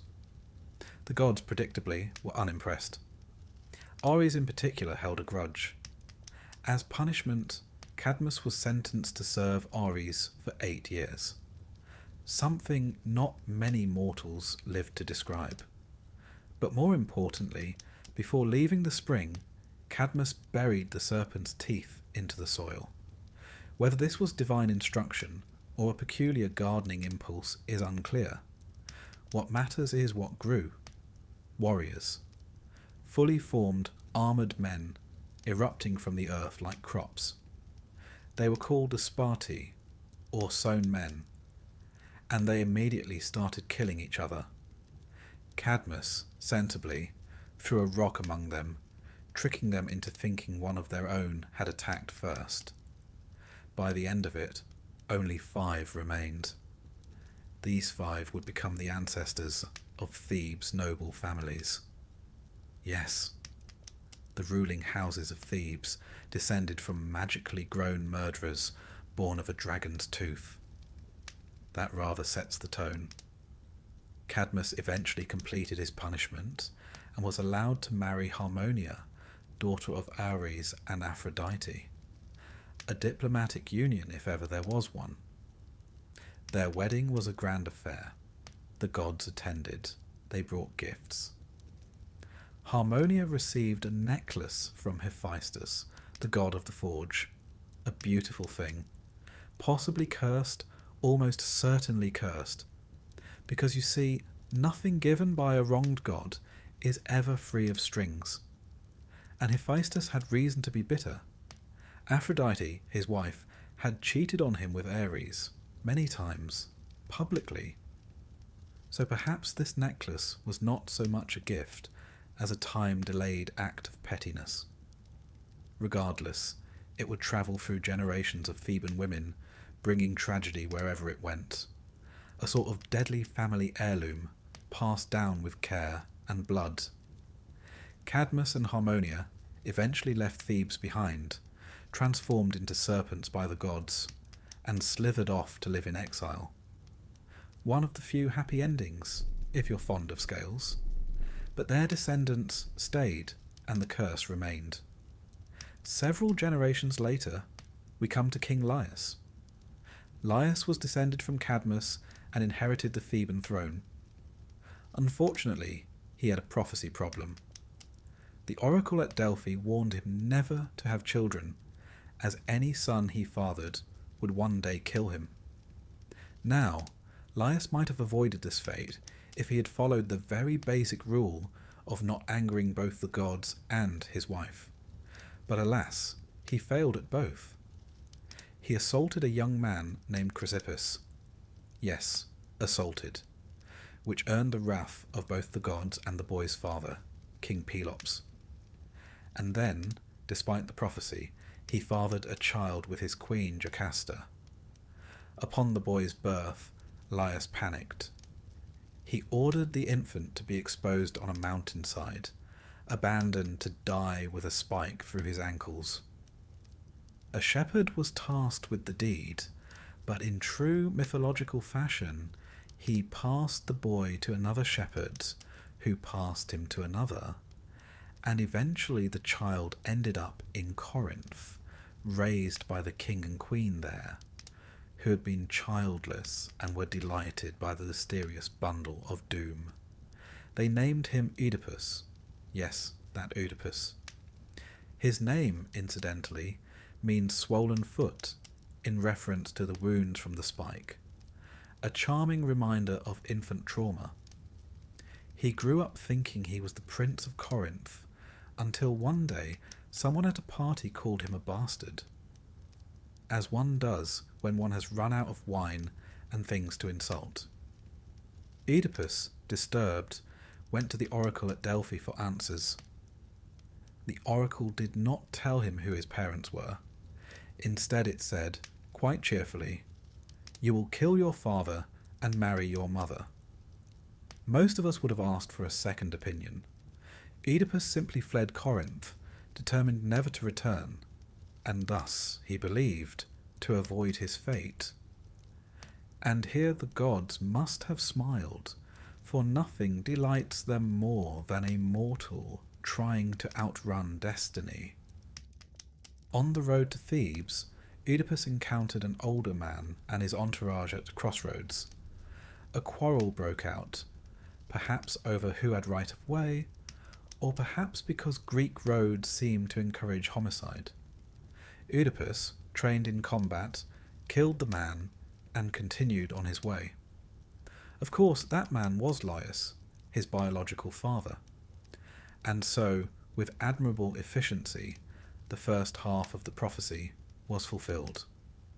Oedipus arrived at Thebes to find the city terrorized by a sphinx, a creature with the body of a lion, the wings of an eagle, and the face of a woman.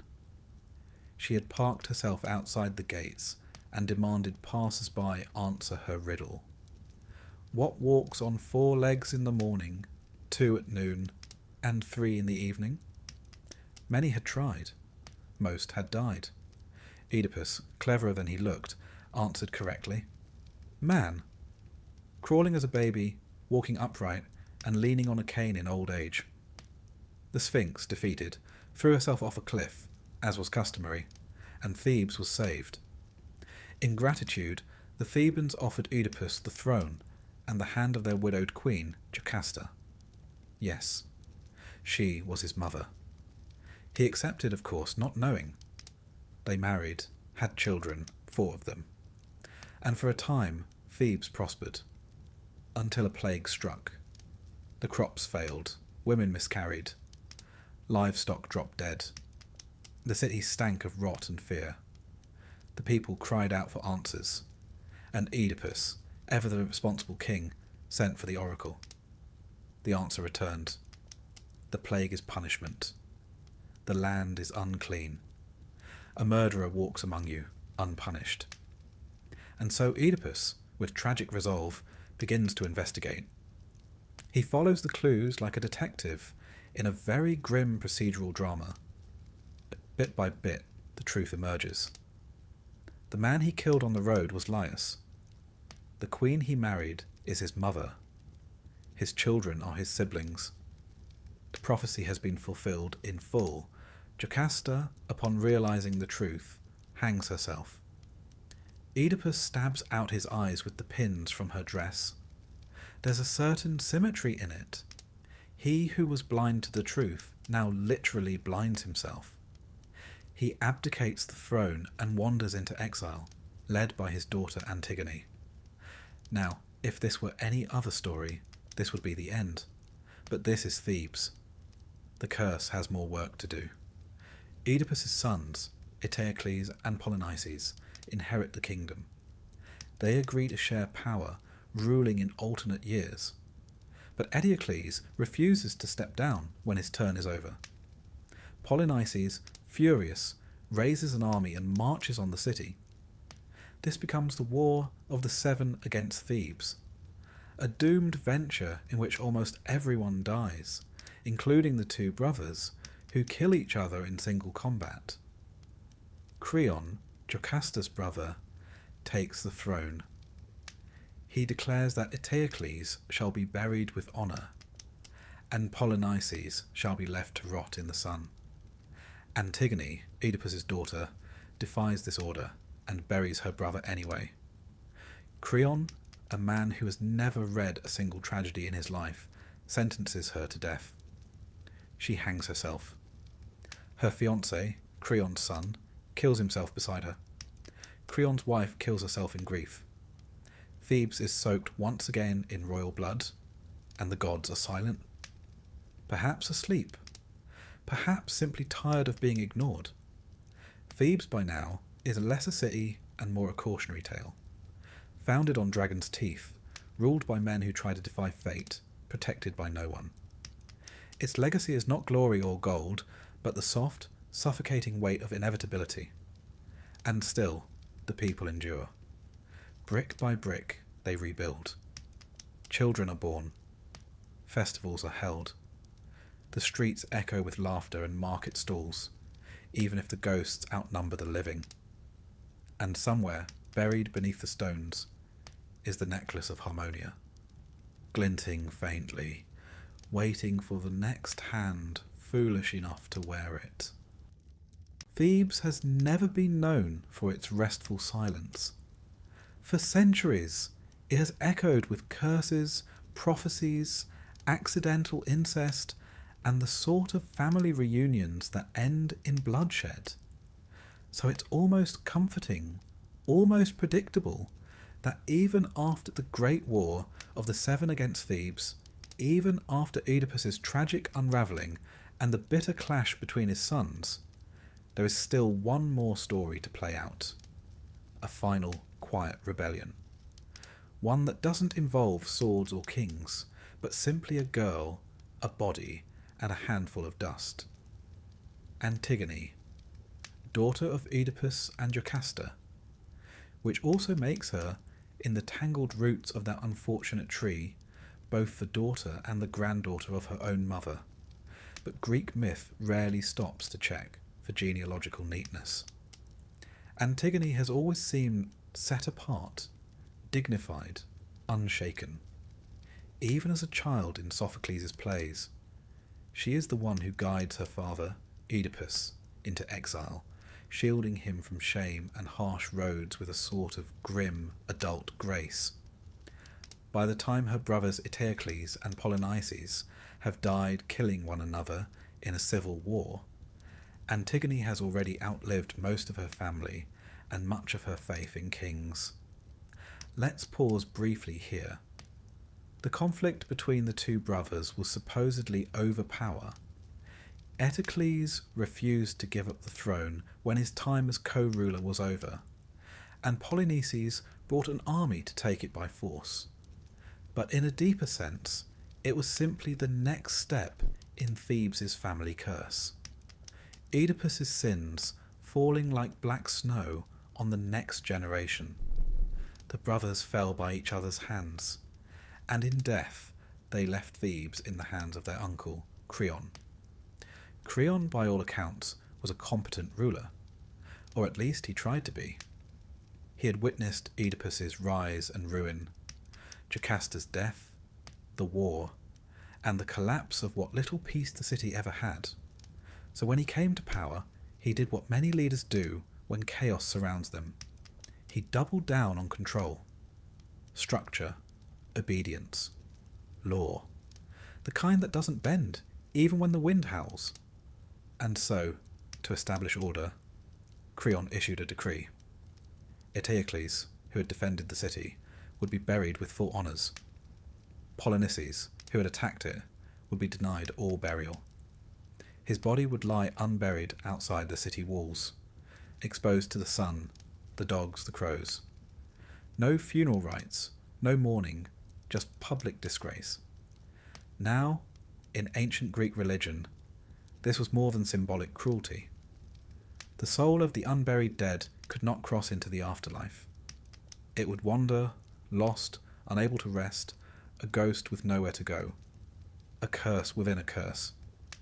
And this, to Antigone, was unacceptable. She stood before her sister, Ismene, and told her plainly, "I will bury our brother." Ismene recoiled, horrified. It wasn't that she didn't love Polynices, but the law was clear, and the punishment for disobedience was death. She begged Antigone to reconsider, but Antigone would not. Her reasoning was simple. There are laws older than Creon's, older than cities. The gods demand respect for the dead, and family, cursed or not, deserves dignity. Polynices may have made mistakes, but so had everyone else in this family. Antigone would not let his soul drift in darkness because a king feared disorder. So, under cover of night, Antigone slipped out past the walls of Thebes. She found her brother's body, and she did what no law could forbid. She gave him burial. Not a full ceremony, there was no time for that, but enough. A scattering of earth. A whispered prayer. Enough for the gods to know someone remembered. It should have ended there. But tragedy, like bureaucracy, loves an escalation. The next day, a guard reported that the body had been disturbed, buried in fact, not deeply but symbolically, just enough to count. Creon was enraged.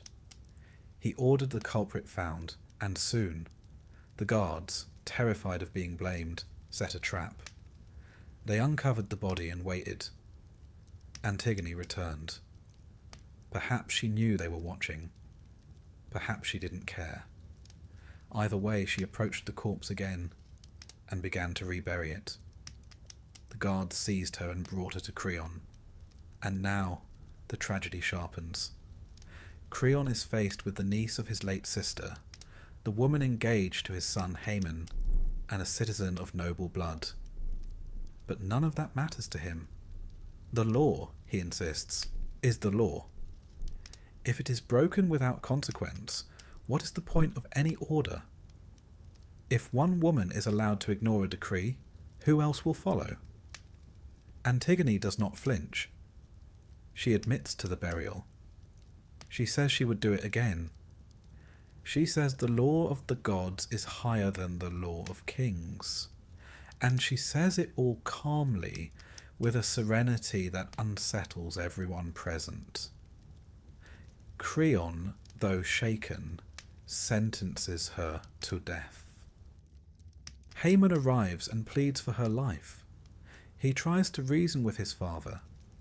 He reminds him that the people of Thebes sympathize with Antigone, that her act was one of piety, not rebellion. But Creon will not be swayed. The more he is challenged, the harder he digs in. He accuses his son of betrayal, of weakness. Haman, heartbroken, leaves. Creon decides to spare himself the political risk of a public execution. Instead, he orders Antigone sealed inside a stone tomb in the wilderness, left with just enough food to technically claim she wasn't directly killed. It's a particularly Greek form of logic. indirect cruelty with a veneer of formality. So Antigone is led away, her head held high. She sings laments not for herself, but for Thebes, for her brother, for the world that allows injustice to wear a crown. And then the tomb is sealed, but the gods finally stir. Tiresias, the blind prophet who has seen every generation of Theban disaster, comes to Creon with a warning. The gods are angry. The sacrifices are not burning properly. The birds no longer sing. The city is unclean. Creon must bury Polynices, and he must free Antigone, or ruin will follow. At first, Creon resists. Then slowly fear seeps into his spine. He relents. He orders Polynices buried. Then he hurries to the tomb, but he is too late. Antigone has taken her own life, hanging herself by her veil. Haman, who arrived moments before his father, found her and attempted to cut her down. But when Creon entered, he saw his son, covered in blood, embracing the lifeless body. Haman pulled his sword, not against his father, but against himself, and died beside her. And when word reached Eurydice, Creon's wife, she too took her life. Her final words, delivered by messenger, were a quiet curse against the man who had cost her both her sons. And so Creon, who set out to preserve order, is left with silence. His niece, his son, his wife, all gone. He sits in the palace alone. No triumphant music, no final chorus of praise, just the dull echo of footsteps in a place that has forgotten how to be a home. Now let us reflect, softly, on what this myth has offered. It is not the story of a rebellion, at least not in the grand, theatrical sense. Antigone was no revolutionary. She did not seek to overthrow the government or lead a mob. She simply saw her brother's body abandoned and chose not to look away. She acted with conviction, and she paid the price. But her defiance became something more. Not in her lifetime, certainly, but in memory. Sophocles' play would be read for centuries as a meditation on law, conscience, and the terrifying simplicity of doing what one believes is right. Philosophers argued over it. Politicians quoted it. Writers echoed it in plays and novels and manifestos. Even in modern times, Antigone remains the figure of moral clarity in a world of noise. And what of Creon? He is not a villain in the traditional mould. He is a man crushed by duty and too afraid to be wrong. His laws are not evil, they are rigid. His downfall is not cruelty. It is pride, inflexibility, and the inability to hear the quiet truth when it whispers. In this way, Creon is every leader who mistakes order for justice, and every person who punishes love in the name of rules. He, too, is a product of his time, of his city, of the long cruel echo of Thebes' legacy. Antigone's body may have been entombed, but her story walked free. So now, as you close your eyes, picture a quiet path beyond the gates of Thebes, the tomb half buried in the hillside, the trees swaying gently, the crows watching from a distance, puzzled that the feast of Polynices has finally disappeared beneath the earth. And in the city, a king with no heir, no wife, and no answer. Thebes sleeps, restless as always. If ever there were a family tree best left unplanted, it would be the house of Tantalus. Rooted in hubris, watered by betrayal, and producing fruit almost exclusively of the poisoned and patricidal variety, this noble line offers us not merely one cursed figure, but an entire dynasty seemingly dedicated to offending the gods in new and imaginative ways. Let us begin, as is often wise, with the patriarch, Tantalus. a name that would become synonymous with longing and denial, and with good reason. Tantalus was, by mortal standards, spectacularly privileged. King of Lydia, or Sipylus, depending on your source, he was a favourite of the gods. Not merely tolerated, mind you, but actually invited to dine with them. A rare honour. He sat at the same celestial table as Zeus himself. He drank ambrosia. He listened to divine secrets. He saw things no mortal should see and lived to speak of them, which of course he did. Frequently, loudly. Tantalus, as it turns out, was not content with divine friendship. He wanted something more permanent, something impressive, something that would remind all the other kings that he was special. So he decided to test the gods. Now, to be clear, testing the gods in Greek mythology is rarely a good idea. They don't enjoy surprises. They're not fond of puzzles. And they've never once said, "How clever of you to challenge us." But Tantalus, perhaps emboldened by ambrosia or ego, devised a plan. He invited the gods to a feast in his palace. So far, so good, and then he served them stew, still fine, but the main ingredient was his son. Yes, Tantalus slaughtered his son Pelops, boiled the flesh, seasoned it carefully, and served it to the immortals, just to see if they would notice. It was, to put it mildly, a serious misjudgment of hospitality etiquette. The gods, fortunately, did notice. Most of them, anyway. Apollo, Hermes, and Zeus immediately set their spoons down with grim expressions. Demeter, distracted by her grief for Persephone, ate a bite from the shoulder. Just the one. But even that was enough to prompt a divine uproar. Tantalus was, quite understandably, struck down and cursed. He was sent to Tartarus, the deepest part of the underworld, where he would suffer an ironically gastronomic punishment. He stands in a pool of water beneath a fruit tree, forever hungry and thirsty. Each time he bends to drink, the water recedes. Each time he reaches for fruit, the branches lift away. Temptation without satisfaction. The original endless buffet. And yet, even from his watery prison, Tantalus left behind something more enduring than his suffering. A family. Pelops, for one, did not stay dead. The gods, perhaps feeling mildly responsible, reassembled the boy and restored him to life.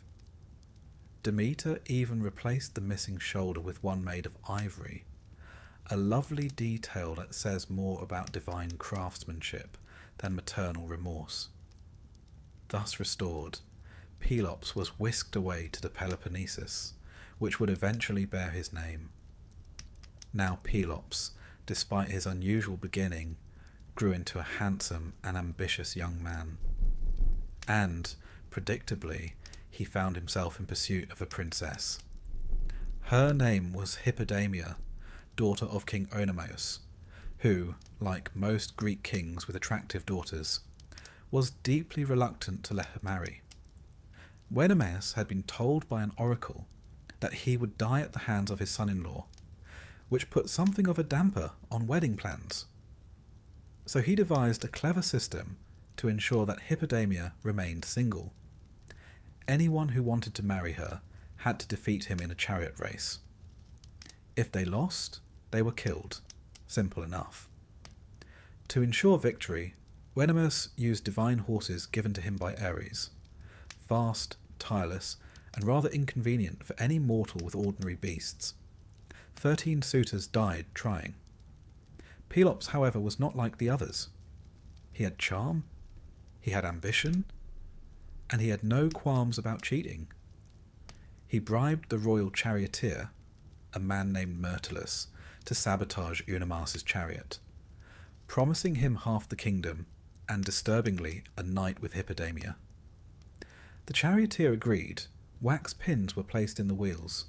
The race began, and inevitably Oenomaus crashed and died, perhaps screaming, definitely betrayed. Pelops won the race, won the girl, and had the charioteer thrown off a cliff.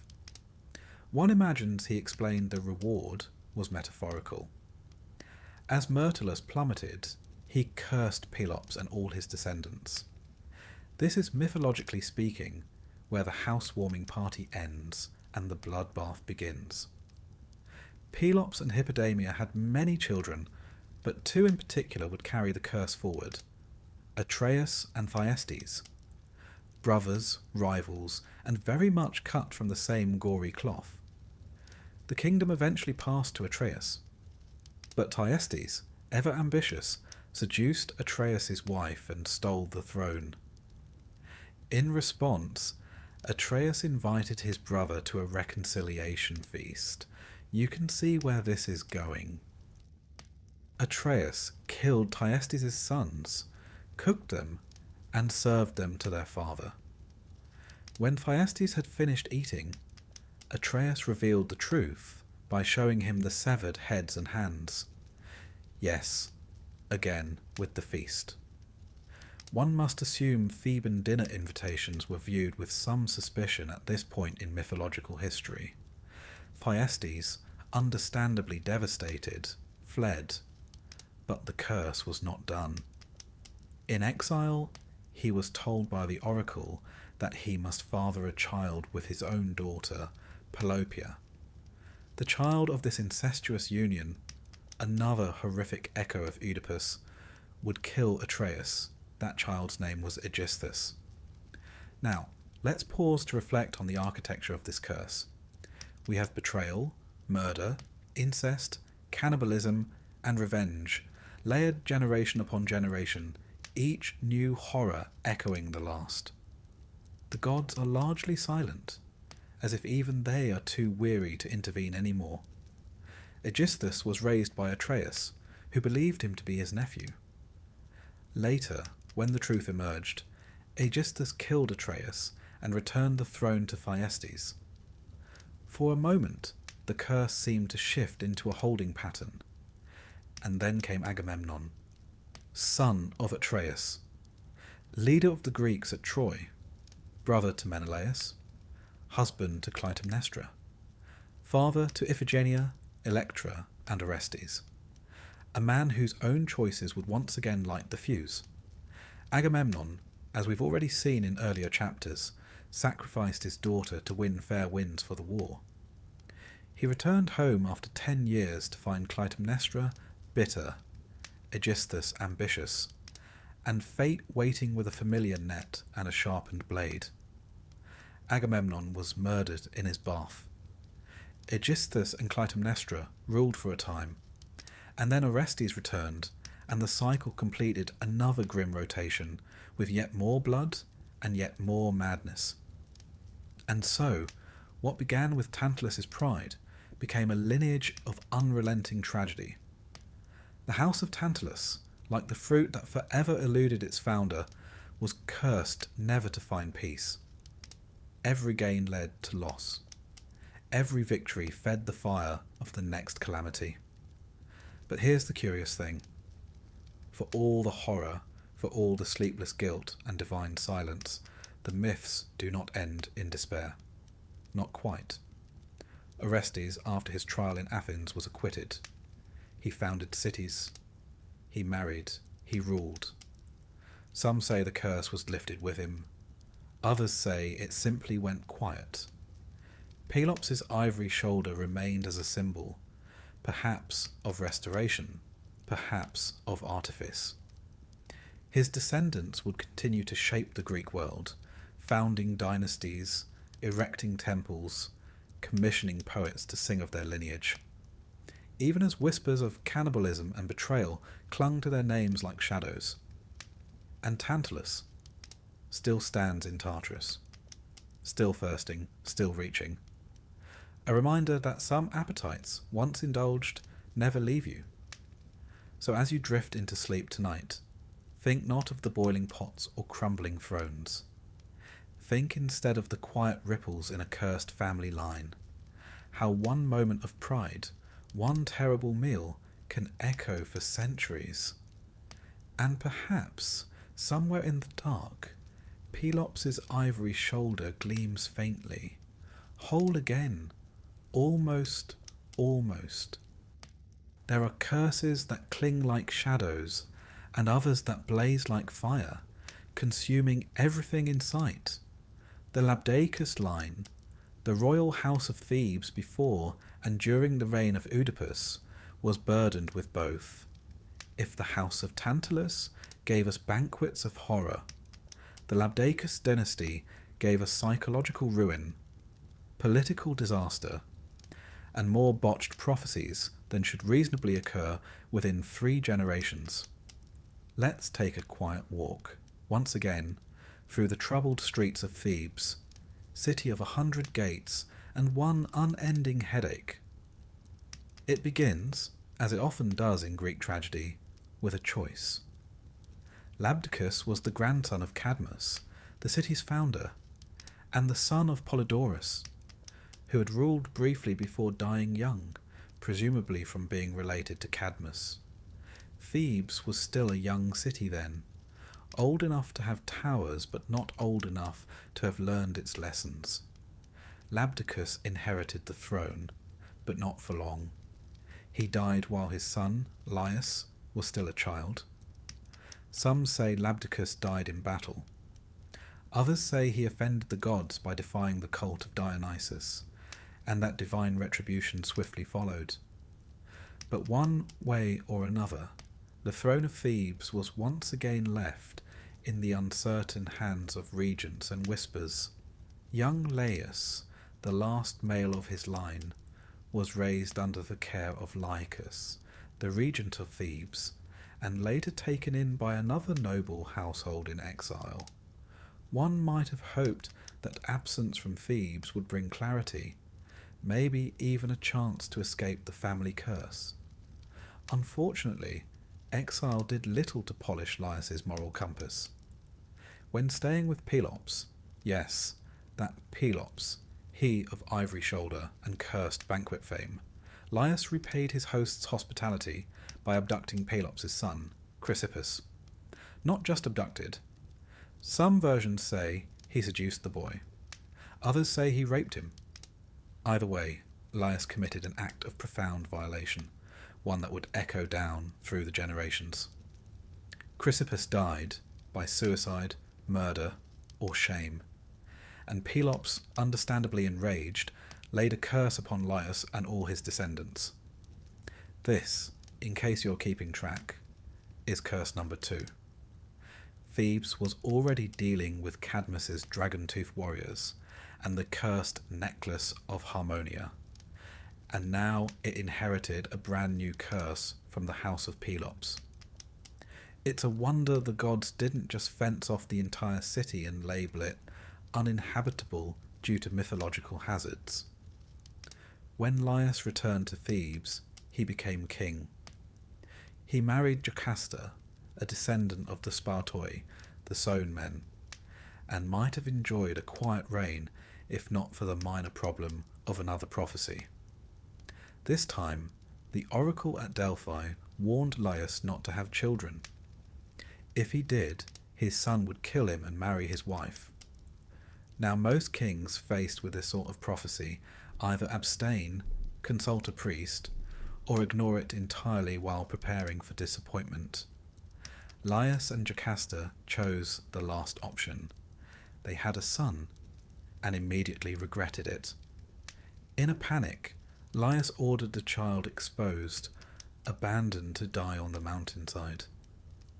His feet were pinned together with an iron spike, earning him the name Oedipus, meaning swollen foot. A shepherd tasked with the grisly deed took pity on the baby and passed him along until he was adopted by the childless royal family of Corinth. Oedipus grew up never knowing who he truly was. Now, this all might sound familiar.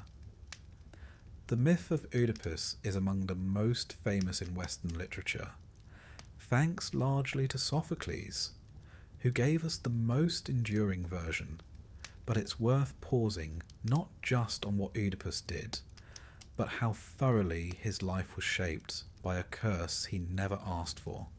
As a young man, Oedipus learned from a drunk at a banquet, always a reliable source, that he was not the true son of the Corinthian king. Troubled, he visited the oracle at Delphi, but instead of getting answers about his parentage, he was given a prophecy. He would kill his father and marry his mother. Naturally, he resolved never to return to Corinth. A sensible precaution, if misinformed. On the road away from the city, at a crossroads, he encountered a rude old man with a chariot who tried to run him off the path. Oedipus, not yet known for his temper, but apparently quite good in a fight, killed the man and his small entourage. Yes, that man was Laius, his real father. And so, unknowingly, Oedipus fulfilled the first part of the prophecy. He continued on to Thebes, where the city was being terrorized by a sphinx. This curious creature, with the body of a lion, the wings of an eagle, and the face of a woman, had taken up residence outside the gates and posed riddles to all who passed. Those who failed to answer were devoured. The riddle she posed was this: what walks on 4 legs in the morning, 2 at noon, and 3 in the evening? Oedipus answered correctly: man. As a baby he crawls on all 4s. As an adult he walks on 2 feet. In old age he uses a cane. The Sphinx, defeated by logic, threw herself from a cliff, as is traditional. The Thebans rejoiced. They offered Oedipus the throne and the hand of the widowed queen, Jocasta. Thus, without knowing, Oedipus fulfilled the second part of the prophecy. He married his mother and ruled Thebes, bearing children who were also his siblings: Antigone, Ismene, Eteocles, and Polynices. For a time, Thebes prospered. Oedipus was regarded as a just and clever king. The family curse seemed dormant, but curses do not die, they only sleep. Years later, a plague struck Thebes. Crops failed, infants perished, the altars smoked without fire. The city called upon Oedipus to save them. He sent Creon, Jocasta's brother, to consult the oracle. The answer? The city harboured a killer. Laius's murderer still lived unpunished in Thebes. And so began one of the most painful investigations in myth. Oedipus, noble and determined, swore to find the culprit, not realizing he was hunting himself. Slowly, terribly, the truth emerged. From shepherds, from oracles, from the broken fragments of memory. Jocasta realized first. She tried to stop him from digging further. He refused. When the truth was undeniable, Jocasta hanged herself. Oedipus, in horror, took the brooches from her gown and blinded himself. This wasn't just self-punishment. It was metaphor, theatre, and spiritual horror all at once. The man who was blind to his identity now lived in darkness. He abdicated the throne and went into exile, led by his daughter Antigone, who remained his quiet anchor.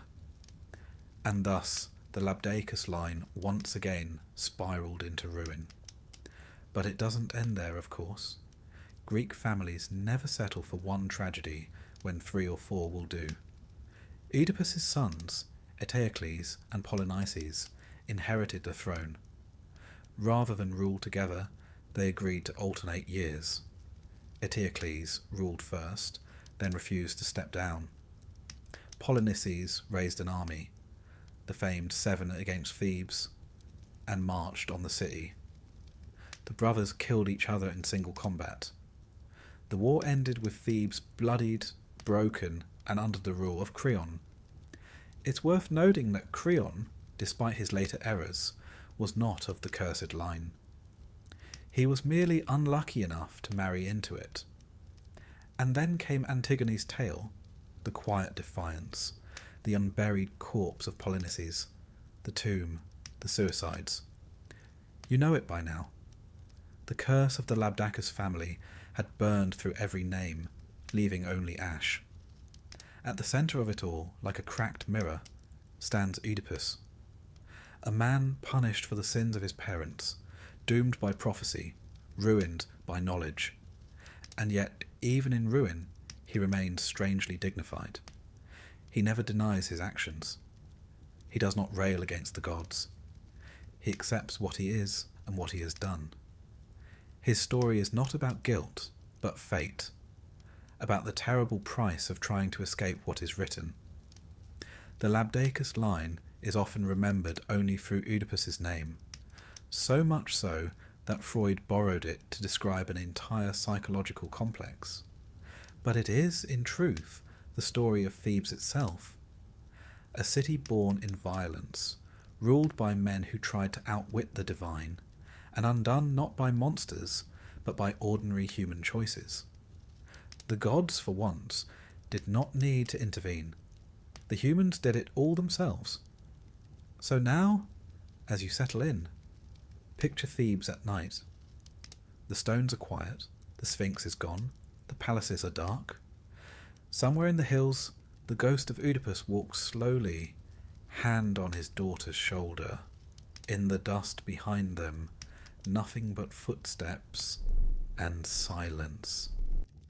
There are families in Greek myth that fall like trees, loud, spectacular, and abrupt. And then there are families like the house of Iolus, which unravel like a long thread caught on a bramble. The curse here is not swift. It is meandering, gusty, prone to drift, and fittingly so, for this is a family bound to the winds, forever restless, forever just missing the shore.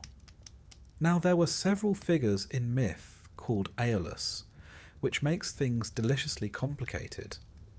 The Aeolus who gave Odysseus his infamous bag of winds was a king of a floating island, possibly divine, definitely fed up with sailors.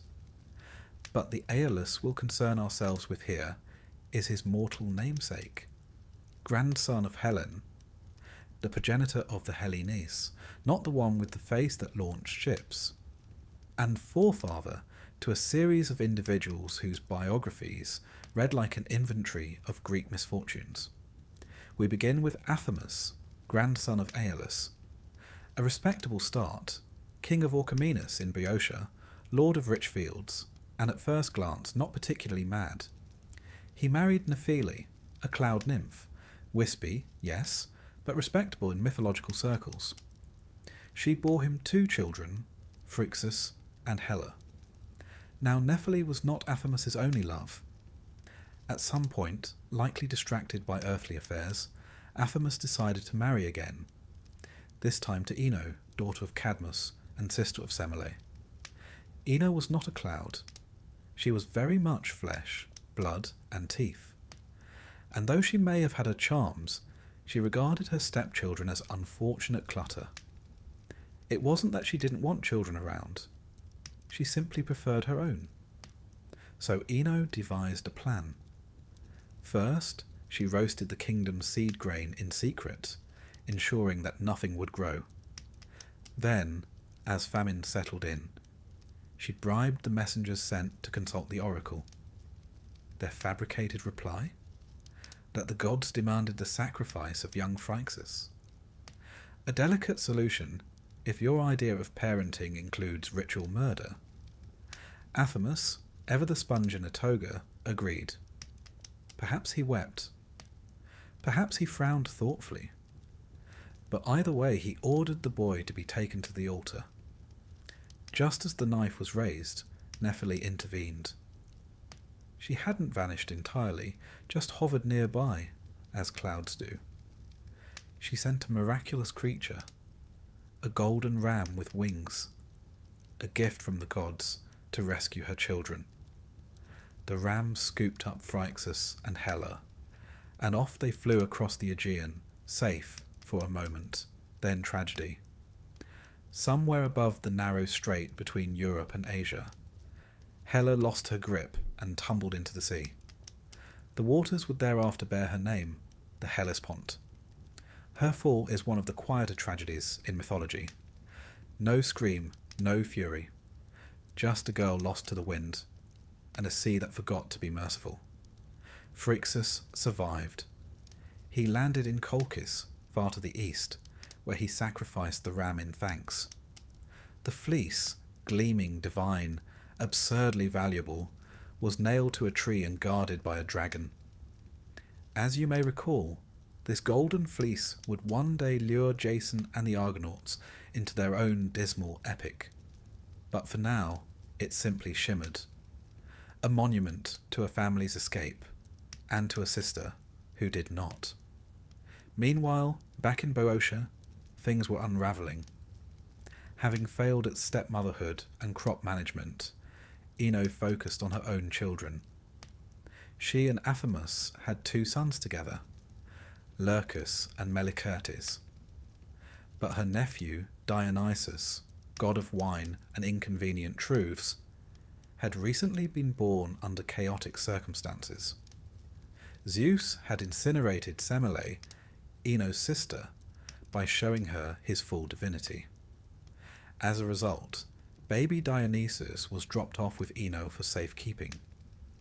This naturally did not sit well with Hera, who had by this point developed a hobby of ruining people who helped Zeus's illegitimate children. And so she drove Athamas mad. Not mildly eccentric, mind you. Not talks to the furniture mad. No, he went into a frenzy, believing his son Lurcus was a wild beast, depending on the source, a lion or a deer. Either way, Athamas smashed the child's skull against a wall. Ino, understandably horrified, fled with Melicertes in her arms. She reached the sea, clutched her son tightly, and leapt. The gods, perhaps moved by pity or exhaustion, transformed them. Ino became Leucothea, a sea goddess who aids sailors. Melicertes became Palaemon, who rides dolphins and probably doesn't remember much about his past life. They drifted into myth, serene and salt-washed, far from the madness that spawned them. As for Athamas, he wandered, howling and broken. Eventually he was sent to Thessaly, where the locals, lacking context, made him king. It is perhaps the most baffling chapter in his life. This man just killed his child under a delusion. Excellent. Give him a crown. Such were Greek monarchies. Now, if this were a modern tale, this might be the end. A mad king, a drowned queen, a son turned fish rider. But the house of Aeolus was nothing if not persistent. It continued to tangle itself into other tales, snaring cousins and grandchildren into ever stranger fates. For example, Sisyphus, yes, he of the Rolling Stone, was also a descendant of Aeolus. His crimes were not of madness but cleverness.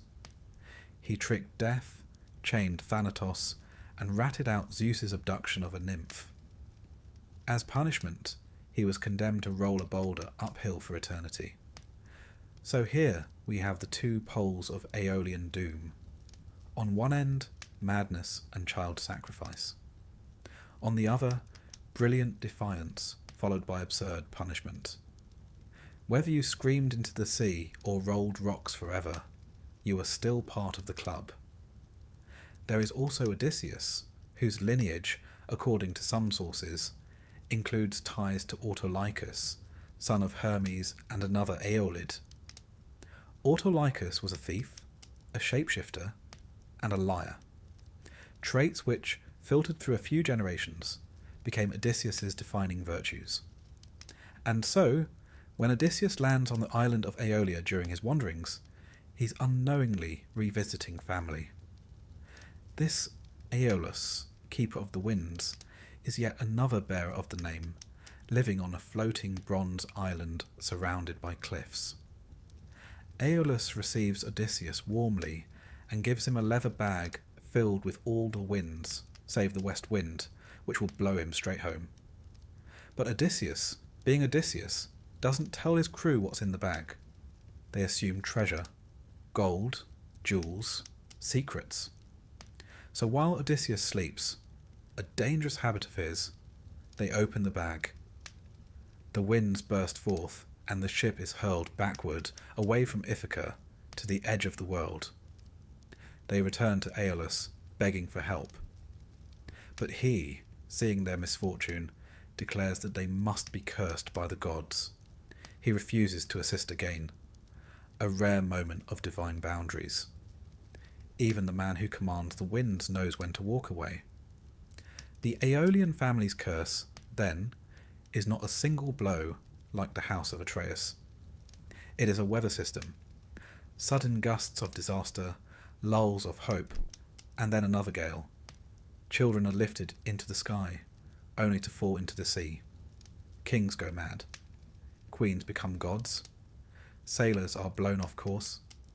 And always somewhere, a golden fleece glitters on a distant tree, waiting to lure someone new into the storm. And while their fates vary, madness, misadventure, metamorphosis, there is a shared instability. In these tales, identity slips like sand. Clouds become women. Children become constellations. Men become monsters. And no one ever quite makes it home the way they intended. Even the geography bears witness. The Hellespont remembers the girl who fell. The Isthmian Games, held in honour of Melicertes, mark the transformation of grief into ritual. The Aeolian legacy is carved into coastlines and customs alike. So what do we make of them, these wind-born figures? Perhaps their curse is the inability to stay still. Aeolus bound the winds, yes, but even he could not bind his descendants. They drift from place to place, from form to form, always chasing something. Home, safety, justice, memory, and always it slips through their fingers. Now, as the wind murmurs against your window, and the sea of sleep begins to rise, imagine a golden ram soaring across the sky. Below, a girl tumbles soundlessly into the waves. Somewhere, a king mistakes his son for a lion. A bag of wind waits to be opened. A stone rolls down a hill. A boulder waits patiently to return. And the wind never rests. In the shadow of Troy, beneath the falling towers and the echo of clashing bronze, there stands one figure who glows brighter than all the rest. He is beautiful. He is terrible. He is fast, angry, and fated. His name is Achilles, and he leads the Myrmidons, a band of warriors loyal not just in battle, but in a kind of silent, fatal devotion. But before there was a heel, before there was the wooden horse, before Hector was dragged through the dust, there was a curse already coiled around this house. For the story of the Myrmidons is not just about Achilles. It is about a lineage born of stone, shaped by obedience, and undone by pride. And in their wake lie burnt cities, broken oaths, and a curse that is more inheritance than accident. Let us go back. Not to the Trojan War, but to a time far earlier. A time when Aeacus, grandfather of Achilles, ruled the island of Aegina. Aegina, as you may know, was a green, sea-wrapped place, nestled not far from Athens. It was named for Aeacus' mother, Aegina, who had the misfortune of attracting Zeus's attention, a recurring occupational hazard for mortal women. Zeus, being Zeus, abducted her in the shape of an eagle and flew her to this quiet island. There he fathered Aeacus, who was raised on Aegina and eventually made king.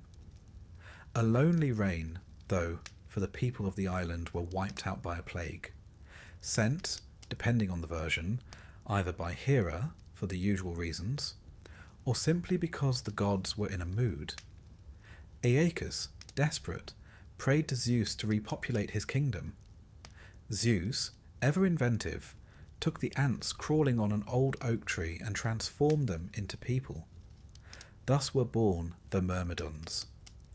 Named for the Greek word moimex, meaning ant, they were a people known for discipline, silence, and unquestioning loyalty.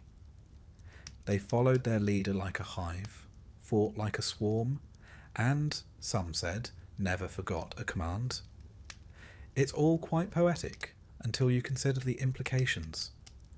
These were people who once crawled, faceless, beneath the soil, then were made into soldiers. Obedience was baked into their bones. They weren't meant to question, they were meant to follow.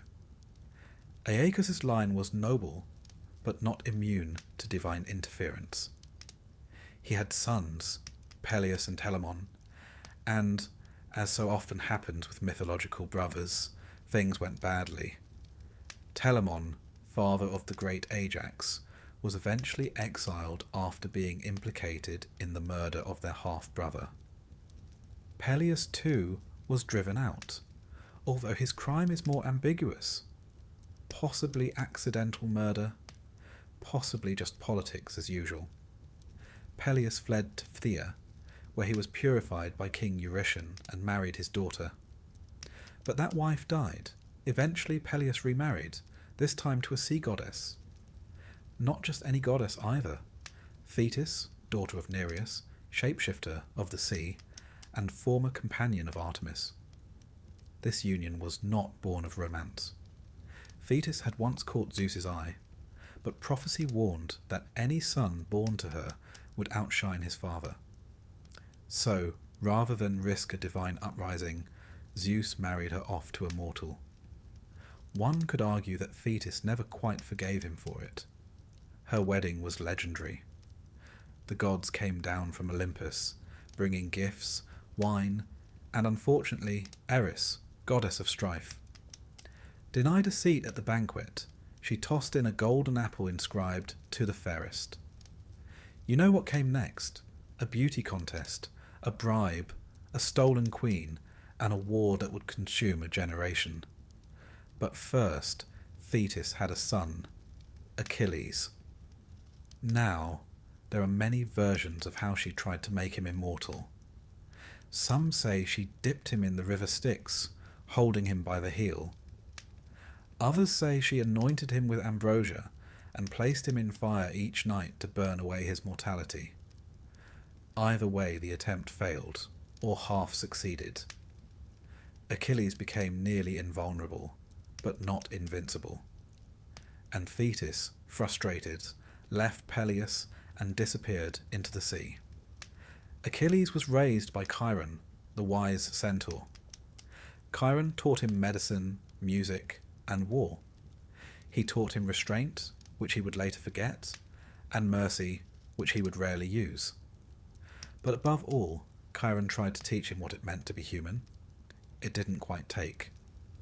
When war came, ignited by Paris and Helen, fueled by pride and prophecy, Achilles was summoned. But Thetis, knowing his fate, tried to hide him. She disguised him as a girl and sent him to the island of Syros, where he lived among the daughters of King Lycomedes. There he fathered a son, Neoptolemus, later called Pyrrhus, though the circumstances are hazy, and no one involved seems especially proud of it. Odysseus, clever and tireless, tracked him down by laying out weapons among dresses. Achilles couldn't resist. He reached for the sword. War it was. And so he sailed to Troy, bringing with him the Myrmidons, the Ant-Men, loyal as ever. Their arrival turned the tide. Achilles was a whirlwind, unmatched, unchallenged, incandescent in battle. But then came the quarrel with Agamemnon, the taking of Briseis, and the rage. Rage that Homer immortalized, not as a feeling, but as a character in itself. Achilles refused to fight. His absence nearly lost the war. Then his dearest friend, possibly lover, Patroclus, donned Achilles' armour to rally the Greeks. Patroclus fought bravely but was slain by Hector, and that was the end of Achilles' sulk. His grief turned to wrath. He slaughtered Hector, dragged his body round the city, and rejected ransom. Even the Myrmidons looked on in silence. Eventually, Achilles himself met his end, shot in the heel by Paris with an arrow guided by Apollo. That famously vulnerable heel left unprotected, perhaps, by Thetis's hasty grip. Or perhaps because no one, not even Achilles, escapes the story written for them. But the curse didn't die with him. His son, Neoptolemus, came to Troy after his father's death. He was young, untested and cold. He murdered Priam at the altar. He threw Astyanax, Hector's infant son, from the walls.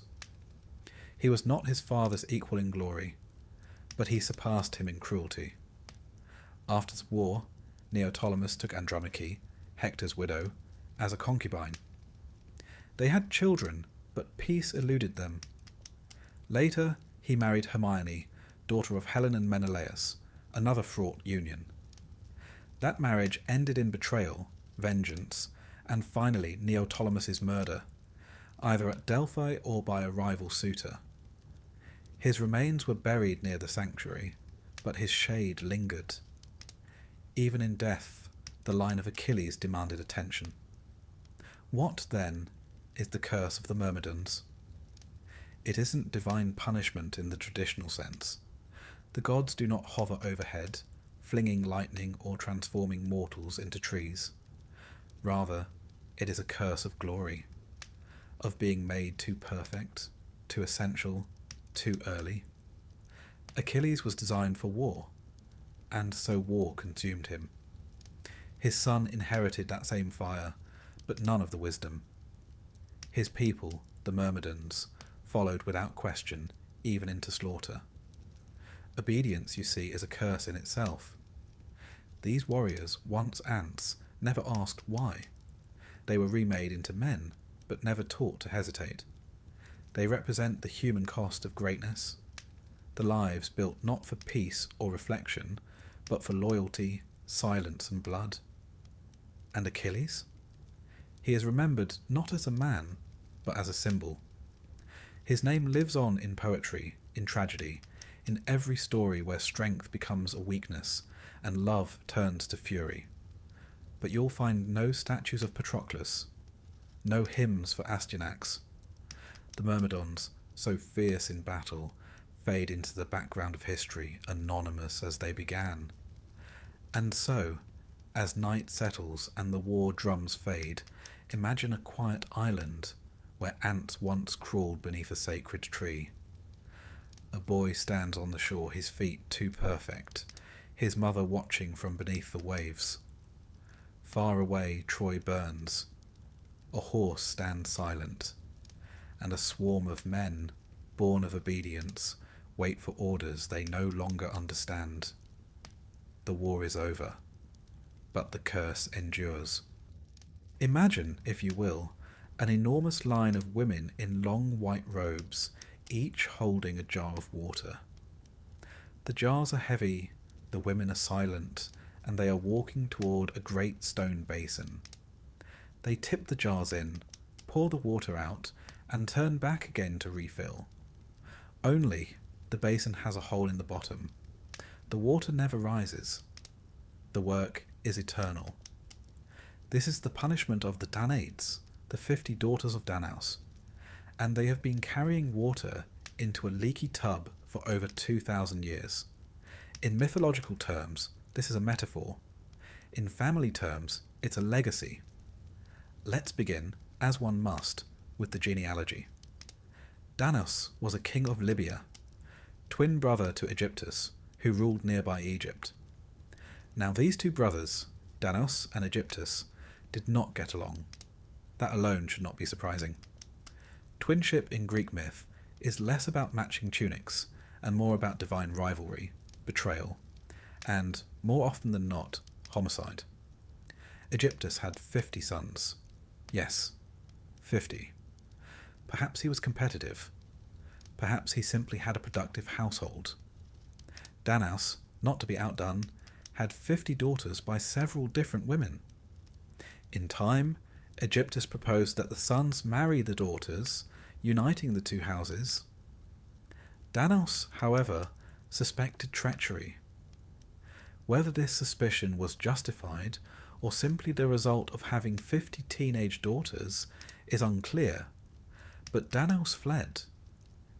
He sailed with his children across the Mediterranean and landed in Argos, where the local king gave him sanctuary. The Danaids were welcomed as foreigners, guests, refugees perhaps, though ancient Greece wasn't especially consistent with those terms. Eventually, the 50 sons of Aegyptus followed, demanding their marriages be honoured. Under political pressure, or perhaps just tired of fleeing, Danaus agreed. The weddings were held. Garlands were worn. Oaths were exchanged. But there was a twist. On the night of the marriages, Danaus gave each of his daughters a dagger and instructed them to kill their husbands in bed. 49 obeyed. Only one, Hypermnestra, spared her husband Lynceus because he respected her wishes and did not force himself upon her. In a story steeped in obedience, she chose mercy. The rest performed their duty, cold and silent, blades sliding in the dark. You can almost picture the moment, the wind howling across Argos, 50 bridal chambers gone still, and one girl staring into the eyes of a man who expected to die and finding something worth preserving. This act of rebellion, this single refusal, is the crack in the curse. But it's only the beginning. After the murders, Danaus is said to have punished Hypermnestra for her disobedience, imprisoning her or dragging her before a court. Eventually, Lynceus took revenge on his father-in-law, killing Danaus and claiming the throne of Argos. He and Hypermnestra founded a dynasty. Their line would one day include Perseus, Heracles, and Helen herself. But the rest of the Danaians were not so lucky. Their punishment was eternal labour in the underworld, carrying water to a broken cistern, a task without end. The symbolism is quiet but crushing. Purification that never purifies. Effort that never pays off. It is a kind of domestic Sisypheanism, less dramatic than pushing a boulder, but no less cruel. Why, you might ask, were they punished? They followed orders. Their father commanded them. Their grooms were forced upon them. Weren't they victims? Greek myth, alas, does not always concern itself with justice.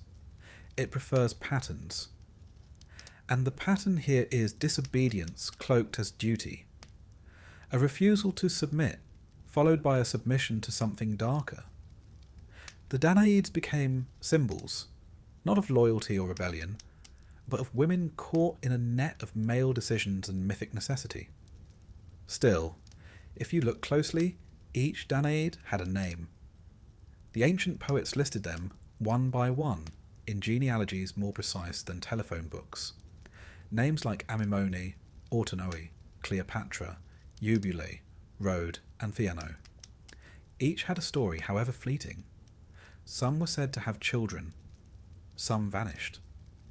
A few were worshipped in Argos as ancestral spirits, but mostly they were forgotten. They became the chorus. The ones who carry, pour, return. Their husbands, the sons of Aegyptus, fare no better in the memory of myth.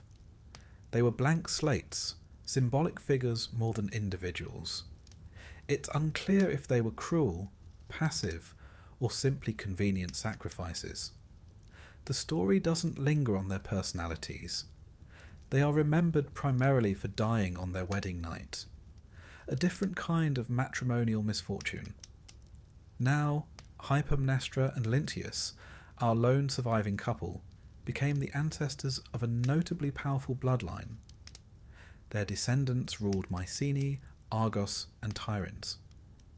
They were associated with the Perseid dynasty, which includes Perseus, slayer of Medusa, and his son Electrion, whose daughter Alcmene gave birth to Heracles after an ill-timed visit from Zeus. You might say the curse continues in strange forms. Take Perseus, for example, a hero by birth and favour, but forever shadowed by prophecy.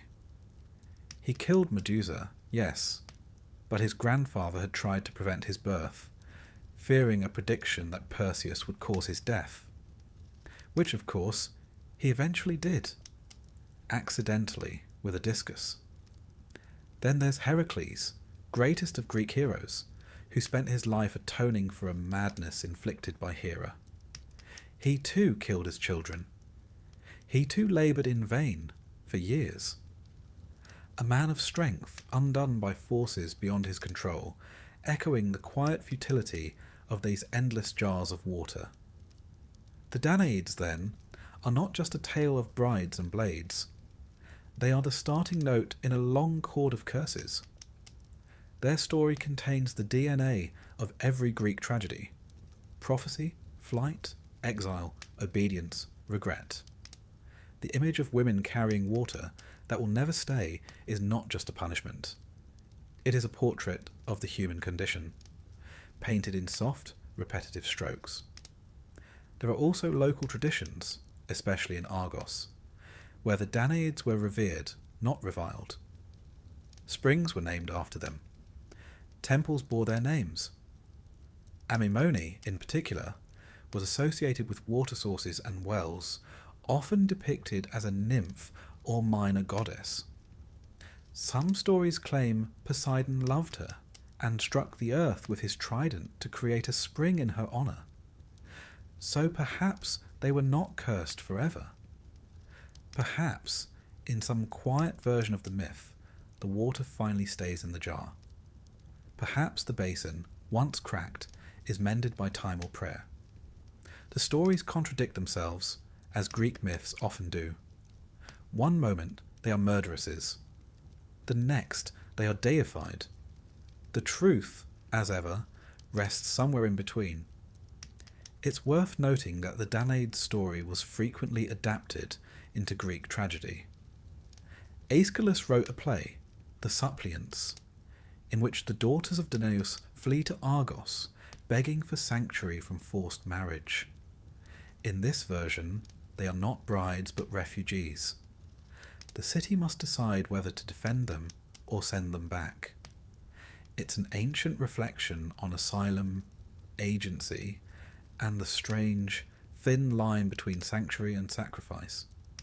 We, the listeners, know what comes next. We know that murder waits beneath the veil.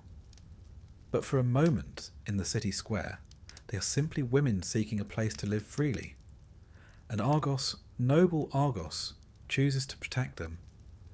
That brief mercy may be why they were remembered with altars instead of curses. Greek myth, after all, are not fixed. They breathe, they contradict, they forget. The same Danaids who are damned in Hades might also be worshipped in a grove on a spring morning. The same dagger that ends a marriage might also mark the start of a legend. The punishment in one version is the origin of water in another. And so, as we close this quiet book of curses, let us return to that line of women walking softly with their jars. It is neither day nor night. The underworld is not cruel. It is simply indifferent. They lift, they pour, they turn again. But now, perhaps one looks up. She sees the stars. She thinks of Argos. She remembers the sea breeze. And though the water still vanishes, she begins to hum. Because in myth, as in life, the curse is not always what it seems. Sometimes the endless labour becomes rhythm. Sometimes futility becomes ritual.